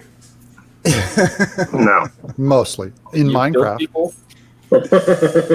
How many people have you killed, Mecca? Yeah, Mecca. I'm not allowed to talk about Oh yeah, it's classified. I work for the CIA. Oh, classified. Yeah. I was a door knocker. How many people did did you your get the uncle link? kill, Berserk? Huh? How many people did your uncle kill? I have no idea. I know he's in the shit though. Dude's You know fucking what? crazy. Dude's fucking crazy in his beard and McCheese You're, you're fucking crazy, Berserk. Maybe I am. What's wrong with that? Because it's not very good being crazy. Yeah, it's generally. I'm just not me, and I'm some- strongly opinionated. I think so. If you don't like it, you can call me crazy. I don't give a fuck. Who's McCheese? Dude, he's on the antidepressants. I'm not. Who's crazy here? Someone Yeah, taking he's got a point. antidepressants or me? I'm not. I'll drink all day, but I won't take antidepressants. Little fucking weirdo. I have PTSD, service connected. Yeah, because you were kicking down them doors, huh? Kicking down them doors? Yeah, okay. I would kick your door down. Yeah, okay. Good luck. Why is your door extremely tough? Mecca, would you put it back after you kicked it down? Yeah, Okay. I feel pretty bad about it, honestly. For just 12 cents a day, you too can support. Oh, Robot. Dude, he's been freezing. I don't even know what he said the whole stream, so get a better internet connection, dude. We've talked like 4 times now, and I still haven't understood a word you said. Well, maybe because I've been drunk. I don't know, man. You should watch me when I get on fucking the Been sauce, drunk all dude. month. If you were, I've been going, dude. do you think Shit. we'd be friends if you were sober and smart? No, I'm not smart. I don't want to be smart. I think smart people Berserk? fuck up the world. Berserk, why Yeah. are you an alcoholic? I'm not. I just like drinking. Whoa. Doubt. Doubt? You want to doubt? Dude, I can not drink when I want. Like, I don't know. Like, being around people I hate, I kind of, like, want to drink more. Like, so if like, SJW's, like, McCheese are in here, I'm like, man, I really want to get drunk and just not care what he says. So that's what I'll do. Have you been drunk every day this month? No, I took a couple days off. Like, after I blacked out on stream, I took, like, 2 days off. Like, oh, man, a couple times. And then I got on with you guys, and I fucking ripped one, too. But You that was, realize, like, 2 days. you realize the way you're framing it, it makes it sound like alcohol is your job because you took 2 days off. Oh, yeah, it's good. I had to recoup, dude. Yeah, that's Peter Kellen brings up a good point here, Berserk. He says that must mean that you hate me because you're getting drunk to come on my show. It's No, true. well, you have the You're people on. enabler. I don't think Oz is an SJW. I think he likes to pry in everyone's lives. I'm like, oh my god, why aren't you asking who like their real names and shit? Well, not Mike and Doug, but like it was pissing me off. I'm like, fucking figure out who McCheese is and like fucking other SJWs. Like, I hate it. Like, why do I have to admit like my first name and shit? I'm on camera. What do you mean figure me out? Well, I'm not going to date you, so there's nothing to figure out. Dude, it's just weird how people pry into me. I'm not anyone. I just like fucking coming on Oz's show and fucking bullshit. I'll bullshit all day. Like, it's fun, especially if like people have different opinions than me. It's interesting. Hey, I'm doing my taxes and I'm cataloging everything I paid for. I just came across my Red Rooster payment. Makes me annoyed. What do you think about Red Rooster, Mike? I think the campaign is late, but I think what Mitch is doing could be one of the most beneficial things for the industry as a whole that's happened in the last. If you could get Walmart to actually 30 years. pick up books, it's not going to work, but it My would. hole. It Well, would be hey, man, influential. doing if- nothing doesn't work. Put it in my hole. Mike, Doing Mike, nothing. Mike, are you marking Red Rooster as a deduction on your taxes? Oh yeah, Is I'm a comic book creator. Any comic book I buy, any book I buy, any video I buy, it's all research. Are those charitable? Oh, I was going to say, are those charitable donations? No, Nope. it's just No, a it's- normal It's product. more for. lot. It's like buying tools if you're an electrician. Sorry. I'm just Yep. trolling. I'm just trolling. No, okay. I think we need more So, charity. when do you think that he's going to get the book out before Walmart? It doesn't sound like it. That was the plan from what I heard, right? We're Before supposed to be. I don't know because it's Issues all already on stage. it's all 3 issues, Yeah. right? Yeah. So I don't And know. I think the second one comes out. Told me so. Last I heard, the second one comes out in September, and The second one's out already. The second one came out already. Yeah. Yeah. Oh. It The was second supposed issue to of come all the out Allegiant September, arcs. I think 6th or September 8th, but it seems like it's come out already. Yeah, because the last I heard, it was going to come out in September, but the Indiegogo would be out in August. That was the last I heard. I'm not gonna bust on them. I think it's all right. Yeah, I don't think it's that. For me personally, it's not that big of a deal. I backed the book, and I'm looking forward to getting Red Rooster. I would not refund it. I just have my doubts on it after all this time that I just go, I don't know what that guy's doing. Well, if you think about it, we'll have to go to Walmart soon. Like, Now, I to get believe I'll books. get it. I have no doubt that I'll get my Red Rooster book. I have doubts about other books I backed, but Which ones? It just seems to I have don't- been I don't want mishandled. to sit here and bash on, Well, for you're this tarring a whole one. bunch of creators. Which books are you worried about? By saying No, that, I'm you're just tiring kidding. everyone that has a I'm book not. in If you production. know what? Hey, if think if Mike- a book is 2 years late, a book is 2 years late. It's or a year late, a year and a half late. It's Hey, at least he's backing books. Who's so- got a year and a back half it. late book? I back it, and if it comes, it comes. If it doesn't, then that's the nature of the beast, you know. So you're Mike, not someone worried then? said earlier that you had delivered a book 1 year late. Which book are they talking about on that one? I haven't delivered any of my books a year late. So they were lying about you? A year. Well, of course. That's Because the standard procedure. What was, you know what, Mike? I apologize. What was I thinking? That's- You know, yesterday was the 2-year anniversary of the launch of the first Lone Star campaign. uh-huh. I've fulfilled 6 books since then.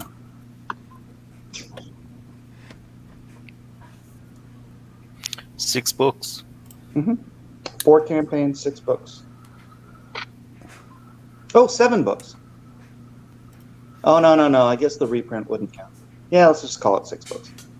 4 campaigns, 6 books. Yeah, I just think in general, people who do 4 campaigns and 6 books do that much material. That's a different brand than Comicsgate, so I can see why you wouldn't belong there. Justin McClure says 2 years late. Lone Star was 2 years late. Literally, I launched the campaign 2 years ago yesterday. It would physically be impossible for that book to be 2 years late. He's rounding up. He's dumbing down. Like me. Yeah, all this crap. All this Dr. Anak has a very good point, Berserk. He says that being late. It's all just bad he mouthing. says, out of all the things that you can Well, legitimately hate Mike for, that's probably not one of them. well, no, I wish you would all go to fucking Walmart, because then I could get your books and pay cash for it and not have to worry about this shit. I'd love government to get my gonna books find to out. Walmart. Berserk brings up a fair point about comic book distribution. I mean, that's Yeah, like eventually comic book. Well, dude, I don't even like walking in my comic book store no more. My Magic the Gathering store is closed. Like, I don't know. Play Magic the Gathering, Yeah. and you're gonna call yourself a barbarian? Well, Are you serious? That's Are you because he serious? plays a barbarian in Magic. I don't know. I hung around with nerds all my life, dude. They got me into a bunch of shit. I'm not So like, you are a nerd. yeah, but no one ever fucked with me. They fuck with my friends. Like, I was in baseball and fucking football and Did your shit. uncle used to make fun of you, call you a homophobic Like- all the time? Stop bullying Berserk, please. Like, I think I Backgriff stood up for Comics, all what my have you friends, got dude. to They say got me in the about this fucking. stuff? They got me in the fucking R.A. Slavator, fucking George R.R. Martin. I wouldn't even know about him. I wouldn't know about half the comics I know about if it wasn't for nerds, dude, and my friends. And I stood up for every Mike one of them. Miller. Mike Dude. Miller drawing I'm not like Game these of people. Thrones. I'm not a nerd. Zach Grift, are you a Yeah, nerd? we're not like you. Am I a nerd? Yeah, I'd say I'm a little bit of a nerd. You've got a Def Leppard shirt on, so you are very much a nerd. What does Steph Leppard have to I guess do I'm with a being a nerd? I'm a nerd because I play fucking Satellite of card love, games, baby. I guess. I mean, I also have a bunch of typo negative Metallica, Megadeth, Eagles. Danzig? I have a bunch. Danzig? I have a Danzig shirt. Yeah. There you So go. you're gonna issue up the comparison of Def card on Leppard top? to Metallica. I'm just Hey, saying I I've been showed to a a lot of picture, concerts. That's all. I showed a picture of my wife in her voodoo costume with Glenn Danzig last night on my show. There you All go. right, show us a picture of your wife. I'm on my phone. Don't do it. Oz, does it help that I actually slept in this shirt? Like it wasn't something I wore outside the house. No, that just All right, means it's stinky and gross. Just checking. Do you think Berserk is a nerd, Dark Gift? Do I think Berserk is? Well, he's revealing a bunch of nerdy. Yeah. I have a lot of nerdy friends. hobbies.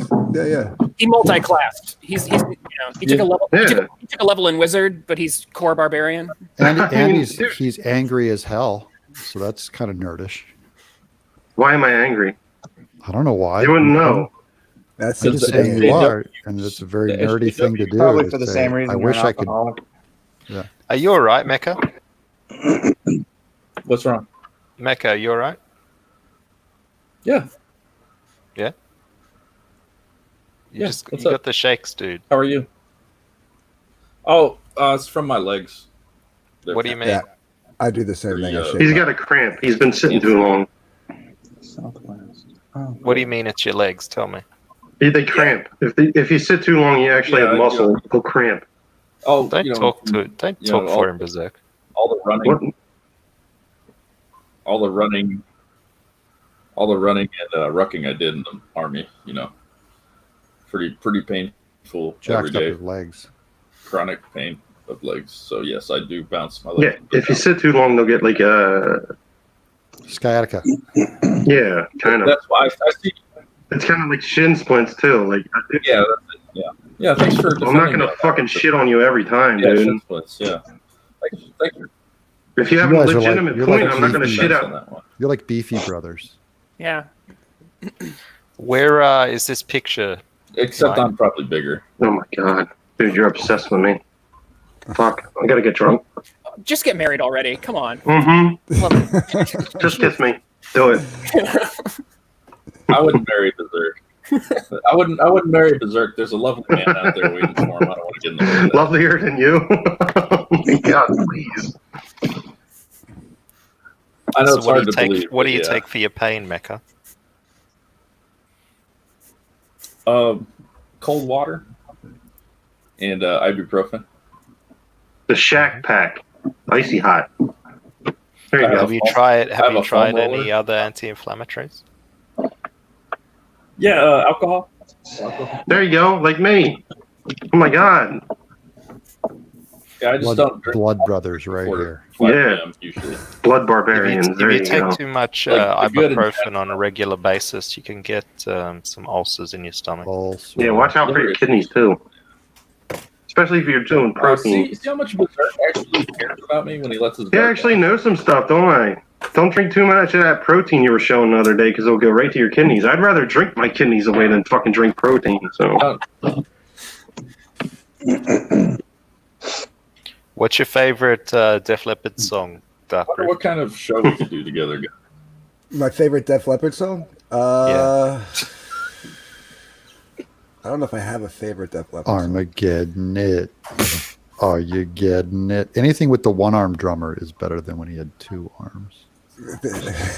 Well, the sound of the drums were better, but they had to use a lot of The drummer effects. from Def Leppard only has one arm. You What can't happened? even name one song.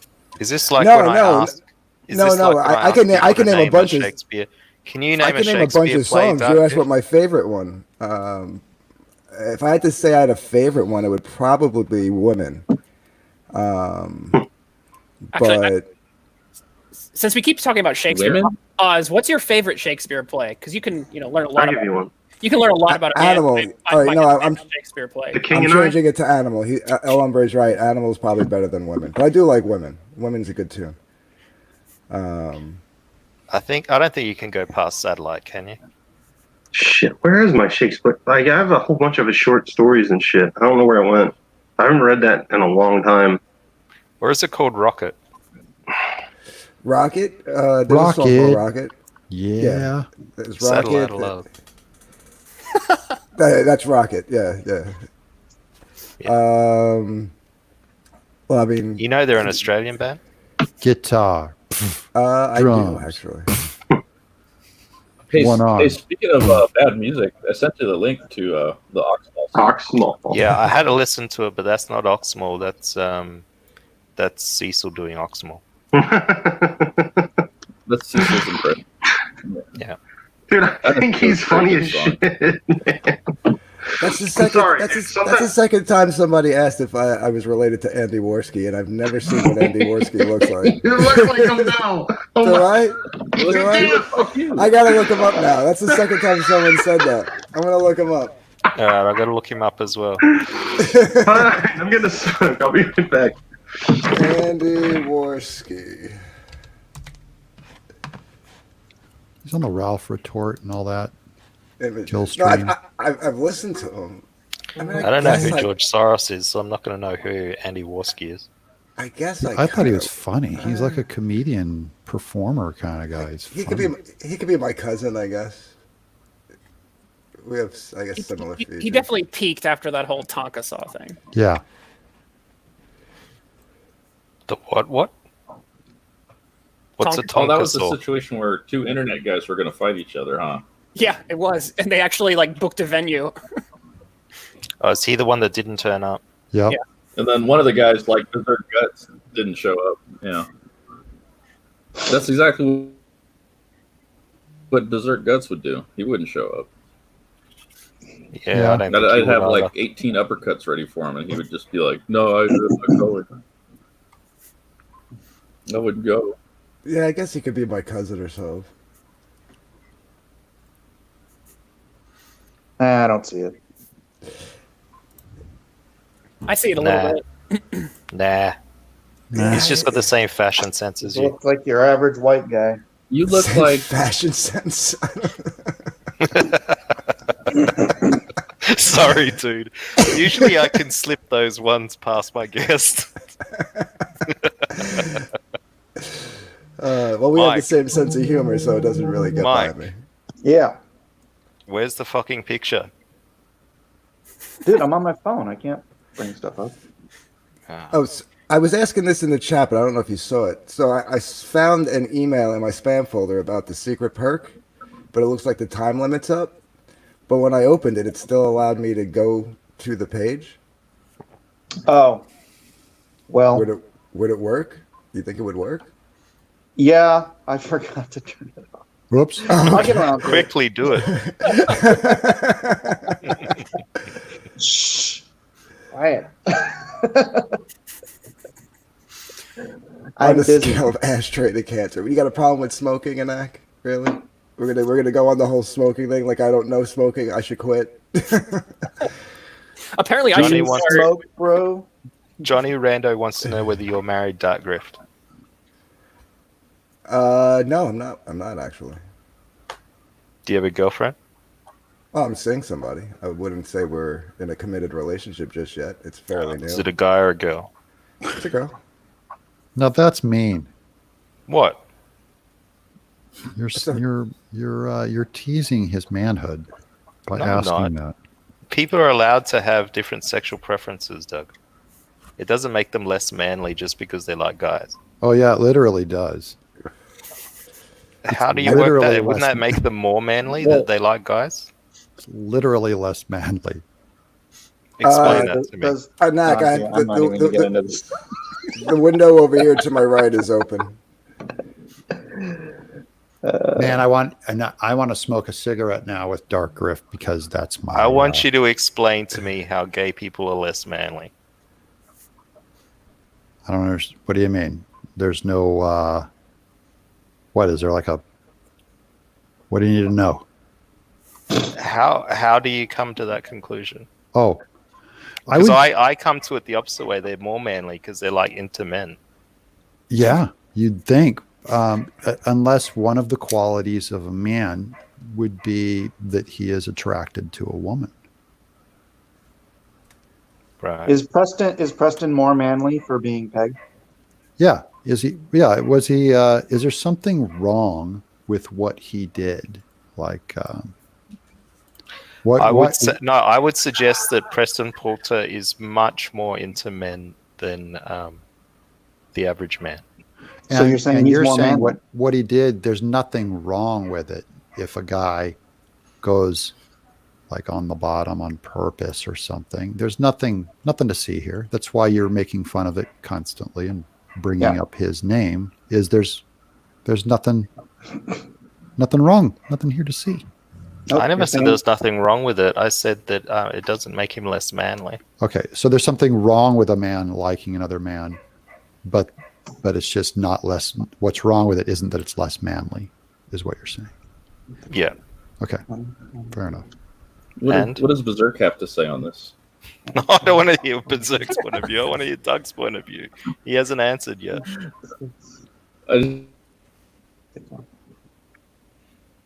It might be a good self-own opportunity for him. Oh, Like, okay. part of a man. All right, so if you're worried about self-owning, I won't proceed. I didn't realize that was the issue. I was going to say, I think the implication here is that, one of the most manliest things you can do, probably from Doug's perspective, I'm thinking, or I'm assuming, is to take care of a family, which includes loving a woman, right? And taking care of her and a family. Yeah, it's a man alone can be manly, right? That's a barbarian with his sword, or a soldier out in war. That's one form of manliness. If a man lands a woman, and especially a good woman, then he is even manlier. There's certain kinds of men who can never land a woman because they're either not attracted to the opposite, not attractive to the opposite sex, or not attracted to the opposite sex. But the ones who can attract a woman are a little manlier. Like when people see Trump's wife, Melania, and they go, wow, he got a supermodel. Look at that dish. They're kind of giving him some kind of credit, like there's something about that guy where he's pulling something off. And then if you reproduce and have children, there's something even manlier about that, because now you have a legacy. You are what they call potent because you had a kid. You can reproduce. And lo and behold, every single one of us came from a mother and a father. None of But that all of is those true. definitions are just archaic and don't belong in the modern world, where the real man is wears a wig. I'm a caveman, so I don't know. I like dropping my seed, dude.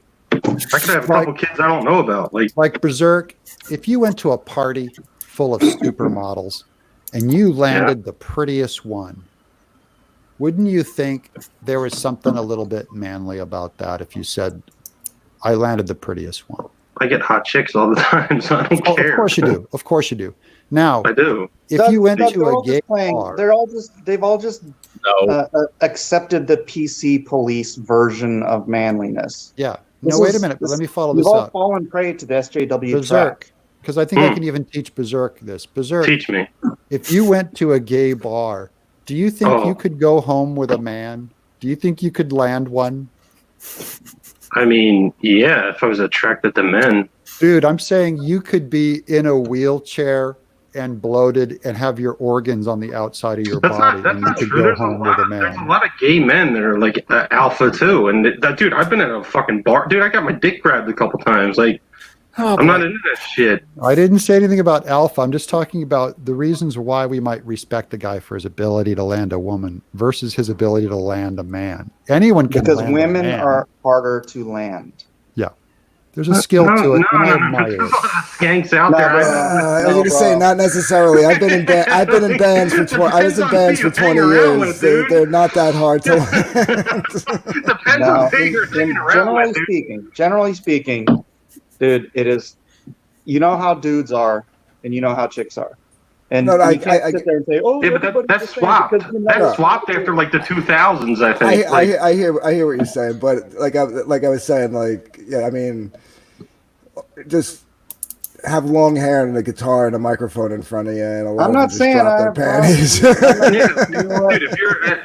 if you make them laugh, you can fucking get laid, dude. Like. No, but I get what he's saying. I get what he's saying. Guys are a little less I would frame it. Guys are gross, though. I'm a gross, fucking sweaty mess. Like, I don't think I'd want to be with another fucking dude. Like, oh man, like. All right. I don't like anal. Like my one girlfriend, dude. My one girlfriend loved anal, dude. It was like the only way I could like bang her. I hated it. TMI. I'm only saying it's manlier to land a woman. God, what was her name? It's a manlier trait to be able to land a woman than to be able to land a man. I would frame it in terms. I would frame it in terms of protection. If you want to frame it in terms of like a man's a barbarian and he's a warrior, there's no point in being a warrior if you have nothing to protect. The manliest thing you can do is protect the weaker, people. So seriously, if you frame it in terms of masculinity as protecting others, the manliest thing you could do is protect a family. Okay. So I don't necessarily think you can. I mean, do you have kids, Twitless? I honestly don't think anybody on this panel really, in their heart, thinks taking it up the butt makes you manly. I just think you're all too afraid to speak your real mind. Well, no, like, dude, if that's what they're into, Are If you that's what they're afraid? into, it's all right. Like, Oz is afraid. I agree. I don't care what other people but do, they are. but just They're- don't fucking they're- grab my dick. Like, You've been cowed by the SJWPC Who's police. grabbing your dick? no, but like, why would I care what another guy wants to do with I'm another not saying guy? I don't care. We're dealing with a realistic conception of what it is to be manly, and none of you would honestly say that makes you manly. None Yeah, of you when, would. and when they see, You're full of crap if you think that. because there's parameters, and you'll watch the Well, audience.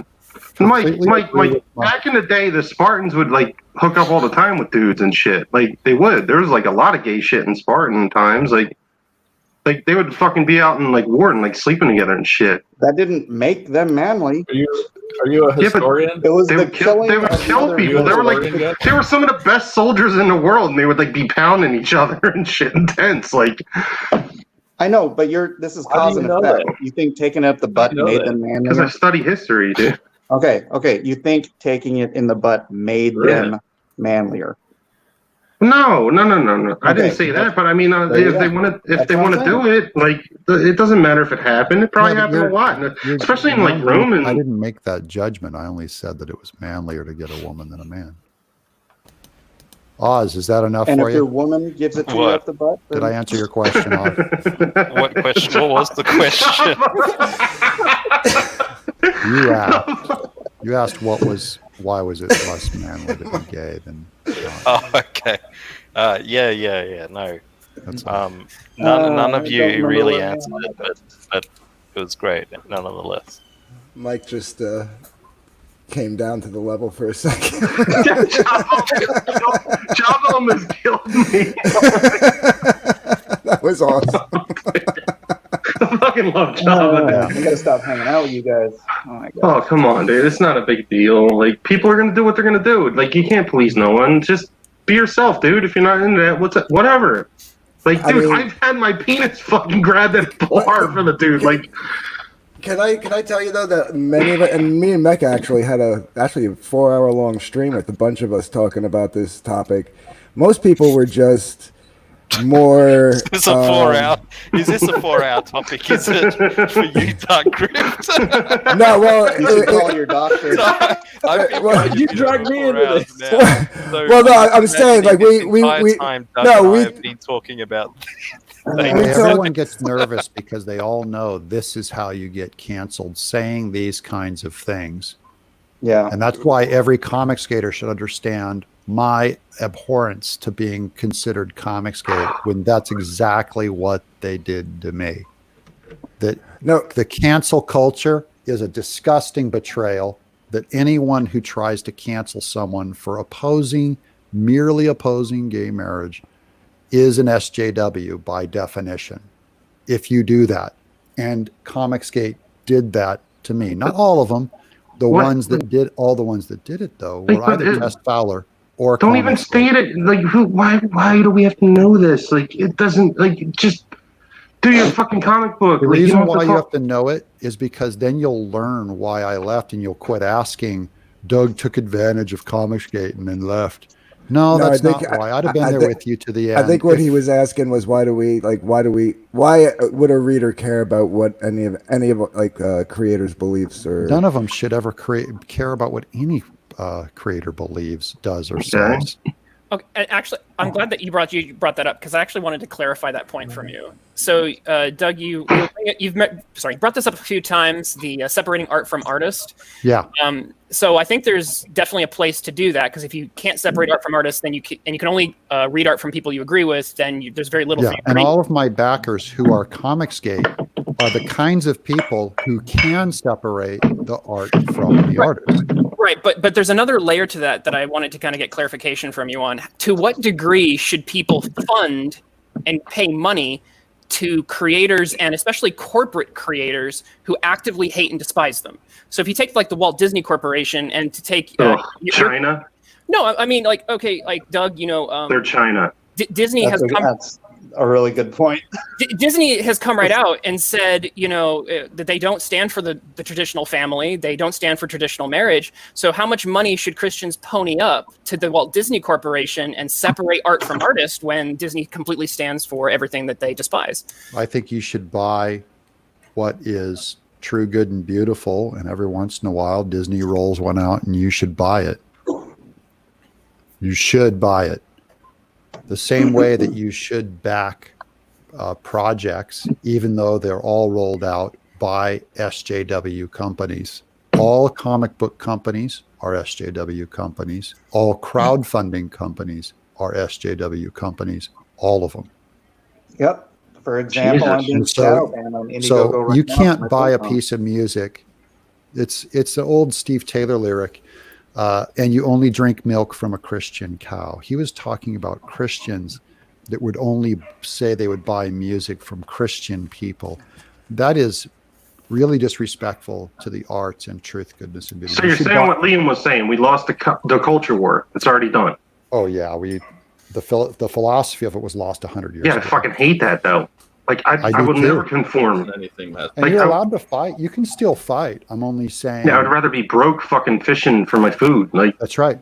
I'd rather go down fighting, but we're going to go. You're down not too far from it. I'm telling you, we're going to get. You're not too far from there, Berserk. The Leviathan state has already won. Already. yeah, but I don't want them to win. So I'm not gonna fucking. I'd rather watch 80s fucking action movies all day than whatever comes out. Like I will watch old. I will play old video games. Like not The Last of Us 2 and shit. I will play fucking like Zelda and anything on Super Nintendo over like what's coming out now. I don't care about graphics. Like I don't care. Like I want a good story and that's it. Like just Berserk, I will watch a Jean-Claude Van Damme marathon with you. goddamn right. That'll be I'm just saying you better watch it with your wife first. We all going to the We guillotine. totally did. Well, throw We're on an all Arnold one going to the too. guillotine. I'm just going to go to the guillotine with my middle finger up. That's all. So I agree. That's like getting to my point. Then you're going on a train. Everyone's going to go on a train. Everyone's going to get put on the train. Is true. Yeah. Oh, here we go again. It's the You train. will. Well, you're gonna do it unless you be like you should be able to talk about shit like and fix things. Like I don't want to follow like I'm telling you, some bad shit's gonna come back around, dude. It's gonna happen with the censorship shit and like how you think, or it's gonna be like your DNA, or it's not gonna be fucking your religion or how you look. It's gonna be if you're like sensitive to fucking cancer or something like that, dude. It's gonna happen, or like COVID, or Well, that might happen to other people. For me and Mike Miller, it's going to happen because of our religion. Just remember to the people who No, think it's it's not. funny to make fun no, of it's us. not. There's too many Christians, dude. It's not true, don't- dude. The Christians will turn Christians us are the in. most The violent people in SCW the Christians will world. turn us in right along with Yo, the if that starts happening, Christians will fucking rise up in a second, and it will be a fucking bloody war. They would have to call in fucking UN, China fucking troops and shit to put that out. It would have to be a fucking landslide against fucking Christians, dude. We're violent. I think history shows that I don't think it pans out quite that way. Yeah, they fed our people. They fed our children to lions. We pretty much roll over. I mean, that being said, like I agree that you should separate art from artists to a point. I just think there's some nuance to that argument, and I don't agree that we should, just continue to just pour out the money from our hard-earned paychecks to people who just flat out want us dead. In some cases, there are I'm creators. not for the boycott, though. I'm more for the boycott. I'd rather see you at least seek out like-minded creators who you really like and go fund their books. Sure. So if Liam's your guy or if Mike Miller's your guy, go back something that you do believe in, who does believe like you, and maybe spend at least 1/10 of what you do for Disney or for these mainstream companies. Maybe back some guys that are in your corner, help them out, is what I'm saying. Did he Boycott. mean perpetual victim?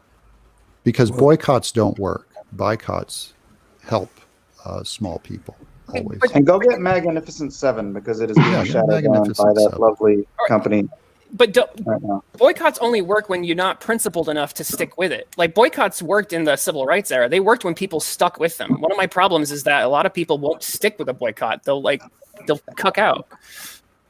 No, there were unique factors going on with the civil rights era when they boycotted the bus systems because blacks were so poor they tended to overwhelmingly ride the bus.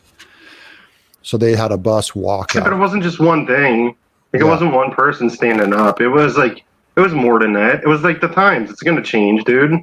Yeah, but Well, it's I like think you can boycott, like, say, Infinity There's good Wars all change you and there's want, bad and they're going to make a change, ton of dude. money.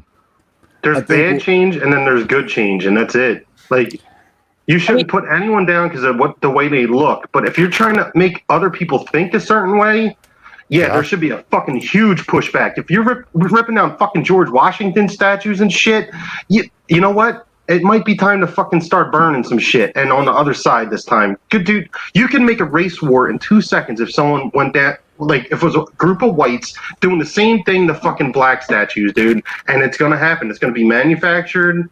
Someone's gonna start this shit. Someone's going to go after Mike Antifa Miller for tore down tweeting "Pride is a sin" Antifa on was Pride torn Month. down Is Black what's I going to saw that. happen. Yeah, they tore tore down. down Frederick Douglass. Yeah, But what people don't Movement under is going to destroy Mike's career over a the Underground divisive Railroad tweet. and shit. Well, Yeah, I saw that. what people like, I don't think people realize, like, you know, like we're talking about like religion and beliefs and stuff, but like the far left is unto itself its own religion. It's just a non-theological religion. Yeah. You know, it's doctrine that you either believe it or you don't, and if you don't believe it, you're outcast. Yeah, it's a secular progressive religion. Things will be taken over. It's all about control, and that's it. Like, you should be able to be free. Like, I agree, buddy. I agree. Fat Flash says Mike is not banned because he's a Christian. He's banned, spelled incorrectly, because he's He's a band Japanese. member. Fat Flash, are you speaking English second language again? What's going on there? That's terrible. You need to do much better. Yeah, he spelled it right the first time. Is that like on purpose? I think he was just trying to get that across to Berserk.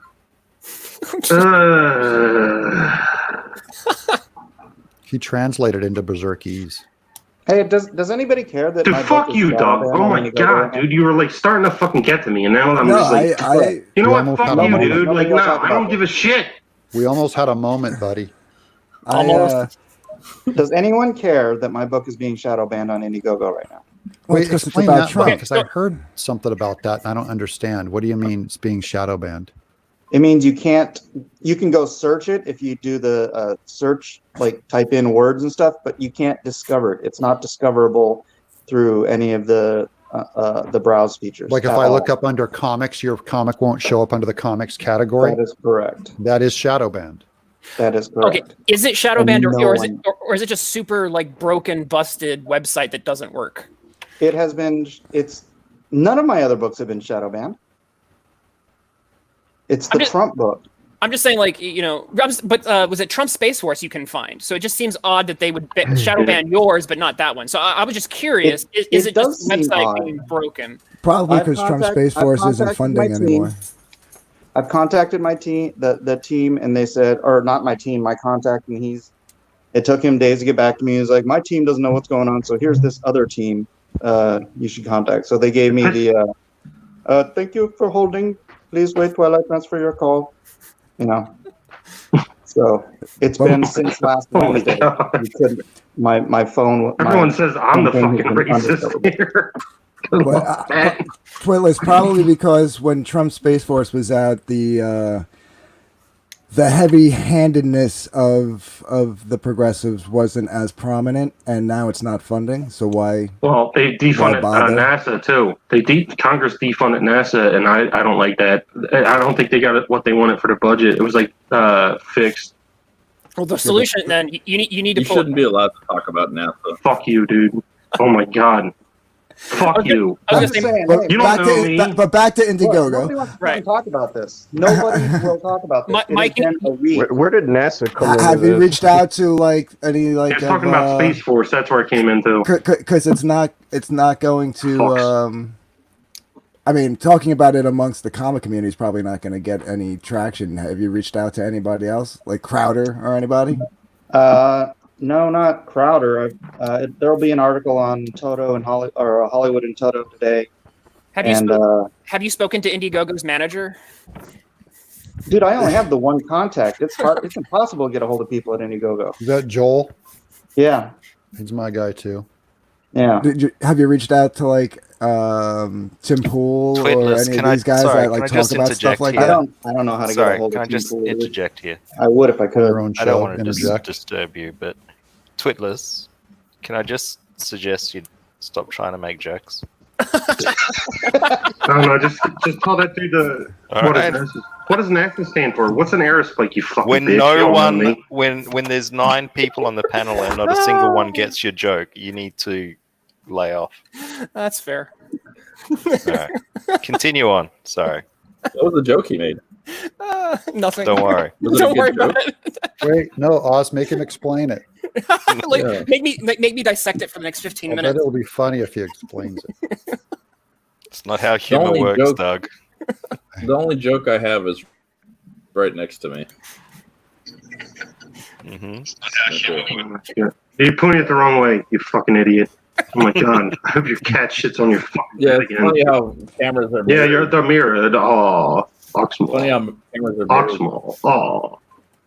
Lynn Fucking pussy. Ratton has a good point for you here, Mike. She says, take it off Indiegogo and put it on eBay. Well, I have my own. That's the thing. I have my own Shopify store. So if the whole reason you're on a crowdfunding campaign instead of sending your fans to your own store is because they have hundreds of thousands of users that browse their site, right? 20% of my previous sales from my other campaigns came from just people discovering the book through browsing. Yeah, mine. So I don't want to throw away 20% out of of my campaign backers, but if I'm not going to get that 20%, then I'm paying Indiegogo 5% plus 30 cents per transaction for nothing. You know? And now you're stuck because you have backers. Now I'm Randy, stuck with our backers. Yeah. whoops. I've got almost 400 backers now, and That's very good, Mike. 400 backers is awesome. very nearly. Yeah. Randy told I wouldn't get Taylor everything says in 50 for the whole 1v1 Mechaverse Berserk, and Berserk would be just guys. What? One versus I don't one. think he likes me that much, so. Translate that for us. You see the Yeah, kind I of have no of idea. stuff that my chat sends through to me.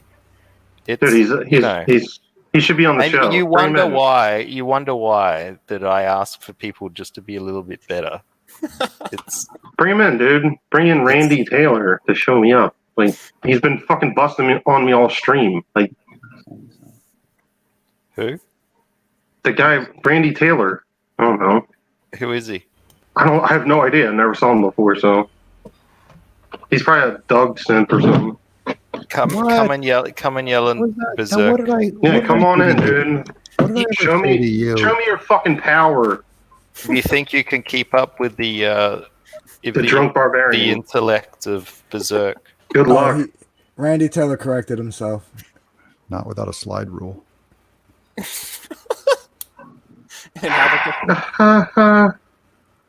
No, what sucks, Mike, is that even if they,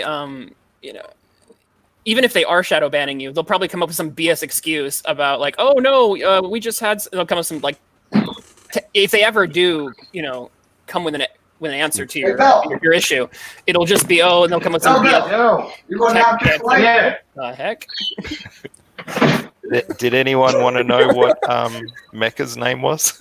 My fucking brother is crazy, dude. No, that was Berserk. My Berserk brother didn't even notice. Crazy. He's fighting with my other fucking brother, You missed dude. your moment, Berserk. No, that was that- your No, that was the that moment was that you demanded. that was Berserk's name that you heard. I'm sorry. What? No, my brother's fighting with my other brother. They're fucking like fighting like a motherfucker, dude. Like I don't know what the fuck to do. Then we know one of Berserk's brothers' names. I already know. know what Berserk's name is. What is it? Do you He's a remember? wizard. You're a wizard. It's Stanley Litchfield. Howard. Yeah. You're a wizard, Berserk. Okay, there's a try to couple be. of people in the chat who don't understand what shadow banning is. Come Yeah, on, Randy you Taylor, do- get yourself in here. if you're doing an actual search for the actual name of the product, it'll show up. The search function isn't done. It's the browsing function that doesn't work. I think what makes it confusing is like depending on the platform, shadow banning has it happens in different ways. But on Indiegogo, that's how you would be shadow banned. Yep. Yeah, This is a big moment, everyone. We have Orga 777 for the first time on our show. I wouldn't say it's a big moment, but Mike, I found your comic on Indiegogo just by typing in comics. I had to scroll down and hit more a couple more times. You're there. I just explained that. I just explained it. Oh, sorry, I was getting all this set up. Yeah, if you do but it's because the word comics is in my campaign, right? Oh. So if you do a word search, you can look up the word Dean Cain and it'll show up. But that's not how most people don't usually go to Indiegogo and browse by typing in words. They go and they hit the comics tab, and it takes them to all the different categories of comics. And I'm not in any of the categories. I'm not even in the recently viewed category. If you just looked at my thing and then go back, hit the comics browse tab, and then go down to your recently viewed, it won't show up. Okay. I won't be in your favorites. I won't be in newest. I won't be in most funded. I'm not anywhere unless you do an actual search for. I didn't think so. Basically, your book's not on the comic book list. On the browse, yeah. It's not on trend. It's not on trending because I looked for it. It's not on trending. It's not on recent. And I scrolled down like all the way till I found Trump Space Force, which means that like those are old campaigns. So it's not showing up. Nope. Okay. Damn. And it's been like this since Wednesday, and nobody is talking about it. No one will talk about it. No, Mecca. Earthmind says, Mike and Doug are such victims. Oz, how can we help them? How can we help you? We can you, back MAGA 7. Oh my! We can ask. Go to maga7.com. We can speak to Patreon's manager. Spread the word. Spread the word about it. Here, hold on a second. Poor Mecca's in trouble. Well, he does. He was having issues. Yeah. What kind of issues? Oh, he was like breaking up a lot. Oh no, he's in trouble. Like I don't want to automatically attribute this to nefarious motivations. It's within the realm of possibility that it's some sort of glitch. Why it would have happened, half a week after my campaign launched. That seems a little iffy. But I'm waiting to hear back from the new team I have to talk to at Indiegogo. What happened to Mecca? Mike, you show up in my favorite list, Mike. Oh, really? Yeah. I think I had to actually go up. It's not like even though it's the newest one. Because I just hit the heart on it now, and it's not like the most recent one. I had to actually scroll up a little bit, but it's in there. Okay, so so I didn't favorite it, but stuff I haven't favorited anything. Stuff just shows up in my favorites list, and it wasn't in mine. So I don't know if you actually bookmarked it, then maybe that does. Well, obviously, if you're saying it does work, then it does. Yeah. Right. Was that what you wanted to hear, Orga 777? Yeah. Tell me, do you like Orga 777 or do you like Orga 777? It doesn't matter. Well, it matters to me. Which one? It doesn't matter. Either's fine. Which one do you want me to say? Whichever you're most comfortable saying. Yeah, I mean, can I call you something else? No. This is Randy guy. Liam Gigantes brings up a good point. If there's you can bring in Randy right now if you want. On there, and Mike shouldn't have to pay the full amount of the fees. Yo, don't say the F word, Randy. And 777 is probably easier to say, so just say that. Honey Thunder says, Oz wants to whisper it in your ear, Orga. I'm not an SJW like I you, don't know what Randy. Yeah, Randy. Randy. That's all right. Oz is just a co-host anyway. What does Jersey have to do with anything? So, who are you, Orga? You've been I'm in my just chat me. quite a lot. Tell me a bit about yourself. Who are you? Why are you? I just float around. Have you backed Liam's book? Not yet, but it's a little expensive, so I'm just waiting for it. What state are you in? The United States? Yes, I'm in New Jersey, the worst state. Why is it worst state? Because it's the state of misery. This is the same state as Ethan, isn't it? Yeah, he's in New Jersey. He's not that far from me either. Oz, you broke your own rule. Oh well, you're in South Jersey. That's why you don't like it. No, North Jersey's even worse. I'm in Central. There's no such thing as Central Jersey. Don't even start that argument. There's such a thing as Central Jersey. I'm in it. No. You guys are just in denial and refuse to take a side because you hate New Jersey so much. So you have to. Well, it is a communist state. It's the only state in the union you have to pay to get out of. You're not wrong. I'm on the I'm not wrong. I'm on the northern end of the Jersey Shore. That's why somebody said something about me living in a trailer. I'm like, no, this is actually live in it's small. It's a small little beach bungalow. I'm like 3 blocks off the beach. So nice. There you go. Yeah.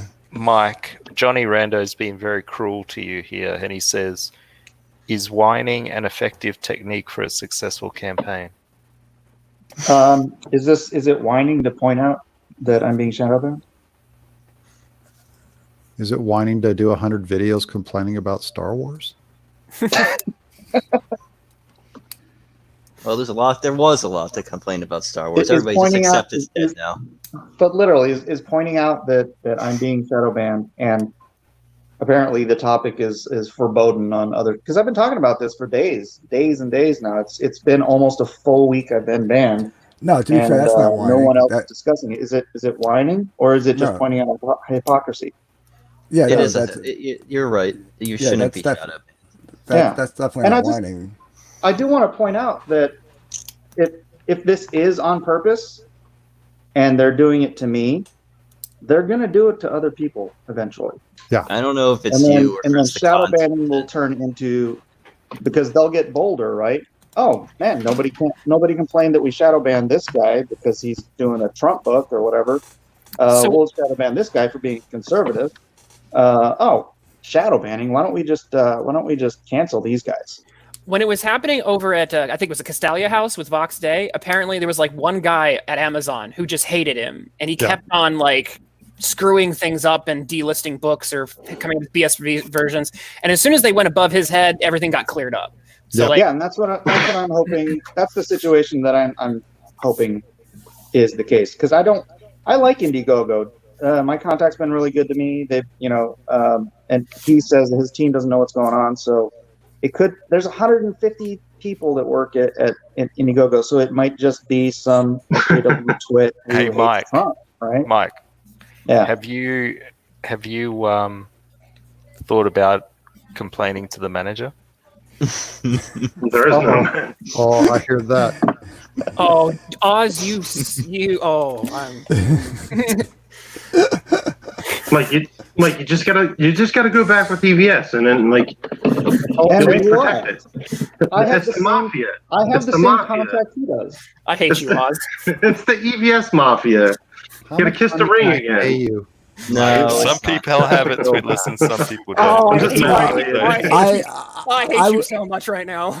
I would think that, number one, if it was like a personal thing, that there's got to be some kind of legal ramification there. But I would think that it's probably just some kind of algorithm, anything, especially because the election's coming up, anything Trump related or anything like that. It's going to be bad. Shadow banned. It's going to get worse. That's what I think. That would be worse if they wrote an algorithm into the system. It's going to get worse, dude. Right, but somebody would have to, if it was that broad, and somebody would have to bring them up on some kind of I don't know what kind of charges they'd be brought up on. I'm not a lawyer, but I don't think they could. Yeah, it's a private company, just like freaking YouTube, just like Reddit just trashed 10,000 Trump subreddits. It wasn't even just Trump. It was they hit almost everything. Really? Yeah. Yeah. See, there's nothing you can do. That's why. I don't know, man. I don't know how to solution. Well, that's why, like, if it was like if it was like specifically at you, you could at least take up some kind of civil case or something like that if you wanted to. No, you're not going to win that. I don't know. You're going to take him to court. Well, I'm not saying that he should, or you know, or it would be feasible, but at least he'd have a ground with it on a Silicon Valley judge. Right. Well, that's what I'm saying. I'm not saying like that would be. I wouldn't recommend doing it. I'm just saying. No, I just think it'd be good if the people who are constantly trumpeting, their war against cancel culture, would speak up about something like this because they're all ignoring it. Yeah, but it's already over. I think we're fucked. Yep. Mike and Dino Caligula Palaccio says, Mike, bring Malin back on your drawing competition so he can win again. It was fun with Malin. It seems like Malin still misses you, at least somewhat. You got two people backstage, Oz. And then maybe I don't know. Nah, it's Randy who hates you, Berserk, and it's El Hombre who I want to come on, but he's not connected. You got to give your permissions, El Hombre, and then you can turn them off when you get into the back room. You can bring Randy in. He can yell at me. I don't know what I did to him. I don't think Randy wants to come on. Oh, he's asking right now. Berserk, I hate you. He doesn't want to. He doesn't want to come on. He just wants to troll you in the back chat. Oh, it's McCheese then. Okay. Nah, gotcha. McCheese is. It's not McCheese. McCheese is got some trouble. I need to tell Berserk how much I hate his stinking guts. How's your Bitcoin going? Bitcoin update, Mike. Bitcoin? Let me check. We never have really into that. We never have Mike and Lazarus on at the same time. We need to Oh get. my god. Lazarus, I think. Yeah. Yeah. You two can talk about the Fed. Yes. All right. Wonderful. El Hombre. Yeah. I'm so glad you could finally join us. What's up, El?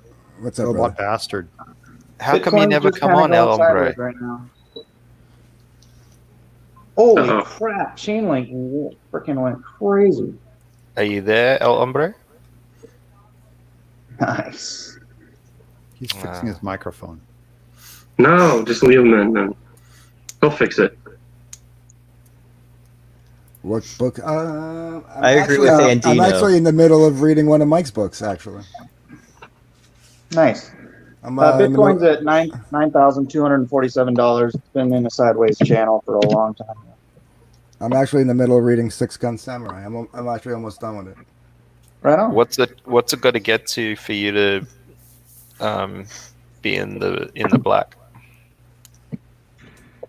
Actually, I don't keep track of because I bought in before the first big pump, or not the last big pump, and then I bought in during the big pump, and then I've been buying ever since. So it's really hard to tell what my whatever is. But I just did buy another 100 Chainlink, and that's gone up about let me see, over the last week. 40 I cents. think it's gone up like 80% in the last week, so that's a good. Nope, he's gone. But basically, those are all CG or CG, peripheral books over here. What are they again? They're all comics. These are all the Comicscape or Comicscape peripheral. Like Mike, he's no longer Comicscape, but Say that word again for me, Dark Grift. Peripheral. Peripheral. Don't ask me. Why did you correct him I'll butcher before I that got a thing good right now. soundbite? Damn it! Peripheral. That's getting better. I think it's peripheral. Keep trying to say it, Dark Fuck. Grift. God, that's hard to say. I'm saying it right. I'm just saying it, I guess, in a Northeast Northeast U.S. accent. Say it a few more times. Peripheral. Fuck, now I'm doing it. I can't. Hold on, wait. No, I had a lot of jack and shit, so. Which book did I enjoy most? Peripheral. Out of the ones that I've read so far, Tommy Gunn-Dolls was a good book.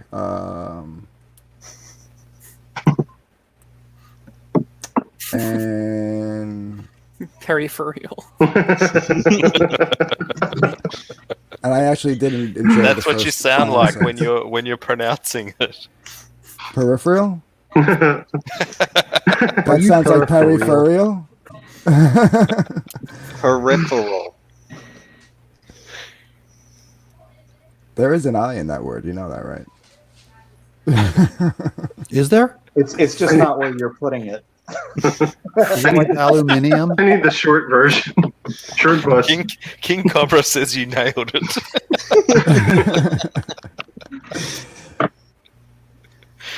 Furry. Oh, they're bullying you, Dark Grift. They're bullying you. That's all good. Stop it, chat. What's the name? I actually enjoy being the butt of a joke. So. What's the name of the peripheral on your couch behind you? Peripheral. That one back there? Yeah. That's Zelina. And the other two are the other two are in the kitchen. It's like a wolf. That's a husky. Is that a husky? Yeah, they're all three. She's the daughter of the two that are in the kitchen. Oh, adorable. This is why you're not married, because you've got two big dogs. There are three big dogs. Three big dogs. Even worse, you need a cute little dog. See, to marry you, they've also got to take ownership of three big dogs. That's a lot of bit of a tall ask. I've always said, number one, I mean, just without the dogs, I'm a tough person to live with, and so you thought you'd just make it worse. But I always said, I really I don't need somebody here 24/7. Yeah, I've got my dogs and I've got my guitar, and as long as I have somebody that I can see once or twice a week, I'm all good. Wow, you're ever the romantic. I never said I was. I never claimed to be one. What do you think about that, Mike? Are you as romantic as Dark Gift? Not towards my dogs. One or that's fucked up. That was a little. Holy shit! That was loaded. Seriously, he is a fucking troll, dude. Yeah, exactly. Oh, shit. You can't. Everyone knows just that set him up cigarettes. like that. I gotta hit him. Everyone knows cigarettes, comics, and dog hair makes chicks wet in the knickers. Exactly. Your mum says you're a catch, Dark Gift. Dark Gift's dog is grooming me. Why is she staring at me? Oh, man, you're getting flamed. What the fuck? Holy shit, dude. I tell you what, take them for a walk along the beach, and they do all the work for me, basically.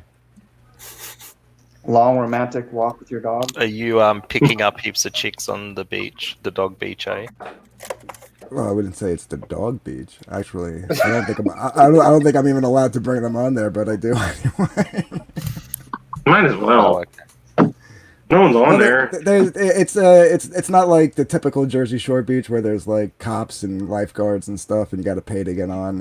It's like kind of secluded off in the neighborhood. Are you in North Wildwood or Southwood? Like, are you in Wildwood? No, Wildwood is way south of me. Wildwood's about 2 hours south. I'm more up by like the Belmar, Point Pleasant area. No, I gotcha. Yeah. Do I say heaps a lot? Do I? You do. Yes. Wow. You learned something about you when you talk to lots of people on the stream. Guy from Red Bank. Actually, that is my comic book shop. That is. Me and you, actually, if you literally are a guy from Red Bank, we're not too far from each other. I'm over in Middletown. So how do you think Maga 7's going to do at your comic book shop? If they ever reopen, I don't know.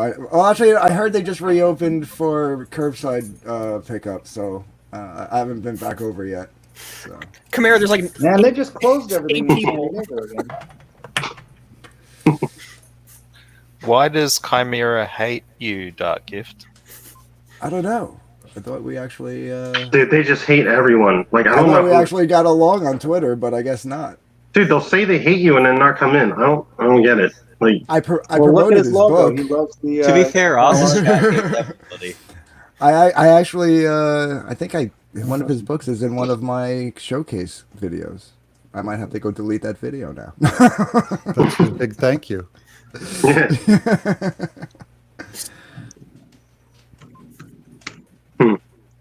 Well, I can't think of one person that Oz's chat hasn't smashed into the ground. dude, I love it. Now he's Smash joking. me. Now he's joking. Smash He's like, oh, he me. promoted my book? I'm joking. Dude, you better have a fucking thick ass skin to come in here. Dude. That's it. That's not true. That's not true. I think Geek Chorus got like no hate at all. Oh, I think well, you'll yeah. find I was that watching, yeah. when Robert's wife came on, she did very well. Yeah, but she was very hates happy me. to see her. She hates me, and I couldn't go on. I'm like, oh. Well, that's So- because you're anti-Semitic and you hate her. 'cause Oh, she's a come Jew. on, Oz. But Do you Oz, really I'm think not- I'm a Nazi? I'm not talking about the innocent All right, bystanders. let that me you get let me roped go in. through the evidence. Hang on a sec. I never Okay, accused good. anyone of being a Nazi, but let's I'm a just Nazi, go I through your guess. evidence, Berserk. Go through Exhibit A. it. Do you have a Nazi general tattooed onto your leg? From the movie? Yes. Yes. Yes. Okay. It's a fucking bad guy sleeve. I also have fucking Thulsa Doom and fucking Vader on there too. What am I, fucking Darth Vader? Like, Wait, does Jabba really have a book? I hope so. Ignore Jabba. I'm That can't- trying to make a point here, Dark Gift. Make your Sorry, point. I got distracted. All right. I'm sorry. I think I'm the least fucking Nazi in here. I just want people to good luck taking fucking guns away from Jerusalem and shit right now in Israel. Like, it's not gonna happen. Like, Wait, you want to take guns away from Israel? no. Good luck doing it. Good luck trying it. You're not gonna ever do it. Now, Exhibit Oh 2. shit! Come on, bring it on. The mere mention of the word Jew Oh shit! caused you to talk about putting Jews on trains going to Well, Auschwitz. That's straight where your fucking brain went. trashed. All right, so my whole point was like, I don't know how you could let that You happen. went straight to internment camps and trains. That I was, don't know how there you was could let no that happen. stop. There was no, Listen to me. $200. There was Like, just dude, straight there. if I had a fucking rock, I would throw a fucking rock at them or something. I'd like gladly fucking die. Like, I don't know how that can happen. Berserk, did you used to go on the Nurkish server Discord? No, it's not me though, dude. Like, if it happens again, I'm telling you, something's gonna break down. It's gonna fucking happen again, and guess what? I'm not gonna fucking let it happen. I'll be one of the fucking ones sticking up for people who are getting fucked on. So if that's a Nazi, then I guess I'm a Nazi. So you're gonna stick up for those people? Thank you for admitting it. All right, good. Yeah, I guess so. Let's move on. She You didn't heard it, by cop the way. any You heard it, hatred Oz. except for Berserk guts. Oh, God. Oz, Now I feel bad. Oh, my God. I was just trying to fucking stay the point drunk. Goddamn. And I'm sure, Mike, if your wife came on and had a chat, she wouldn't cop any abuse either. no. Those are innocent bystanders that get roped in, Oz. That's not the same thing. Well, I'm just saying that there are plenty of people that don't get yelled at. I'm sick of standing up for people, dude. Like, I'm just gonna I'm not fight one in of a them. hole. I'm not immune, but I'm just saying perhaps there are people better than ourselves. Fucking that all you don't do is get yelled at. shit on. All you do is get shit on when you fucking try to interject yourself into someone's shit. Like, it's not worth it. Like, that's what they want. They want you to be a fucking little sniveling little bitch that's just gonna hide. Who is they? Who is they again? I lost It's track. anyone now, dude. Anyone trying to fucking rip down statues and fucking change culture. It's getting bad, and it's going to get worse, especially during an election, I think. And after it, yeah, get ready for the riots and shit. We've already Get ready. had riots. Oh no, it's going to get worse. Oh, they're going to say Trump doesn't want to leave office. It's going to be Yeah, real fun. Get I ready actually for it. don't think I'm he's ready. wrong. I don't think he's wrong. I'm fucking ready, dude. I think if Trump wins, that what we've seen so far will be nothing. Get ready. Happen afterwards. When Trump Get wins. ready for Berserk. He's not threatening anyone specific, but he may be threatening everyone. I won't go after no one. Dude, I'm gonna sit in my fucking place, dude. But if you come from fucking conservatives, Liam, if you're watching and you're still in touch with the FBI, just advise them that Berserk Guts may be attacking people after the election. That's really what I mean. Oh my god! No, they're gonna come for me. They're gonna come for me. It's Schrodinger's threat. You're simultaneously threatening everyone and no one. No, I'm just saying, be prepared for fucking people in the streets ripping down shit and burning shit. Good luck. They're going after the guy that came out with a fucking gun when people were on his property and shit. Yeah, I saw that. Yeah, it's gonna get fucking weird. Just be ready. That's all I'm saying. Lock and load. There's a lot of corrupt DAs out there. Don't worry about that. If that's a Nazi, yeah, I'm a fucking Nazi, dude. I stick up for fucking property rights and shit. You Oh no. said it. We don't need to keep telling us how much of a Nazi you are. Dude, you're pissing me off now. All right, I gotta go. All you're doing is pissing me off. You're trying to. Oh, I'm so fucking mad on me. Oh, you piss me the fuck off. Oh, you fucks. I hate everyone. We love you, Berserk. I know. I love you too. All right, I gotta go though. All right. I'll catch you later, man. Thanks for coming. Later, guys. Have a good one. Peace out. See you later. I just got a message on Twitter. It says, "Thank you for the many hours of entertaining Oz content." I mean, you know, I really appreciate all that you've brought to my show, Doug. Sure. I'm here to If it wasn't for you, I probably wouldn't even have a show. Well, I do think it's important to thank me enough. I know that's important to you guys, to make sure you thank someone enough. So I appreciate the thanks. That's very, very thoughtful of you. so you should have got Risey in here with Mike and Doug here. I wanted to see what would happen. No, Risey's. I need a break from Risey because I've had to kick him twice in 2 days, and I don't like kicking people, so I need a break from Risey till he gets his shit together. Oh, so never. It's all you know, comparable to who else is on the show. It's all relative. Yeah, it's all relative. It's like if Twitless is on, yeah, I'll have him on. But if, you know, someone...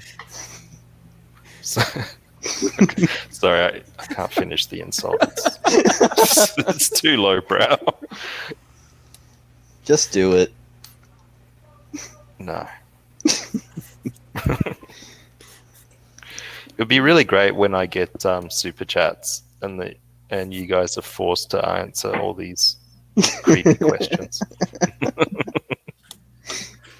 Someone has sent a super chat. You need to answer this question. That's going to be my rule. That's a good rule, though. Even if it's I do not recall. At least Doug gave us a do not recall answer tonight. I do not recall. I don't recall hardly anything. Well, yeah, but the guy was asking for like what I thought back in September of 2018. What did you think back in 2000 of September 18? Hold on, let me check my calendar. Rain Man. I probably thought that you were a really decent guy. Oh, okay. And was proven wrong by 2019. Well, proven wrong, and you probably were swayed by a lot of stuff. Yeah. But it's not. It's also I don't have agency. It's true. Mm-hmm. But it's also fair that you probably thought I was a swell guy unfairly, also. Oh no, I definitely thought you were a swell guy, mistakenly. But what did you see about me to make that opinion? Just a video game, right? A video game.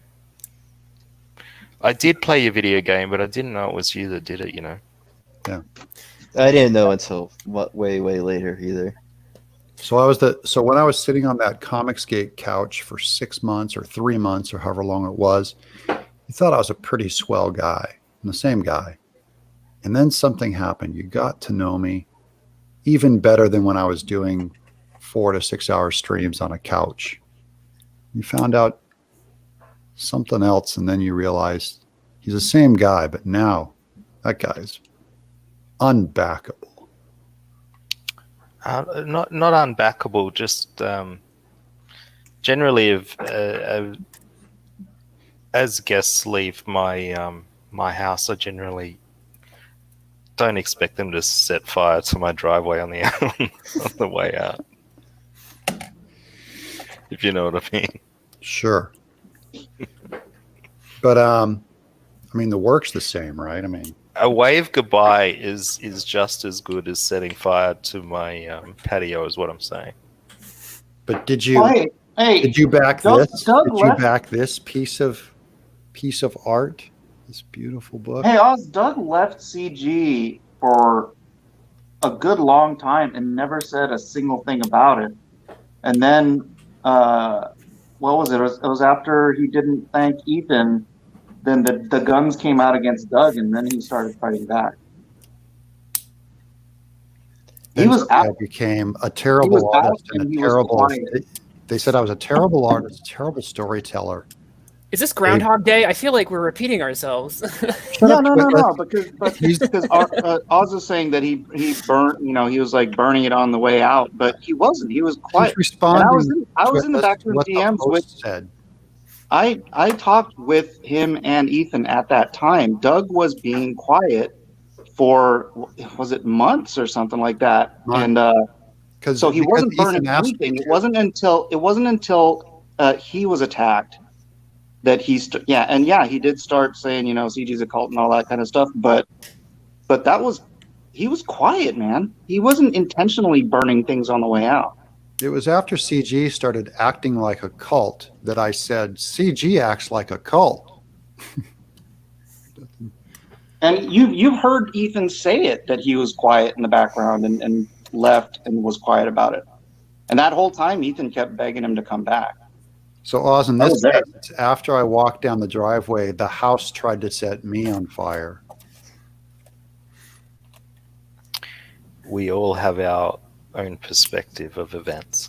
Yeah, you can dismiss it to relativism, but Mike just gave you actual things that happen that would better explain it so that you can actually see that there probably is something true going on outside of your preference or outside of your confirmation bias or outside of just whatever you want to construct in your head. There's actual facts out there that go against it if you're open enough to think for yourself and go for it. No, I mean, I understand that if I agree with you 100%, then I would be able to see your point of view on the matter. I'm saying but 60%. I don't really agree with you. I'll take so 60%. Wait. What of what Mike said? Wait, what of what Mike said is false? It's not false from his point of view or your point of view. He stated facts. It's not a matter of perception. He stated a fact that Ethan factually told me, be quiet, don't tell people that you're leaving Comicsgate. Let's just keep this private. I kept it private. And then when I didn't thank him enough at Comic-Con, that's when the giant tweet war came out. Yep. So here's the thing, Oz. It's not that you don't have agency or anybody doesn't have agency. It's a simple matter of volume. You've consumed very little to none of Doug's YouTube over the past year this month. But you've probably consumed thousands of hours of Ethan's version of events. So obviously you're going to believe what you've heard and not what you haven't heard. What haven't I much of it? What I just said. Obviously you haven't heard. And now that you've heard me say it, it seems foreign to you because you're already in acceptance of the other version of events that you've heard. We all gaslight ourselves with the material we choose to watch for hundreds of hours of one person's perspective. And then we lose empathy for other people that have a counter claim, especially when it goes directly against those thousands of hours. Bug with one eye is king says Oz is a mini Hitler. It's deep. What most of Comicsgate don't understand is what people like Mike and I went through. But we saw it. We were on the inside. We were inside of the chat room. We saw everything behind the scenes. And Don't you understand, chat? Do you understand what they went through? Can you feel it from their point of view? I really doubt it. It was a desperate time for them. It was horrific. Well, you can mock that all you want. It sounds like you're being facetious, but it really was actually difficult to go through, to hear thousands of lies told and repeated by an entire group. And I do point a finger at Comicsgate as a movement for doing a great deal of damage to my reputation, Mike Miller, Edwin, Nurkish, Tim Lim, Mindy Wheeler, the list, George Alexopoulos. It's just it's not right. It's not pro comics. It's not pro writer. It's not even pro consumer to lie to consumers like that. It's and it's why I say I don't care if it goes away. It's not going to affect comics at all. It doesn't matter. It's not a big deal. And we move on and succeed. See, that's the part I'm more interested in, how to move on than the rehashing of the grievances that sound, like I said, years and years old at this point. Because I feel like we're just going to keep chasing our own tails on this. It's like those facts are not going to go away, and they're not being dealt with. So you can bury them all you want. They're not going to. It doesn't just. It festers, if anything, and more people just keep grieving. Yeah, and the only reason it came back up as a topic was because Oz just said it. You know, you burned on your way out, and it's like that's not what happened. That's what Oz chose to do with his channel and his voice, is to say that I burned the driveway on the way out. That's your right with your channel, but you're not going to help me change my perception of what you people think and how you people act. Tweetless, the way out of it is everyone should be writing and drawing and creating and putting out great books, and you should back what you love. And maybe do a little more thinking of yourself. And if you're like Liam, who just wants the arguing to end, maybe don't go after critical backers by saying they posted child porn and call the FBI on them and then wonder about drama. Would probably be a good first move. First thing. That's my opinion. I might be crazy, but I understand why Liam's upset. I understand why Fan Advocacy Network is upset, but I think Fan Advocacy Network is the true innocent in this thing who did nothing. Just a little empathy. Imagine if that happened to you, how you would respond. George J. Bam Lord. So I'll get this English out in a little bit. Lord J. Bama fan says Doug is grooming Liam. For what? For what? I don't know. No idea. I'm a bit scared to ask. Lord J. Bama fan, what is he grooming him for? Yeah. I'm grooming him for being a gentleman. I asked him to reach out to Fan Advocacy and maybe take a private conversation with him one-on-one and see what happens. I know that's probably the wrong thing to do, but it made sense to me. Seems like a good way forward.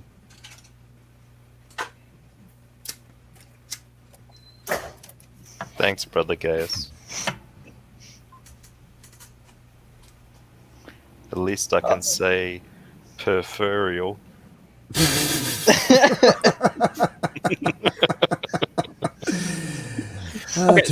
Touche. Right, so on board with this whole idea of moving on, Doug, you mentioned that there's a truth that's not being admitted, and you said that not admitting that truth is festering things. what is the truth you need to hear from the other side that would allow you to, not have that fester? If you were to state it, this is the truth I need to hear from the other side, what would you need to hear? What is the truth you're looking for? That Mike, an audience was cued by Ethan to go after Mike's career, my career, now war campaign. His goal is to protect his own funding. It's purely for funding. There's nothing principled about it. But he's never really. He's always been honest about that. He was here to. But you know what? That is true. He's always said, "I'm just in it to make money," and I think he's doing very well on that front.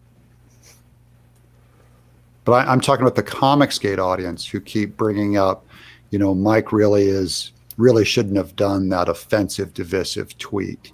Is complete bullshit. Complete literal SJW bullshit. It's literally what SJW, and they demand you apologize. And Ethan threw Mike under the bus for money to virtue signal to Dynamite. He went after a friend out of fear of what Dynamite would think because they are a Gail Simone SJW company. So I'm fine with Ethan doing what he does. Don't ever come at me and pretend like you have a principle fighting SJWs and standing with your friends.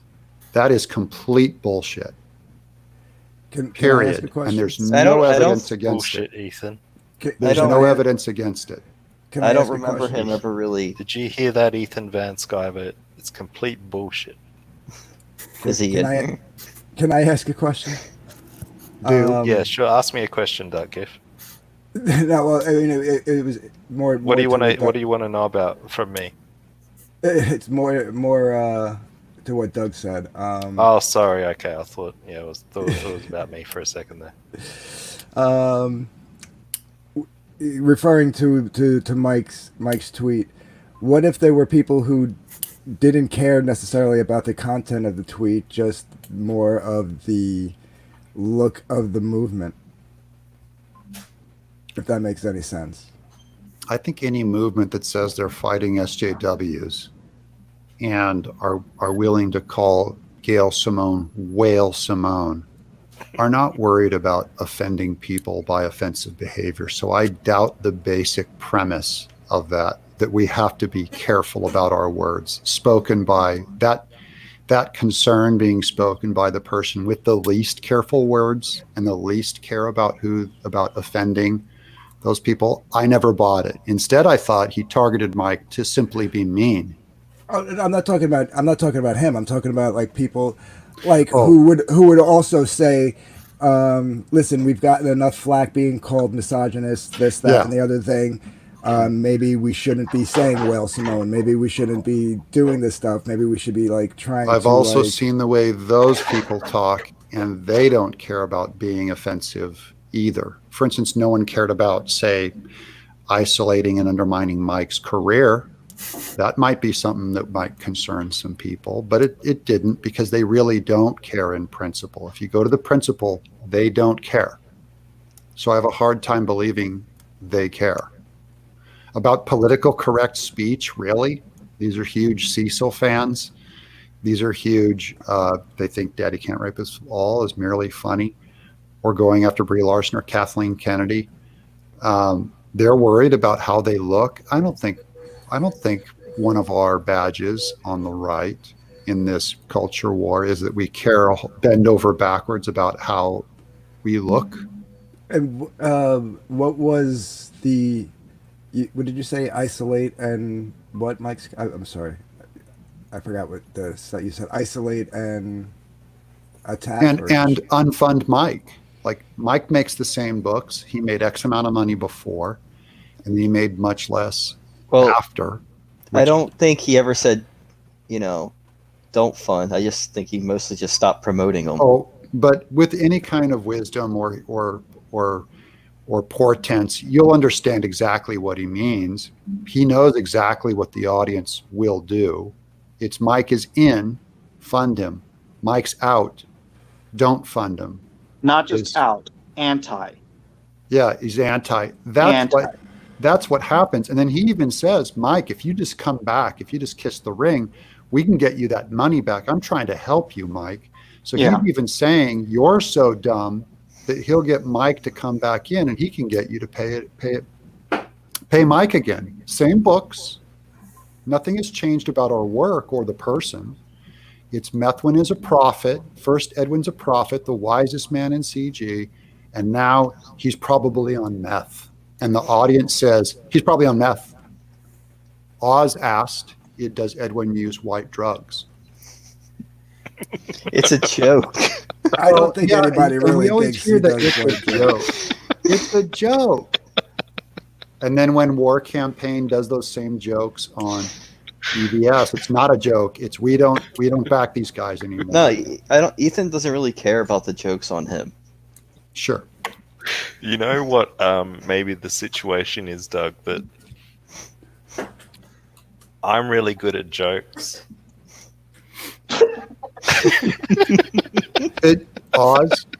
Oz, I've made millions of dollars on my jokes. They're literally some of the most popular shows made on TV. I have a 20-year career writing and crafting actual humor, working with Ethan Nicole at Babylon Bee and Michael J. Nelson at Riff Tracks. I literally work in humor. I know what's funny and I write it well. And you couldn't bring a single bit of joy to this stream tonight. Yeah, but that's what I mean is a joke has to work on its intended audience.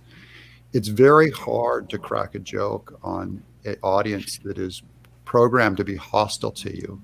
It'd be like bringing in Patton Oswalt to do stand-up at the Comicsgate convention. I'm not here. I'm here mostly to draw on camera to show you guys how I draw. And we all appreciate it, Doug. I'm not here to make your audience laugh. It's true. I make my audience laugh with puppets. I mean, Mike cracked a joke earlier in the stream that cracked basically the whole panel up that caught the joke. It was good. Yeah. You know, I'm a funny guy. And I mean, like you can argue that I guess most of the chat would be quote unquote hostile towards Mike, I would guess. Well, the funniest thing Mike's ever done in the last couple of years is during Pride Month writing "Pride is a Sin" in a tweet. That was one of the funniest things I'd ever seen. No, I thought it was I thought it was a funny troll. Also, I laughed, but like I said, it was nothing funny. It was one of the funniest. But even as I laughed, I was like, "Oh, this is not going to go over well." And sure enough, a week later, it didn't go over well. Yeah, of all the people, well, it actually went over very well with the Christian members of Comicsgate. Thought it was really funny. And when they went after Mike, a whole lot of them said, "I'm out." If you look at the chat stream on that actual channel, you'll see tons of messages. "I can't believe we're going after Mike. I'm out. If this is what we're doing, this is stupid. Knock it off, Ethan." I saw a lot of those. But that wasn't the majority. I would say, I mean, Edwin took a poll of actual Comicsgaters and said, what religion do you identify with? Christian, atheist, neither. 59% of Comicsgate, at least the ones that saw Edwin's poll, this is before everything went down, said they were Christian. They identified as Christian. I think Ethan and Malin and Cecil have always been tone deaf to that other side of Comicsgate. Many of those guys have left. The conservative evangelicals were, and they'll cycle through new people because new people come in and go to every movement. The issue is that Christians they want the content. They don't care about the messaging that anyone has. Nobody cares. A lot of Christians care about being called homophobes for following the scriptures as we understand them. Yep. That does not go over well with conservative evangelicals. It's just kind of But if we look at, I've got to highlight this comment. This is a really good one. Tree Goblin says, "Yeah, makes you think, bro." What are we thinking about? Non sequitur. The thing is that He's most talking people about Doug. Most people don't. He's saying "cool story, bro" to Doug. Like, if that was the case, more people would be backing Mike than, say, Ethan. If it was just I know a lot of Christians that back Ethan. Exactly. I know a lot of comic skaters that back me. So I know. Huge overlap to a point that you can't make binary decisions. You can only look at the money of what was backed before and what is backed, or second book. People have said, people are making things like, Doug, why did Rusty Cage's book raise one amount on the first book and another lesser amount on the second? Or Brand, why on one book and why not on the other?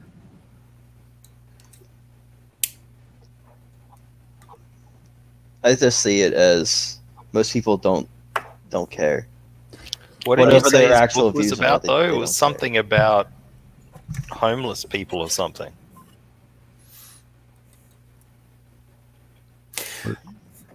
I just think I What think was it's really his book easy. about? What was what about? Yeah, what's The book? Oh, yeah. The Rusty Cage is about homeless people or something. Yeah, it is. Requiem for the Crazies. Yep. So it could be just that people didn't want to buy a book about homeless people. Yeah, it really could be. Was the second book in correlation with the first book? Like, was it like a second Yeah, part, it's a or sequel. It's a sequel. maybe Yeah, so people it's didn't like like the first one? Yeah. the second. But I'm saying If from you my book, liked one book about homeless people, you'll love the sequel. yeah.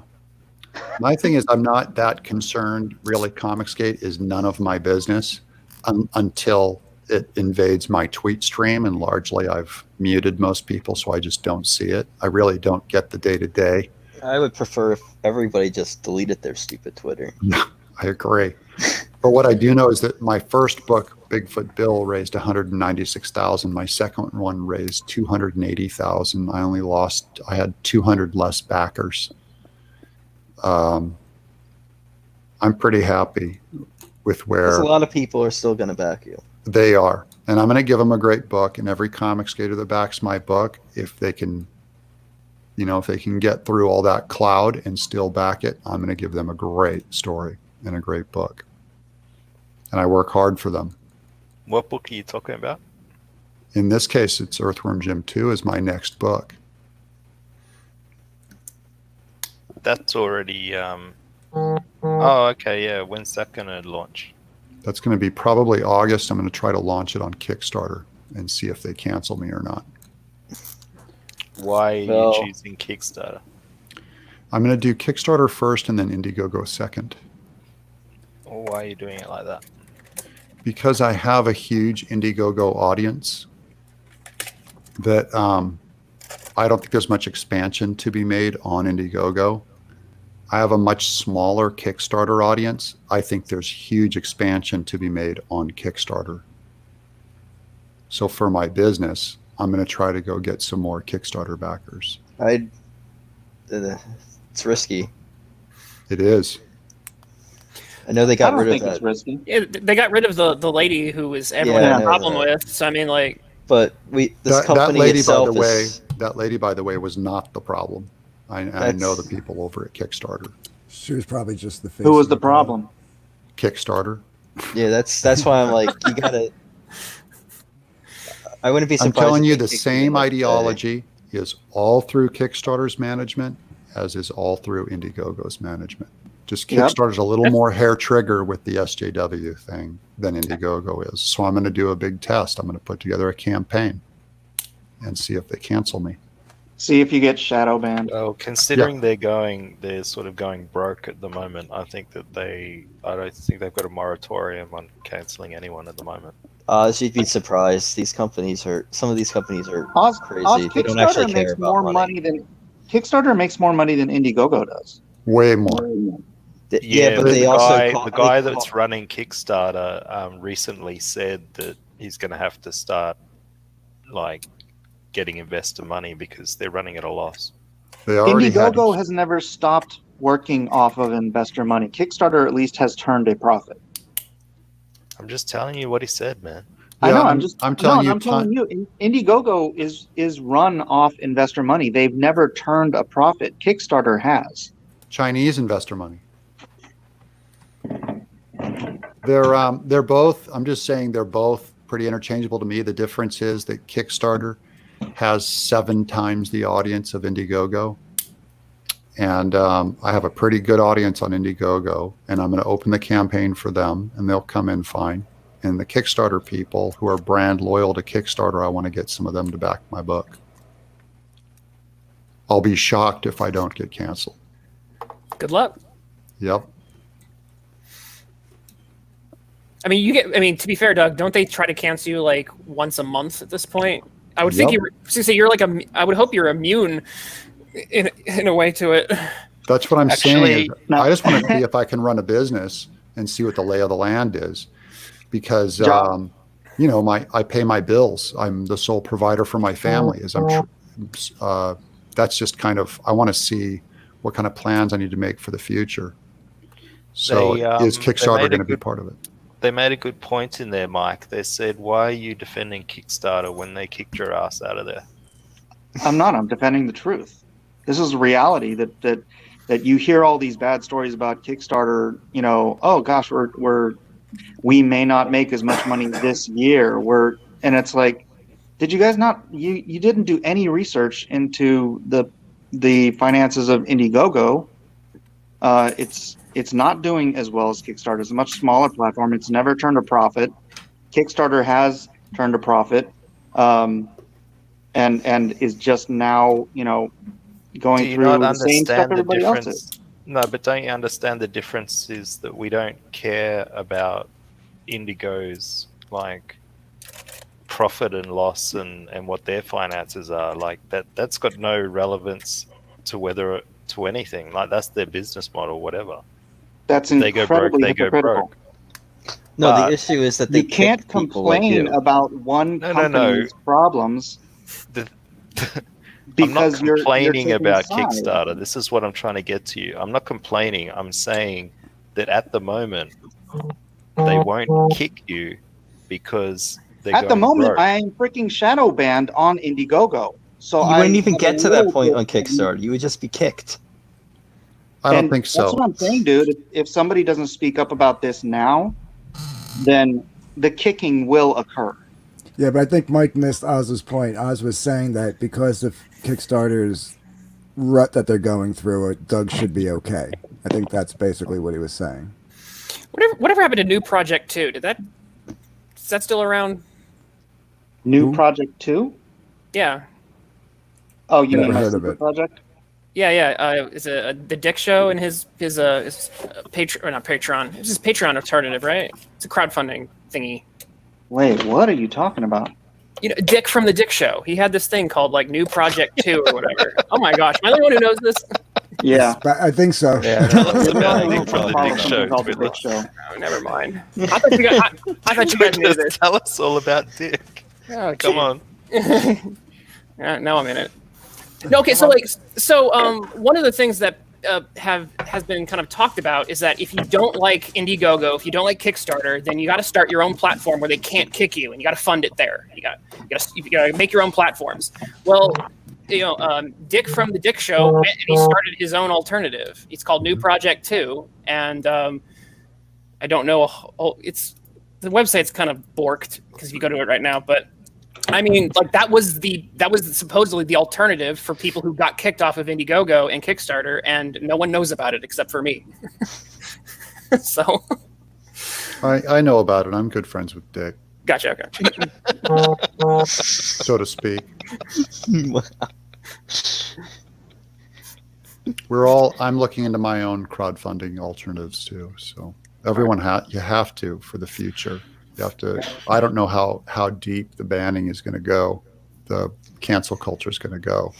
I guess it all depends on the next couple of years. Well, we actually do kind of know how far it goes. It goes all the way down to the financial institutions.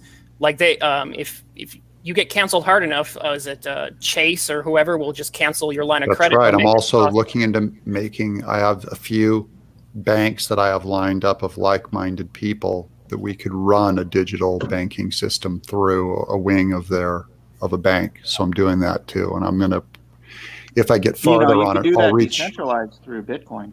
In case they don't let us use PayPal or Visa credit or things like that, you can always do your own thing. And anything that I do for myself, I'll be the pilot program on it. I'll make it available to other troubled campaigns for free. Doug, what's going on with your hair? What's what? Going on with your hair? Oh, my hair. I told my backers that if I reached 260 grand, I'd bleach my hair white.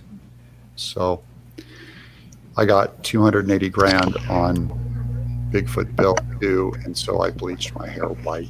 I always do pretty self-degrading stunts on every campaign.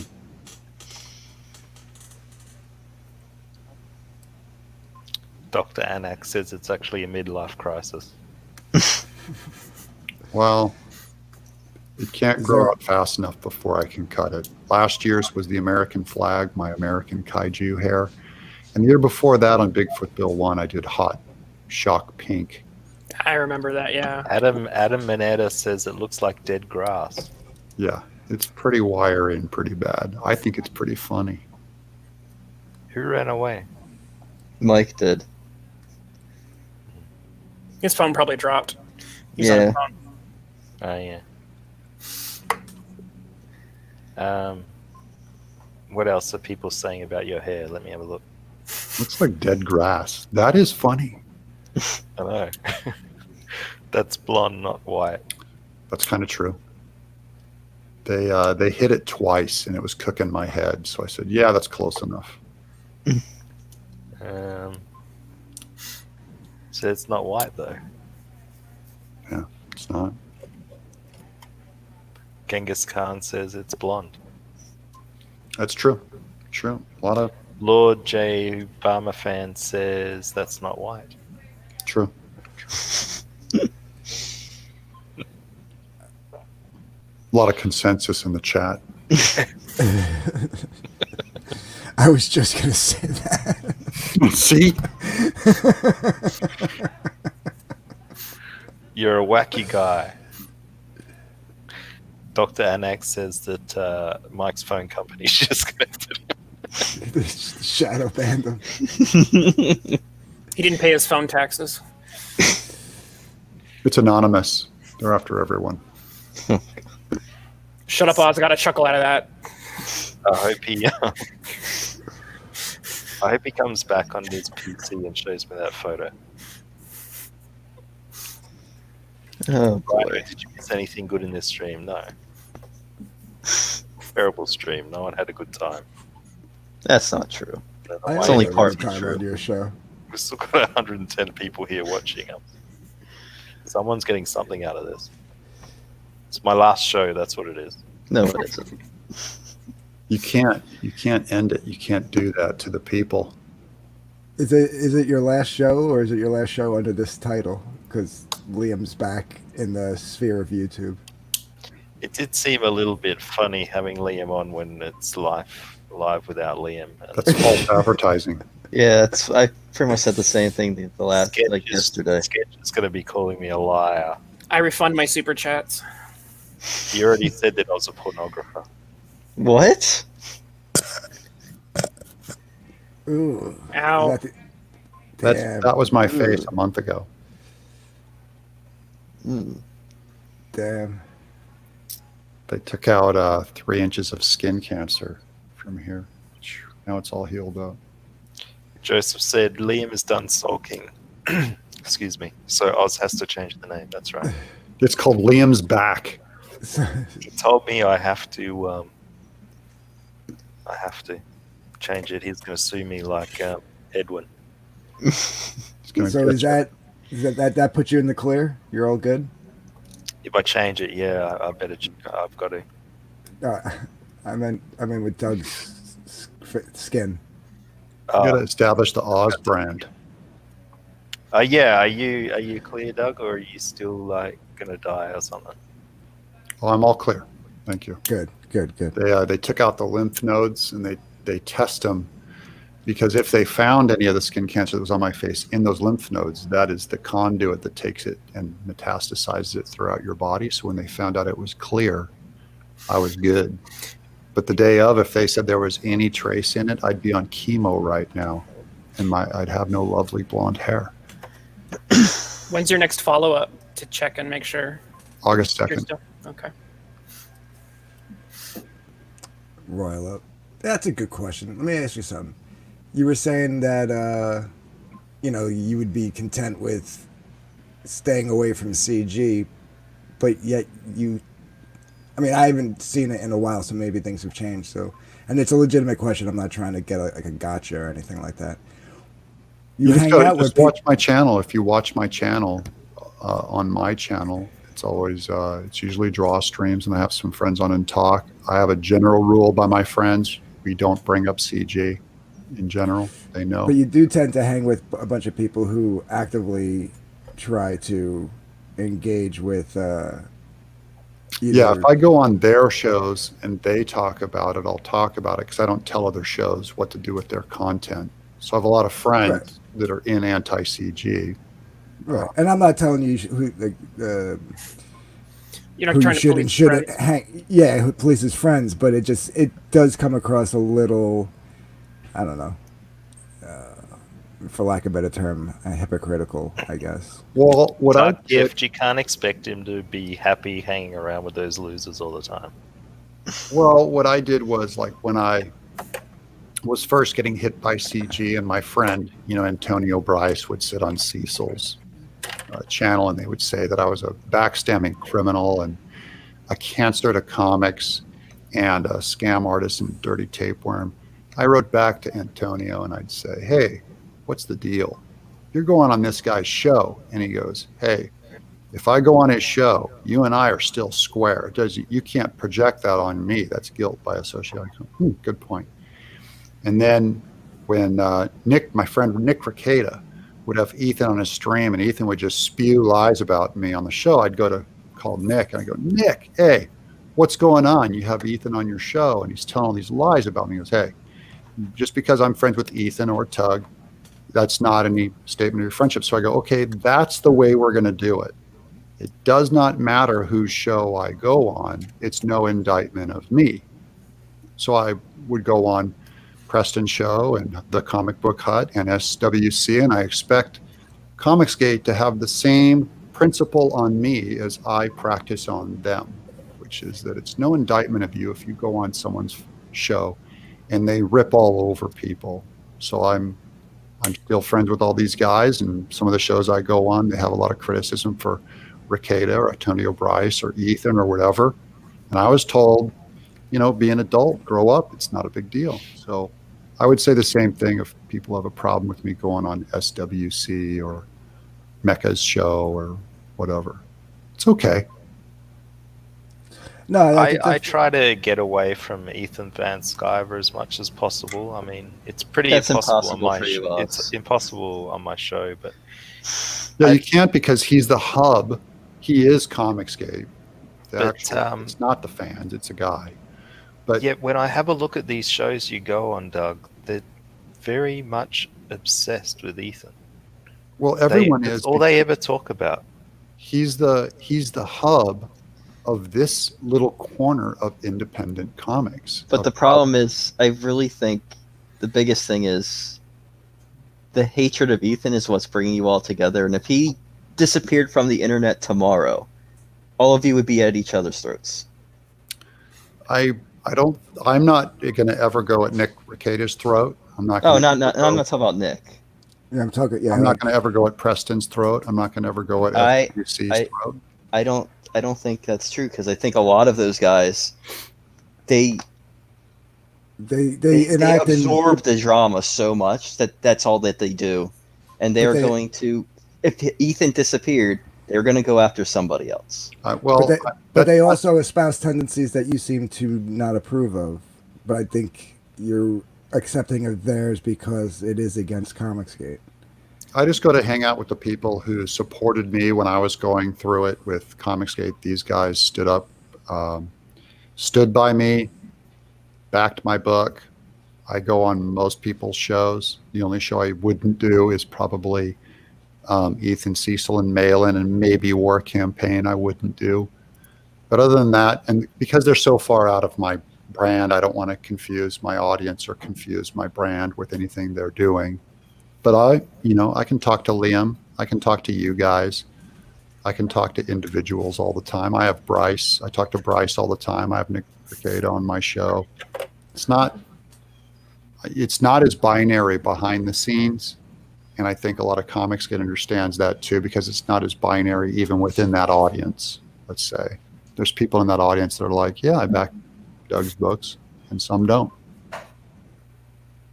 So it's not as us versus them, I think, as, and by the way, there's people who won't come on my show if I have Mecca McCheese on, or if I have Antonio Bryce on, or if I have Nick Ricada on. They prefer not to come on the show. So even my friends don't all get along.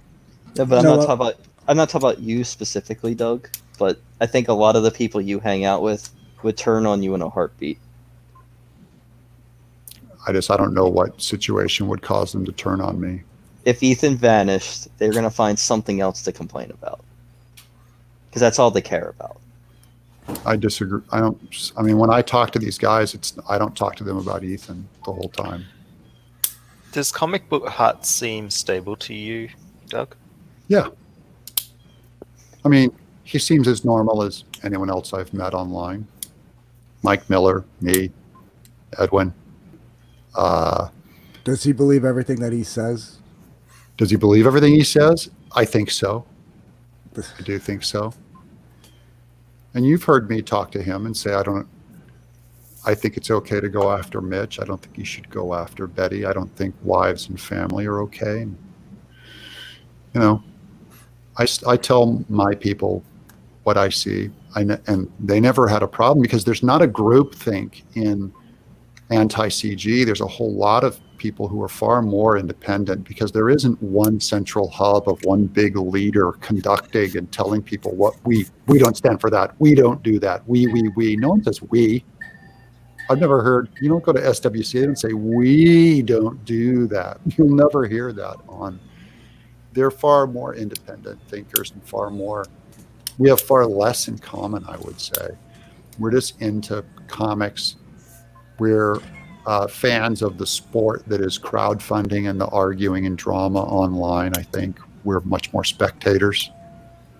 Well, that being said, like you were mentioning earlier, like I get, like you're saying, Ethan should, I guess, wield his responsibility of the size of his channel better, and like it maybe impacted yours and Mike's sales, regardless of if that's a true statement or not. That's something that you believe. I'm not going to get into those semantics, but yeah, I don't want to create a conspiracy either. I just don't think it's but not provable. What would you say if somebody that you were literally going on stream with was actually taking actual actions against other people's projects and campaigns? I don't participate in taking action against other projects. Oh no, not that you were, but like I'm just trying to like get your mindset. Like if Ethan's bad for not handling his responsibility to his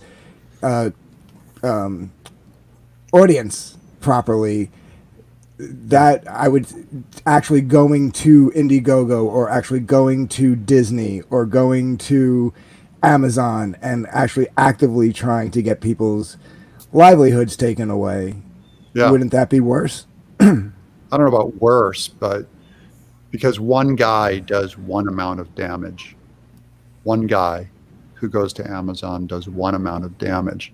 If he has a follower base of 100,000 people or 10,000 people, and he is telling them or cueing them, I'm going after this guy, and they all go after Amazon, it can be 100 times the problem. 100 times as what if they only have 2,000 followers? Then it's still a problem, but it's a much smaller problem. So my problem with Mike and I, really, the thing that creates a arena and a culture of just like psychological abuse is if you ever looked at Mike Miller's Twitter feed or his channel in the chat, and it's like 100 people going all at once constantly for 6 months straight. I think it really damages a guy. I think Mike and Edwin were actually hit to a degree that I've never seen someone, not one of my friends, hit online. No, I mean, I hear you, but like I said, like if somebody who has an active following, whether it be 2,000, 3,000, I'm not exactly sure, and they're like, I'm going to Indiegogo to literally have this flag this campaign. Maybe not all 3,000, but maybe say 1,800 of his followers go and do the same thing because they did it. Terrible. Right. But wasn't most of it war campaign? A lot of it was war campaign because they have even more of a culture of groupthink where we will do. Yeah, they're nutty. What if Roe picks someone out? He doesn't have to even say anything. Just dildo memes will show up of them. It happens. It's part of their culture. Well, I was actually, I think, Doug, you realize I'm actually referring to Preston when I'm with the person. And my point on Preston is he's one guy calling Amazon. One guy. When it's time to cancel Cecil for, say, rejecting the front end of the Human Centipede on his comic book, he's probably dealing with, I would bet, 30 or 40 war campaigners trying to cancel his project. At least. Yeah. I'm just saying, one versus 30 or 40 is a pretty big difference because people in cancel culture know that one person can't quite do it. It takes a whole group of people. And that's why I'm not afraid to say it like it is to the audience, that I think the audience needs to act responsibly because as a mob, they can do a lot to help or hurt someone like Mike, help or hurt someone like Preston, and help or hurt someone like Ethan. And I am not here to conduct a mob. Do you think that a portion of Preston's audience followed his lead on any of these actions that he took? I do. I mean, it's probably more than 30 or 40, I would think. No, it's tiny. I would guess under 10. And it might be the same people over and over again. It might be the Cherries, or it might be Vicky, or it might be whatever. It's not going to be a broad swatch of people. You know, Ethan came after Earthworm Jim, and I got $25,000 worth of refunds. That's what a big channel can do. Preston can report me to Indiegogo all he wants, and it literally wouldn't do anything. In fact, he can refund me, and it would do $25 damage. But I'm also talking about the mentality behind it. You know what I mean? The principle of it, I'm against all trying to cancel and attack another business. Right. Okay. That's the principle that we're operating under. And I'm saying that a large developed audience that is super fans with the main guy is that many times more dangerous than a small audience. So if Preston is bad, then how much worse if you're thousands times bigger than that audience. It's the scale that's the problem, not the lack of principle within the audience. It's when the audience is big, it's a problem. And then as far as like you were like saying earlier, like with the Daddy Can't Rape Us All song and like the level of humor, I guess everybody has their line on where humor ends, and that's right. And, and we all do. Like, I might my threshold might be a little higher than yours. That's right. And such, but based on just your threshold, that song's off limits. What would you say about the SVC guys and the DA Talks guys making jokes about Tug's daughter? Off limits. But these are people that, like, you know what I mean? Like, and I get, like, you don't want to police. It rides a fine line between policing your friends, choosing your friends. I do not police my friends, and that's something that Comicsgate embraces. Is you don't police. Well, no, we don't, and that's why it gets to be a little thing. But I guess like what I'm saying is, I guess if you have friends that are doing the same thing, and this was something that I was going on last year with people about, and we got into a lot of fights. Because your war campaign does this, well, you're doing the same thing, so maybe don't complain about it. So I guess my thing is, if you have friends that are doing the same thing that people you don't like are doing, maybe don't complain about it. What do you mean don't complain? I complain about it when anybody does it. I mean, like, if you're gonna, do you speak out against them doing it? I've never heard you, so I don't know. Oh, I don't know. Yeah, I do. Okay, that's the only where I was joke going. I make that can be at all considered mean-spirited is that I make fun of Tug for knocking over his own mailbox. Do you think he really knocked over his own mailbox? I think he found his mailbox falling down and he blamed it on Renfrew saying she drove out to his ass backwards house in Tennessee. I think is pretty ridiculous. And I think he was milking it for fun. Well, he never said she did it. Well, like, let's be fair. Like, it's funny if he thought it was because of some kind of persecution of his values. Is the joke? I could see that being the joke, but honestly, I'm not going to dismiss that it wasn't somebody going out there and doing it, though. Yeah, I think it's pretty funny. But not gonna lie. No, I hear you. I do think, I think things that cross the line is saying Liam hit his own mom. If we're not sure it's Liam, I'd hate to have something like that stick. Yeah, absolutely. I thought what was done to Preston was really cruel and really inhumane to him. Well, I was going to say this earlier, and then I got cut off because everybody started joking around. But when you brought up Mecca, even though me and him don't get along, he's one guy that I will give credit to, can sit down and have a conversation. He's a smart, funny, good guy. Yeah, with somebody, I've had him on stream twice. We, discussed a few different things. One of them was when the whole Preston thing came out, and the bulk of the argument from Comicsgate, other than the people making some of the more lewd jokes, wasn't really what he did. It was the fact of his moral high ground and his hypocrisy was literally brought to light through that. Sure. Yeah, that was full of shit. Yeah, that was basically what a lot of us were saying, and my thing is, I haven't seen where's holiness among the men.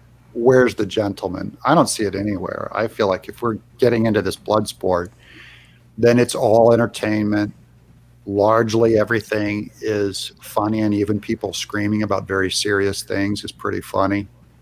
It's for the audience's entertainment largely.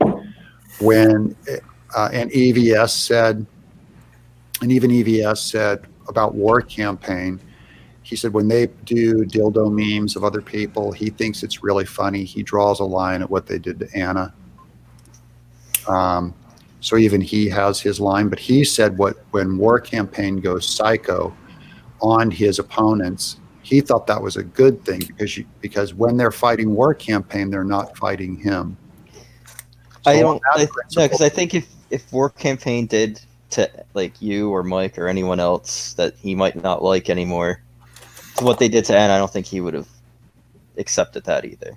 No, I was public against that, and I told Roe.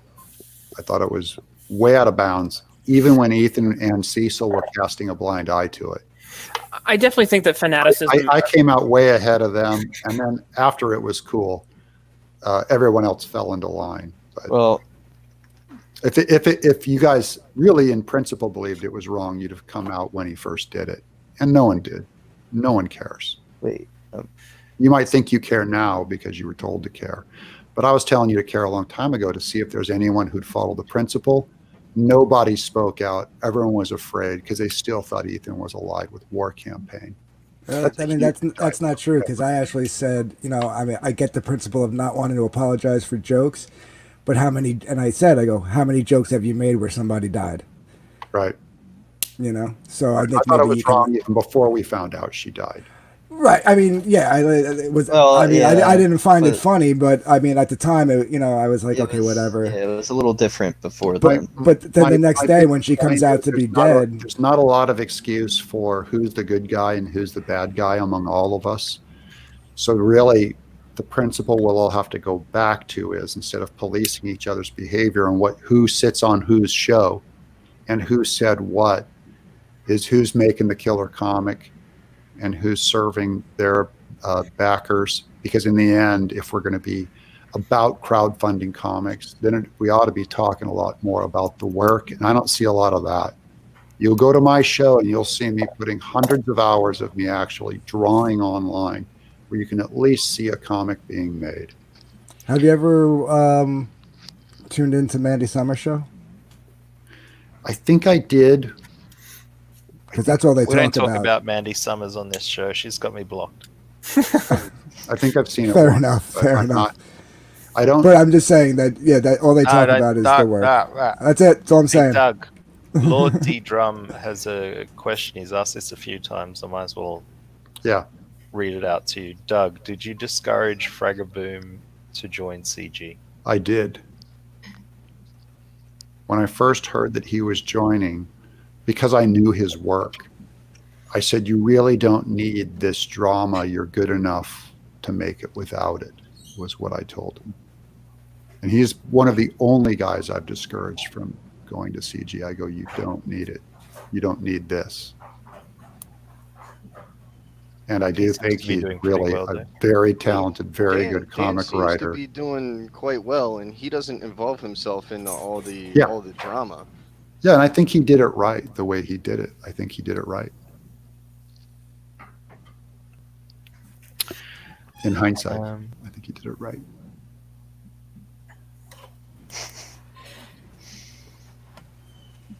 A spanner in Doug's propaganda. What does that mean?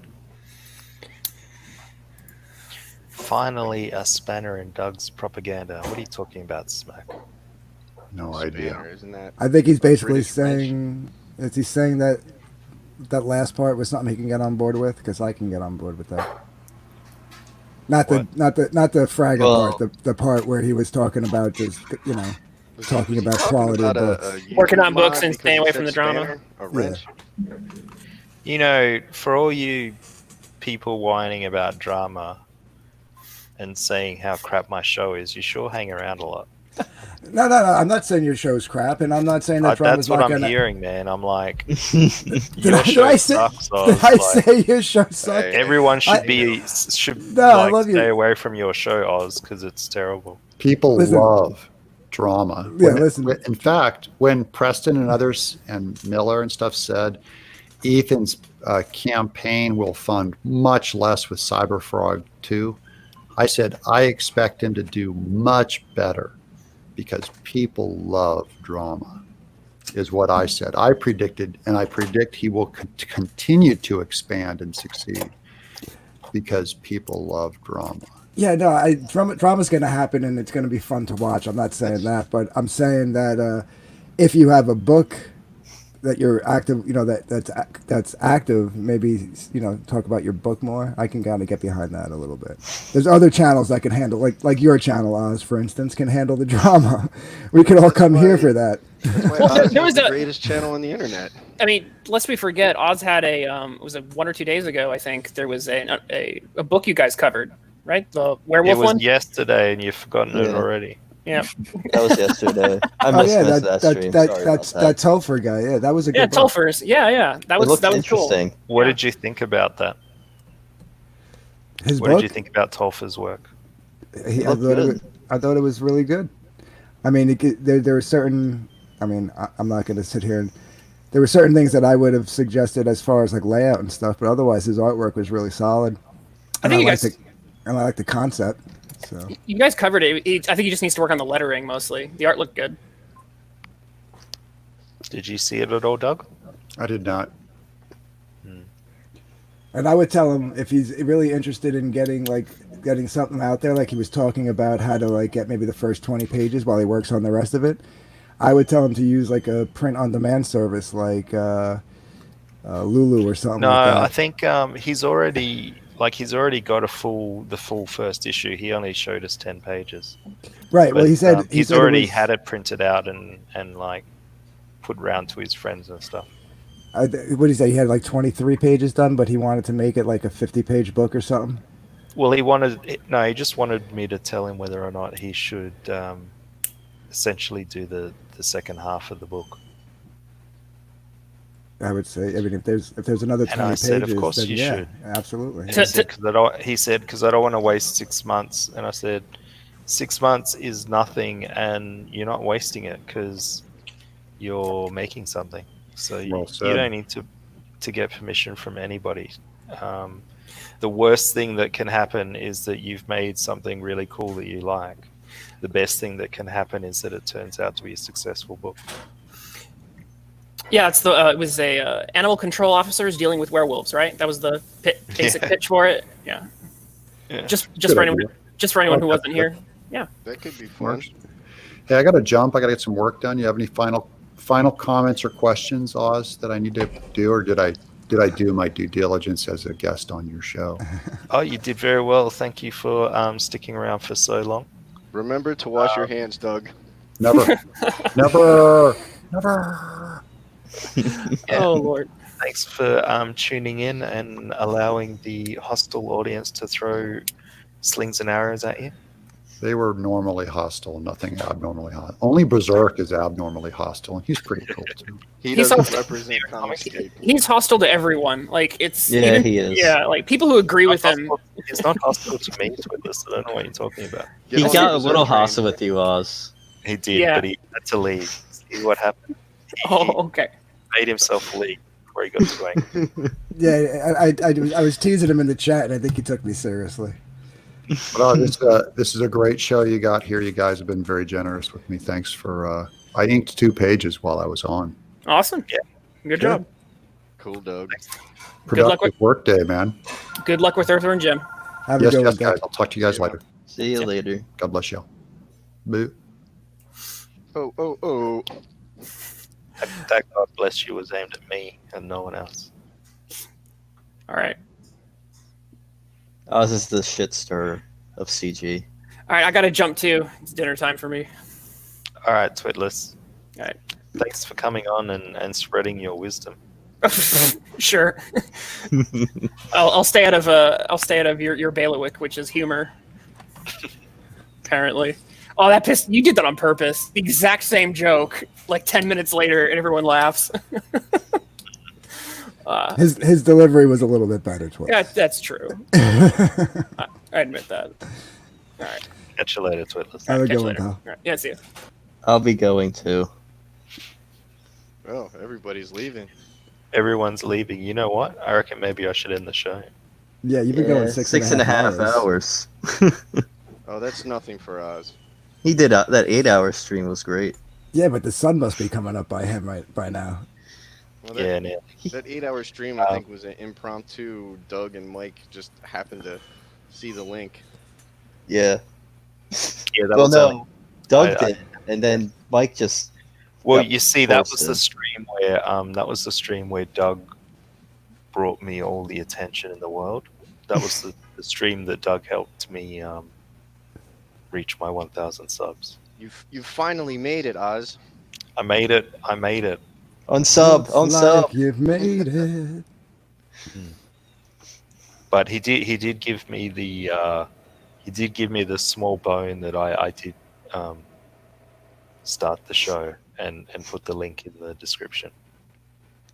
But everything else was Doug. No, you're good at stirring the pot, and then everything goes crazy. No, I don't And that's what people are here for. No, I don't stir anything. I'm a generous soul. I just ask people how they are. It's all you lot that argue with each other. I don't argue with it.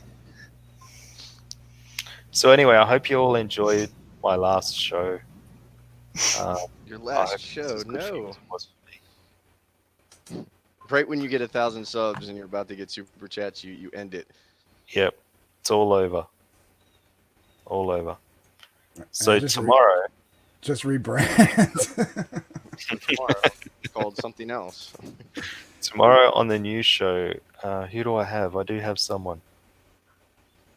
Oh, I've honestly forgotten who it was.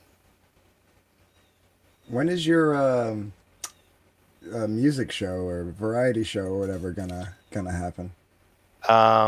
Look, I'm still trolling the interwebs for like buskers and people that want to perform. Yeah, I'll play a tune or two. Where was that guy that had that that light up guitar that you had on? Yeah, he's still around, but I feel a bit guilty having him on. He was like broadcasting from his van. He's homeless, you know. I don't know. I don't know whether he's chewing up mobile data or what he's doing. So, Oh no. yeah, I don't want to. I mean, almost every plan in the U.S. now comes with unlimited data, so I think you might be. Hey, right. well, I mean, you could help the guy out. I mean, I don't know if you heard of a rapper named Tom McDonald, but he started off homeless doing videos from YouTube, and now he's like a millionaire selling CDs with no record label and no no real backing and industry backing, and he did it all from YouTube, and he just had a little help from a couple other YouTubers. So you could help the guy out. You never know. It was like 20 years ago. There was a guy, Wesley Willis was another guy like that. He was like some crazy homeless guy, and he just made these ridiculous songs, rock and roll McDonald's. And he got noticed by Alanis Morissette, and then got popular with like college kids. I think I might have, what was his name? Red Eye or whatever. The author that was on my show not too long ago. I'm such a bad host. Terrible. I Can't think even that's one of remember the name of the guy who I'm bringing on tomorrow. Who was on my show. You should see if you can secure an interview with Flint Flossie. There you go. Get Flint Flossie and Dan Frag on here, and they can rap battle. Yeah. All right. All right. Well, I'm gonna head out. It's that guy. Rich Cook gives me the. Oops, not. Yeah, well, Collie. I'm still trying to get Collie back on because he's really busy. David Feed, yeah, David Feed and his beautiful wife. What was her name? Now, it was a very pretty name. Oh. Oh yeah, he said something, but everybody thought it was pronounced something else. Yeah. Okay. I'll have to go back and check. Anyways, that's terrible of me. Good night, good morning, whatever it is over there. Yeah. Till next time. No worries. Thanks for coming on, Dave. Sure. Thanks coming on, Dark Gift. Always. Try not to hang around too many dodgy people like you've been hanging around, Dark Gift. Who have I been hanging around with? Doug and Mike and. Oh, okay. Only because of you. You're a bad influence. Uh-huh. I learned it from watching you. All right, brother. You have a good one. All right. See you later. Later. Pete Cullen says we need a Cecil versus Doug Streammaker happen. No, I don't think so. Cecil is going to come on though. He said to me, he made a promise. We cut each other's hands and put the wounds together. He made a blood pact that he would come on my show. Who does Dark Gift hang around with? I'm sure I've seen him hanging around with dodgy people.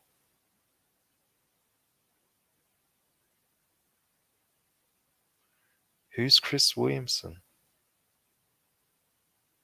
Bob? Is that someone I should know?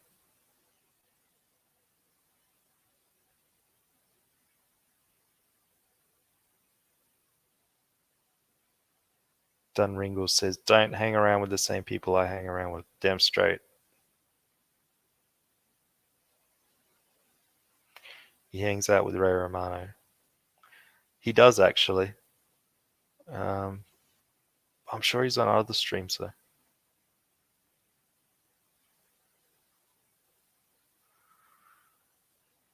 Yeah, we did some docking. We docked each other.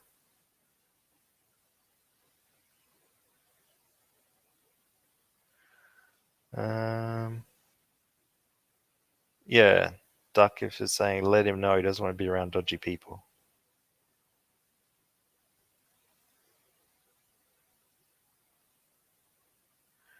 Chris Williamson did Starpoon at Ozark Creations. Read Comics. They're Bad For You is his channel. You like him. Is it spelt They're Bad For You like that? Or is it spelled properly?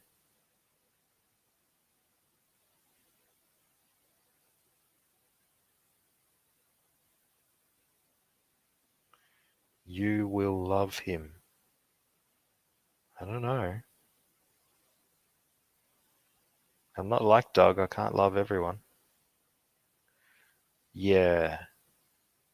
Spelled badly.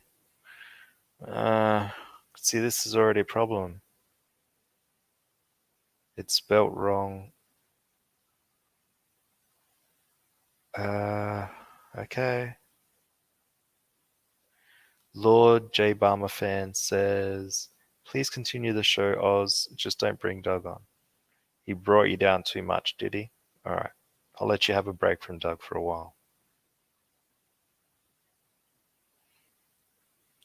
I will worship him.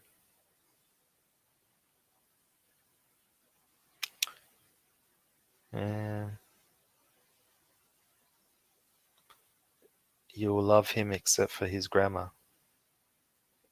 Maybe that'll be the same amount of love I have for Risey then.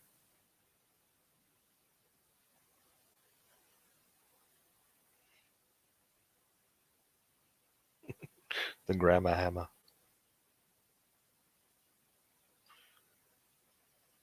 Hammer should be spelled with an AR. Hammer. All right. I don't want to keep all you crazy people up. Where's your super chat button? I've got to they've got to review and make sure that I'm not like a criminal. It's like how can you have 1,000 subs and 100,000 hours of watching? It doesn't make any sense. You got to check me out.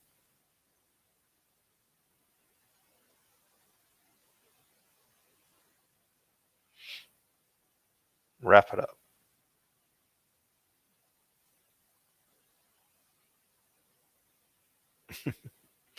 All right, guys. I'll catch you later.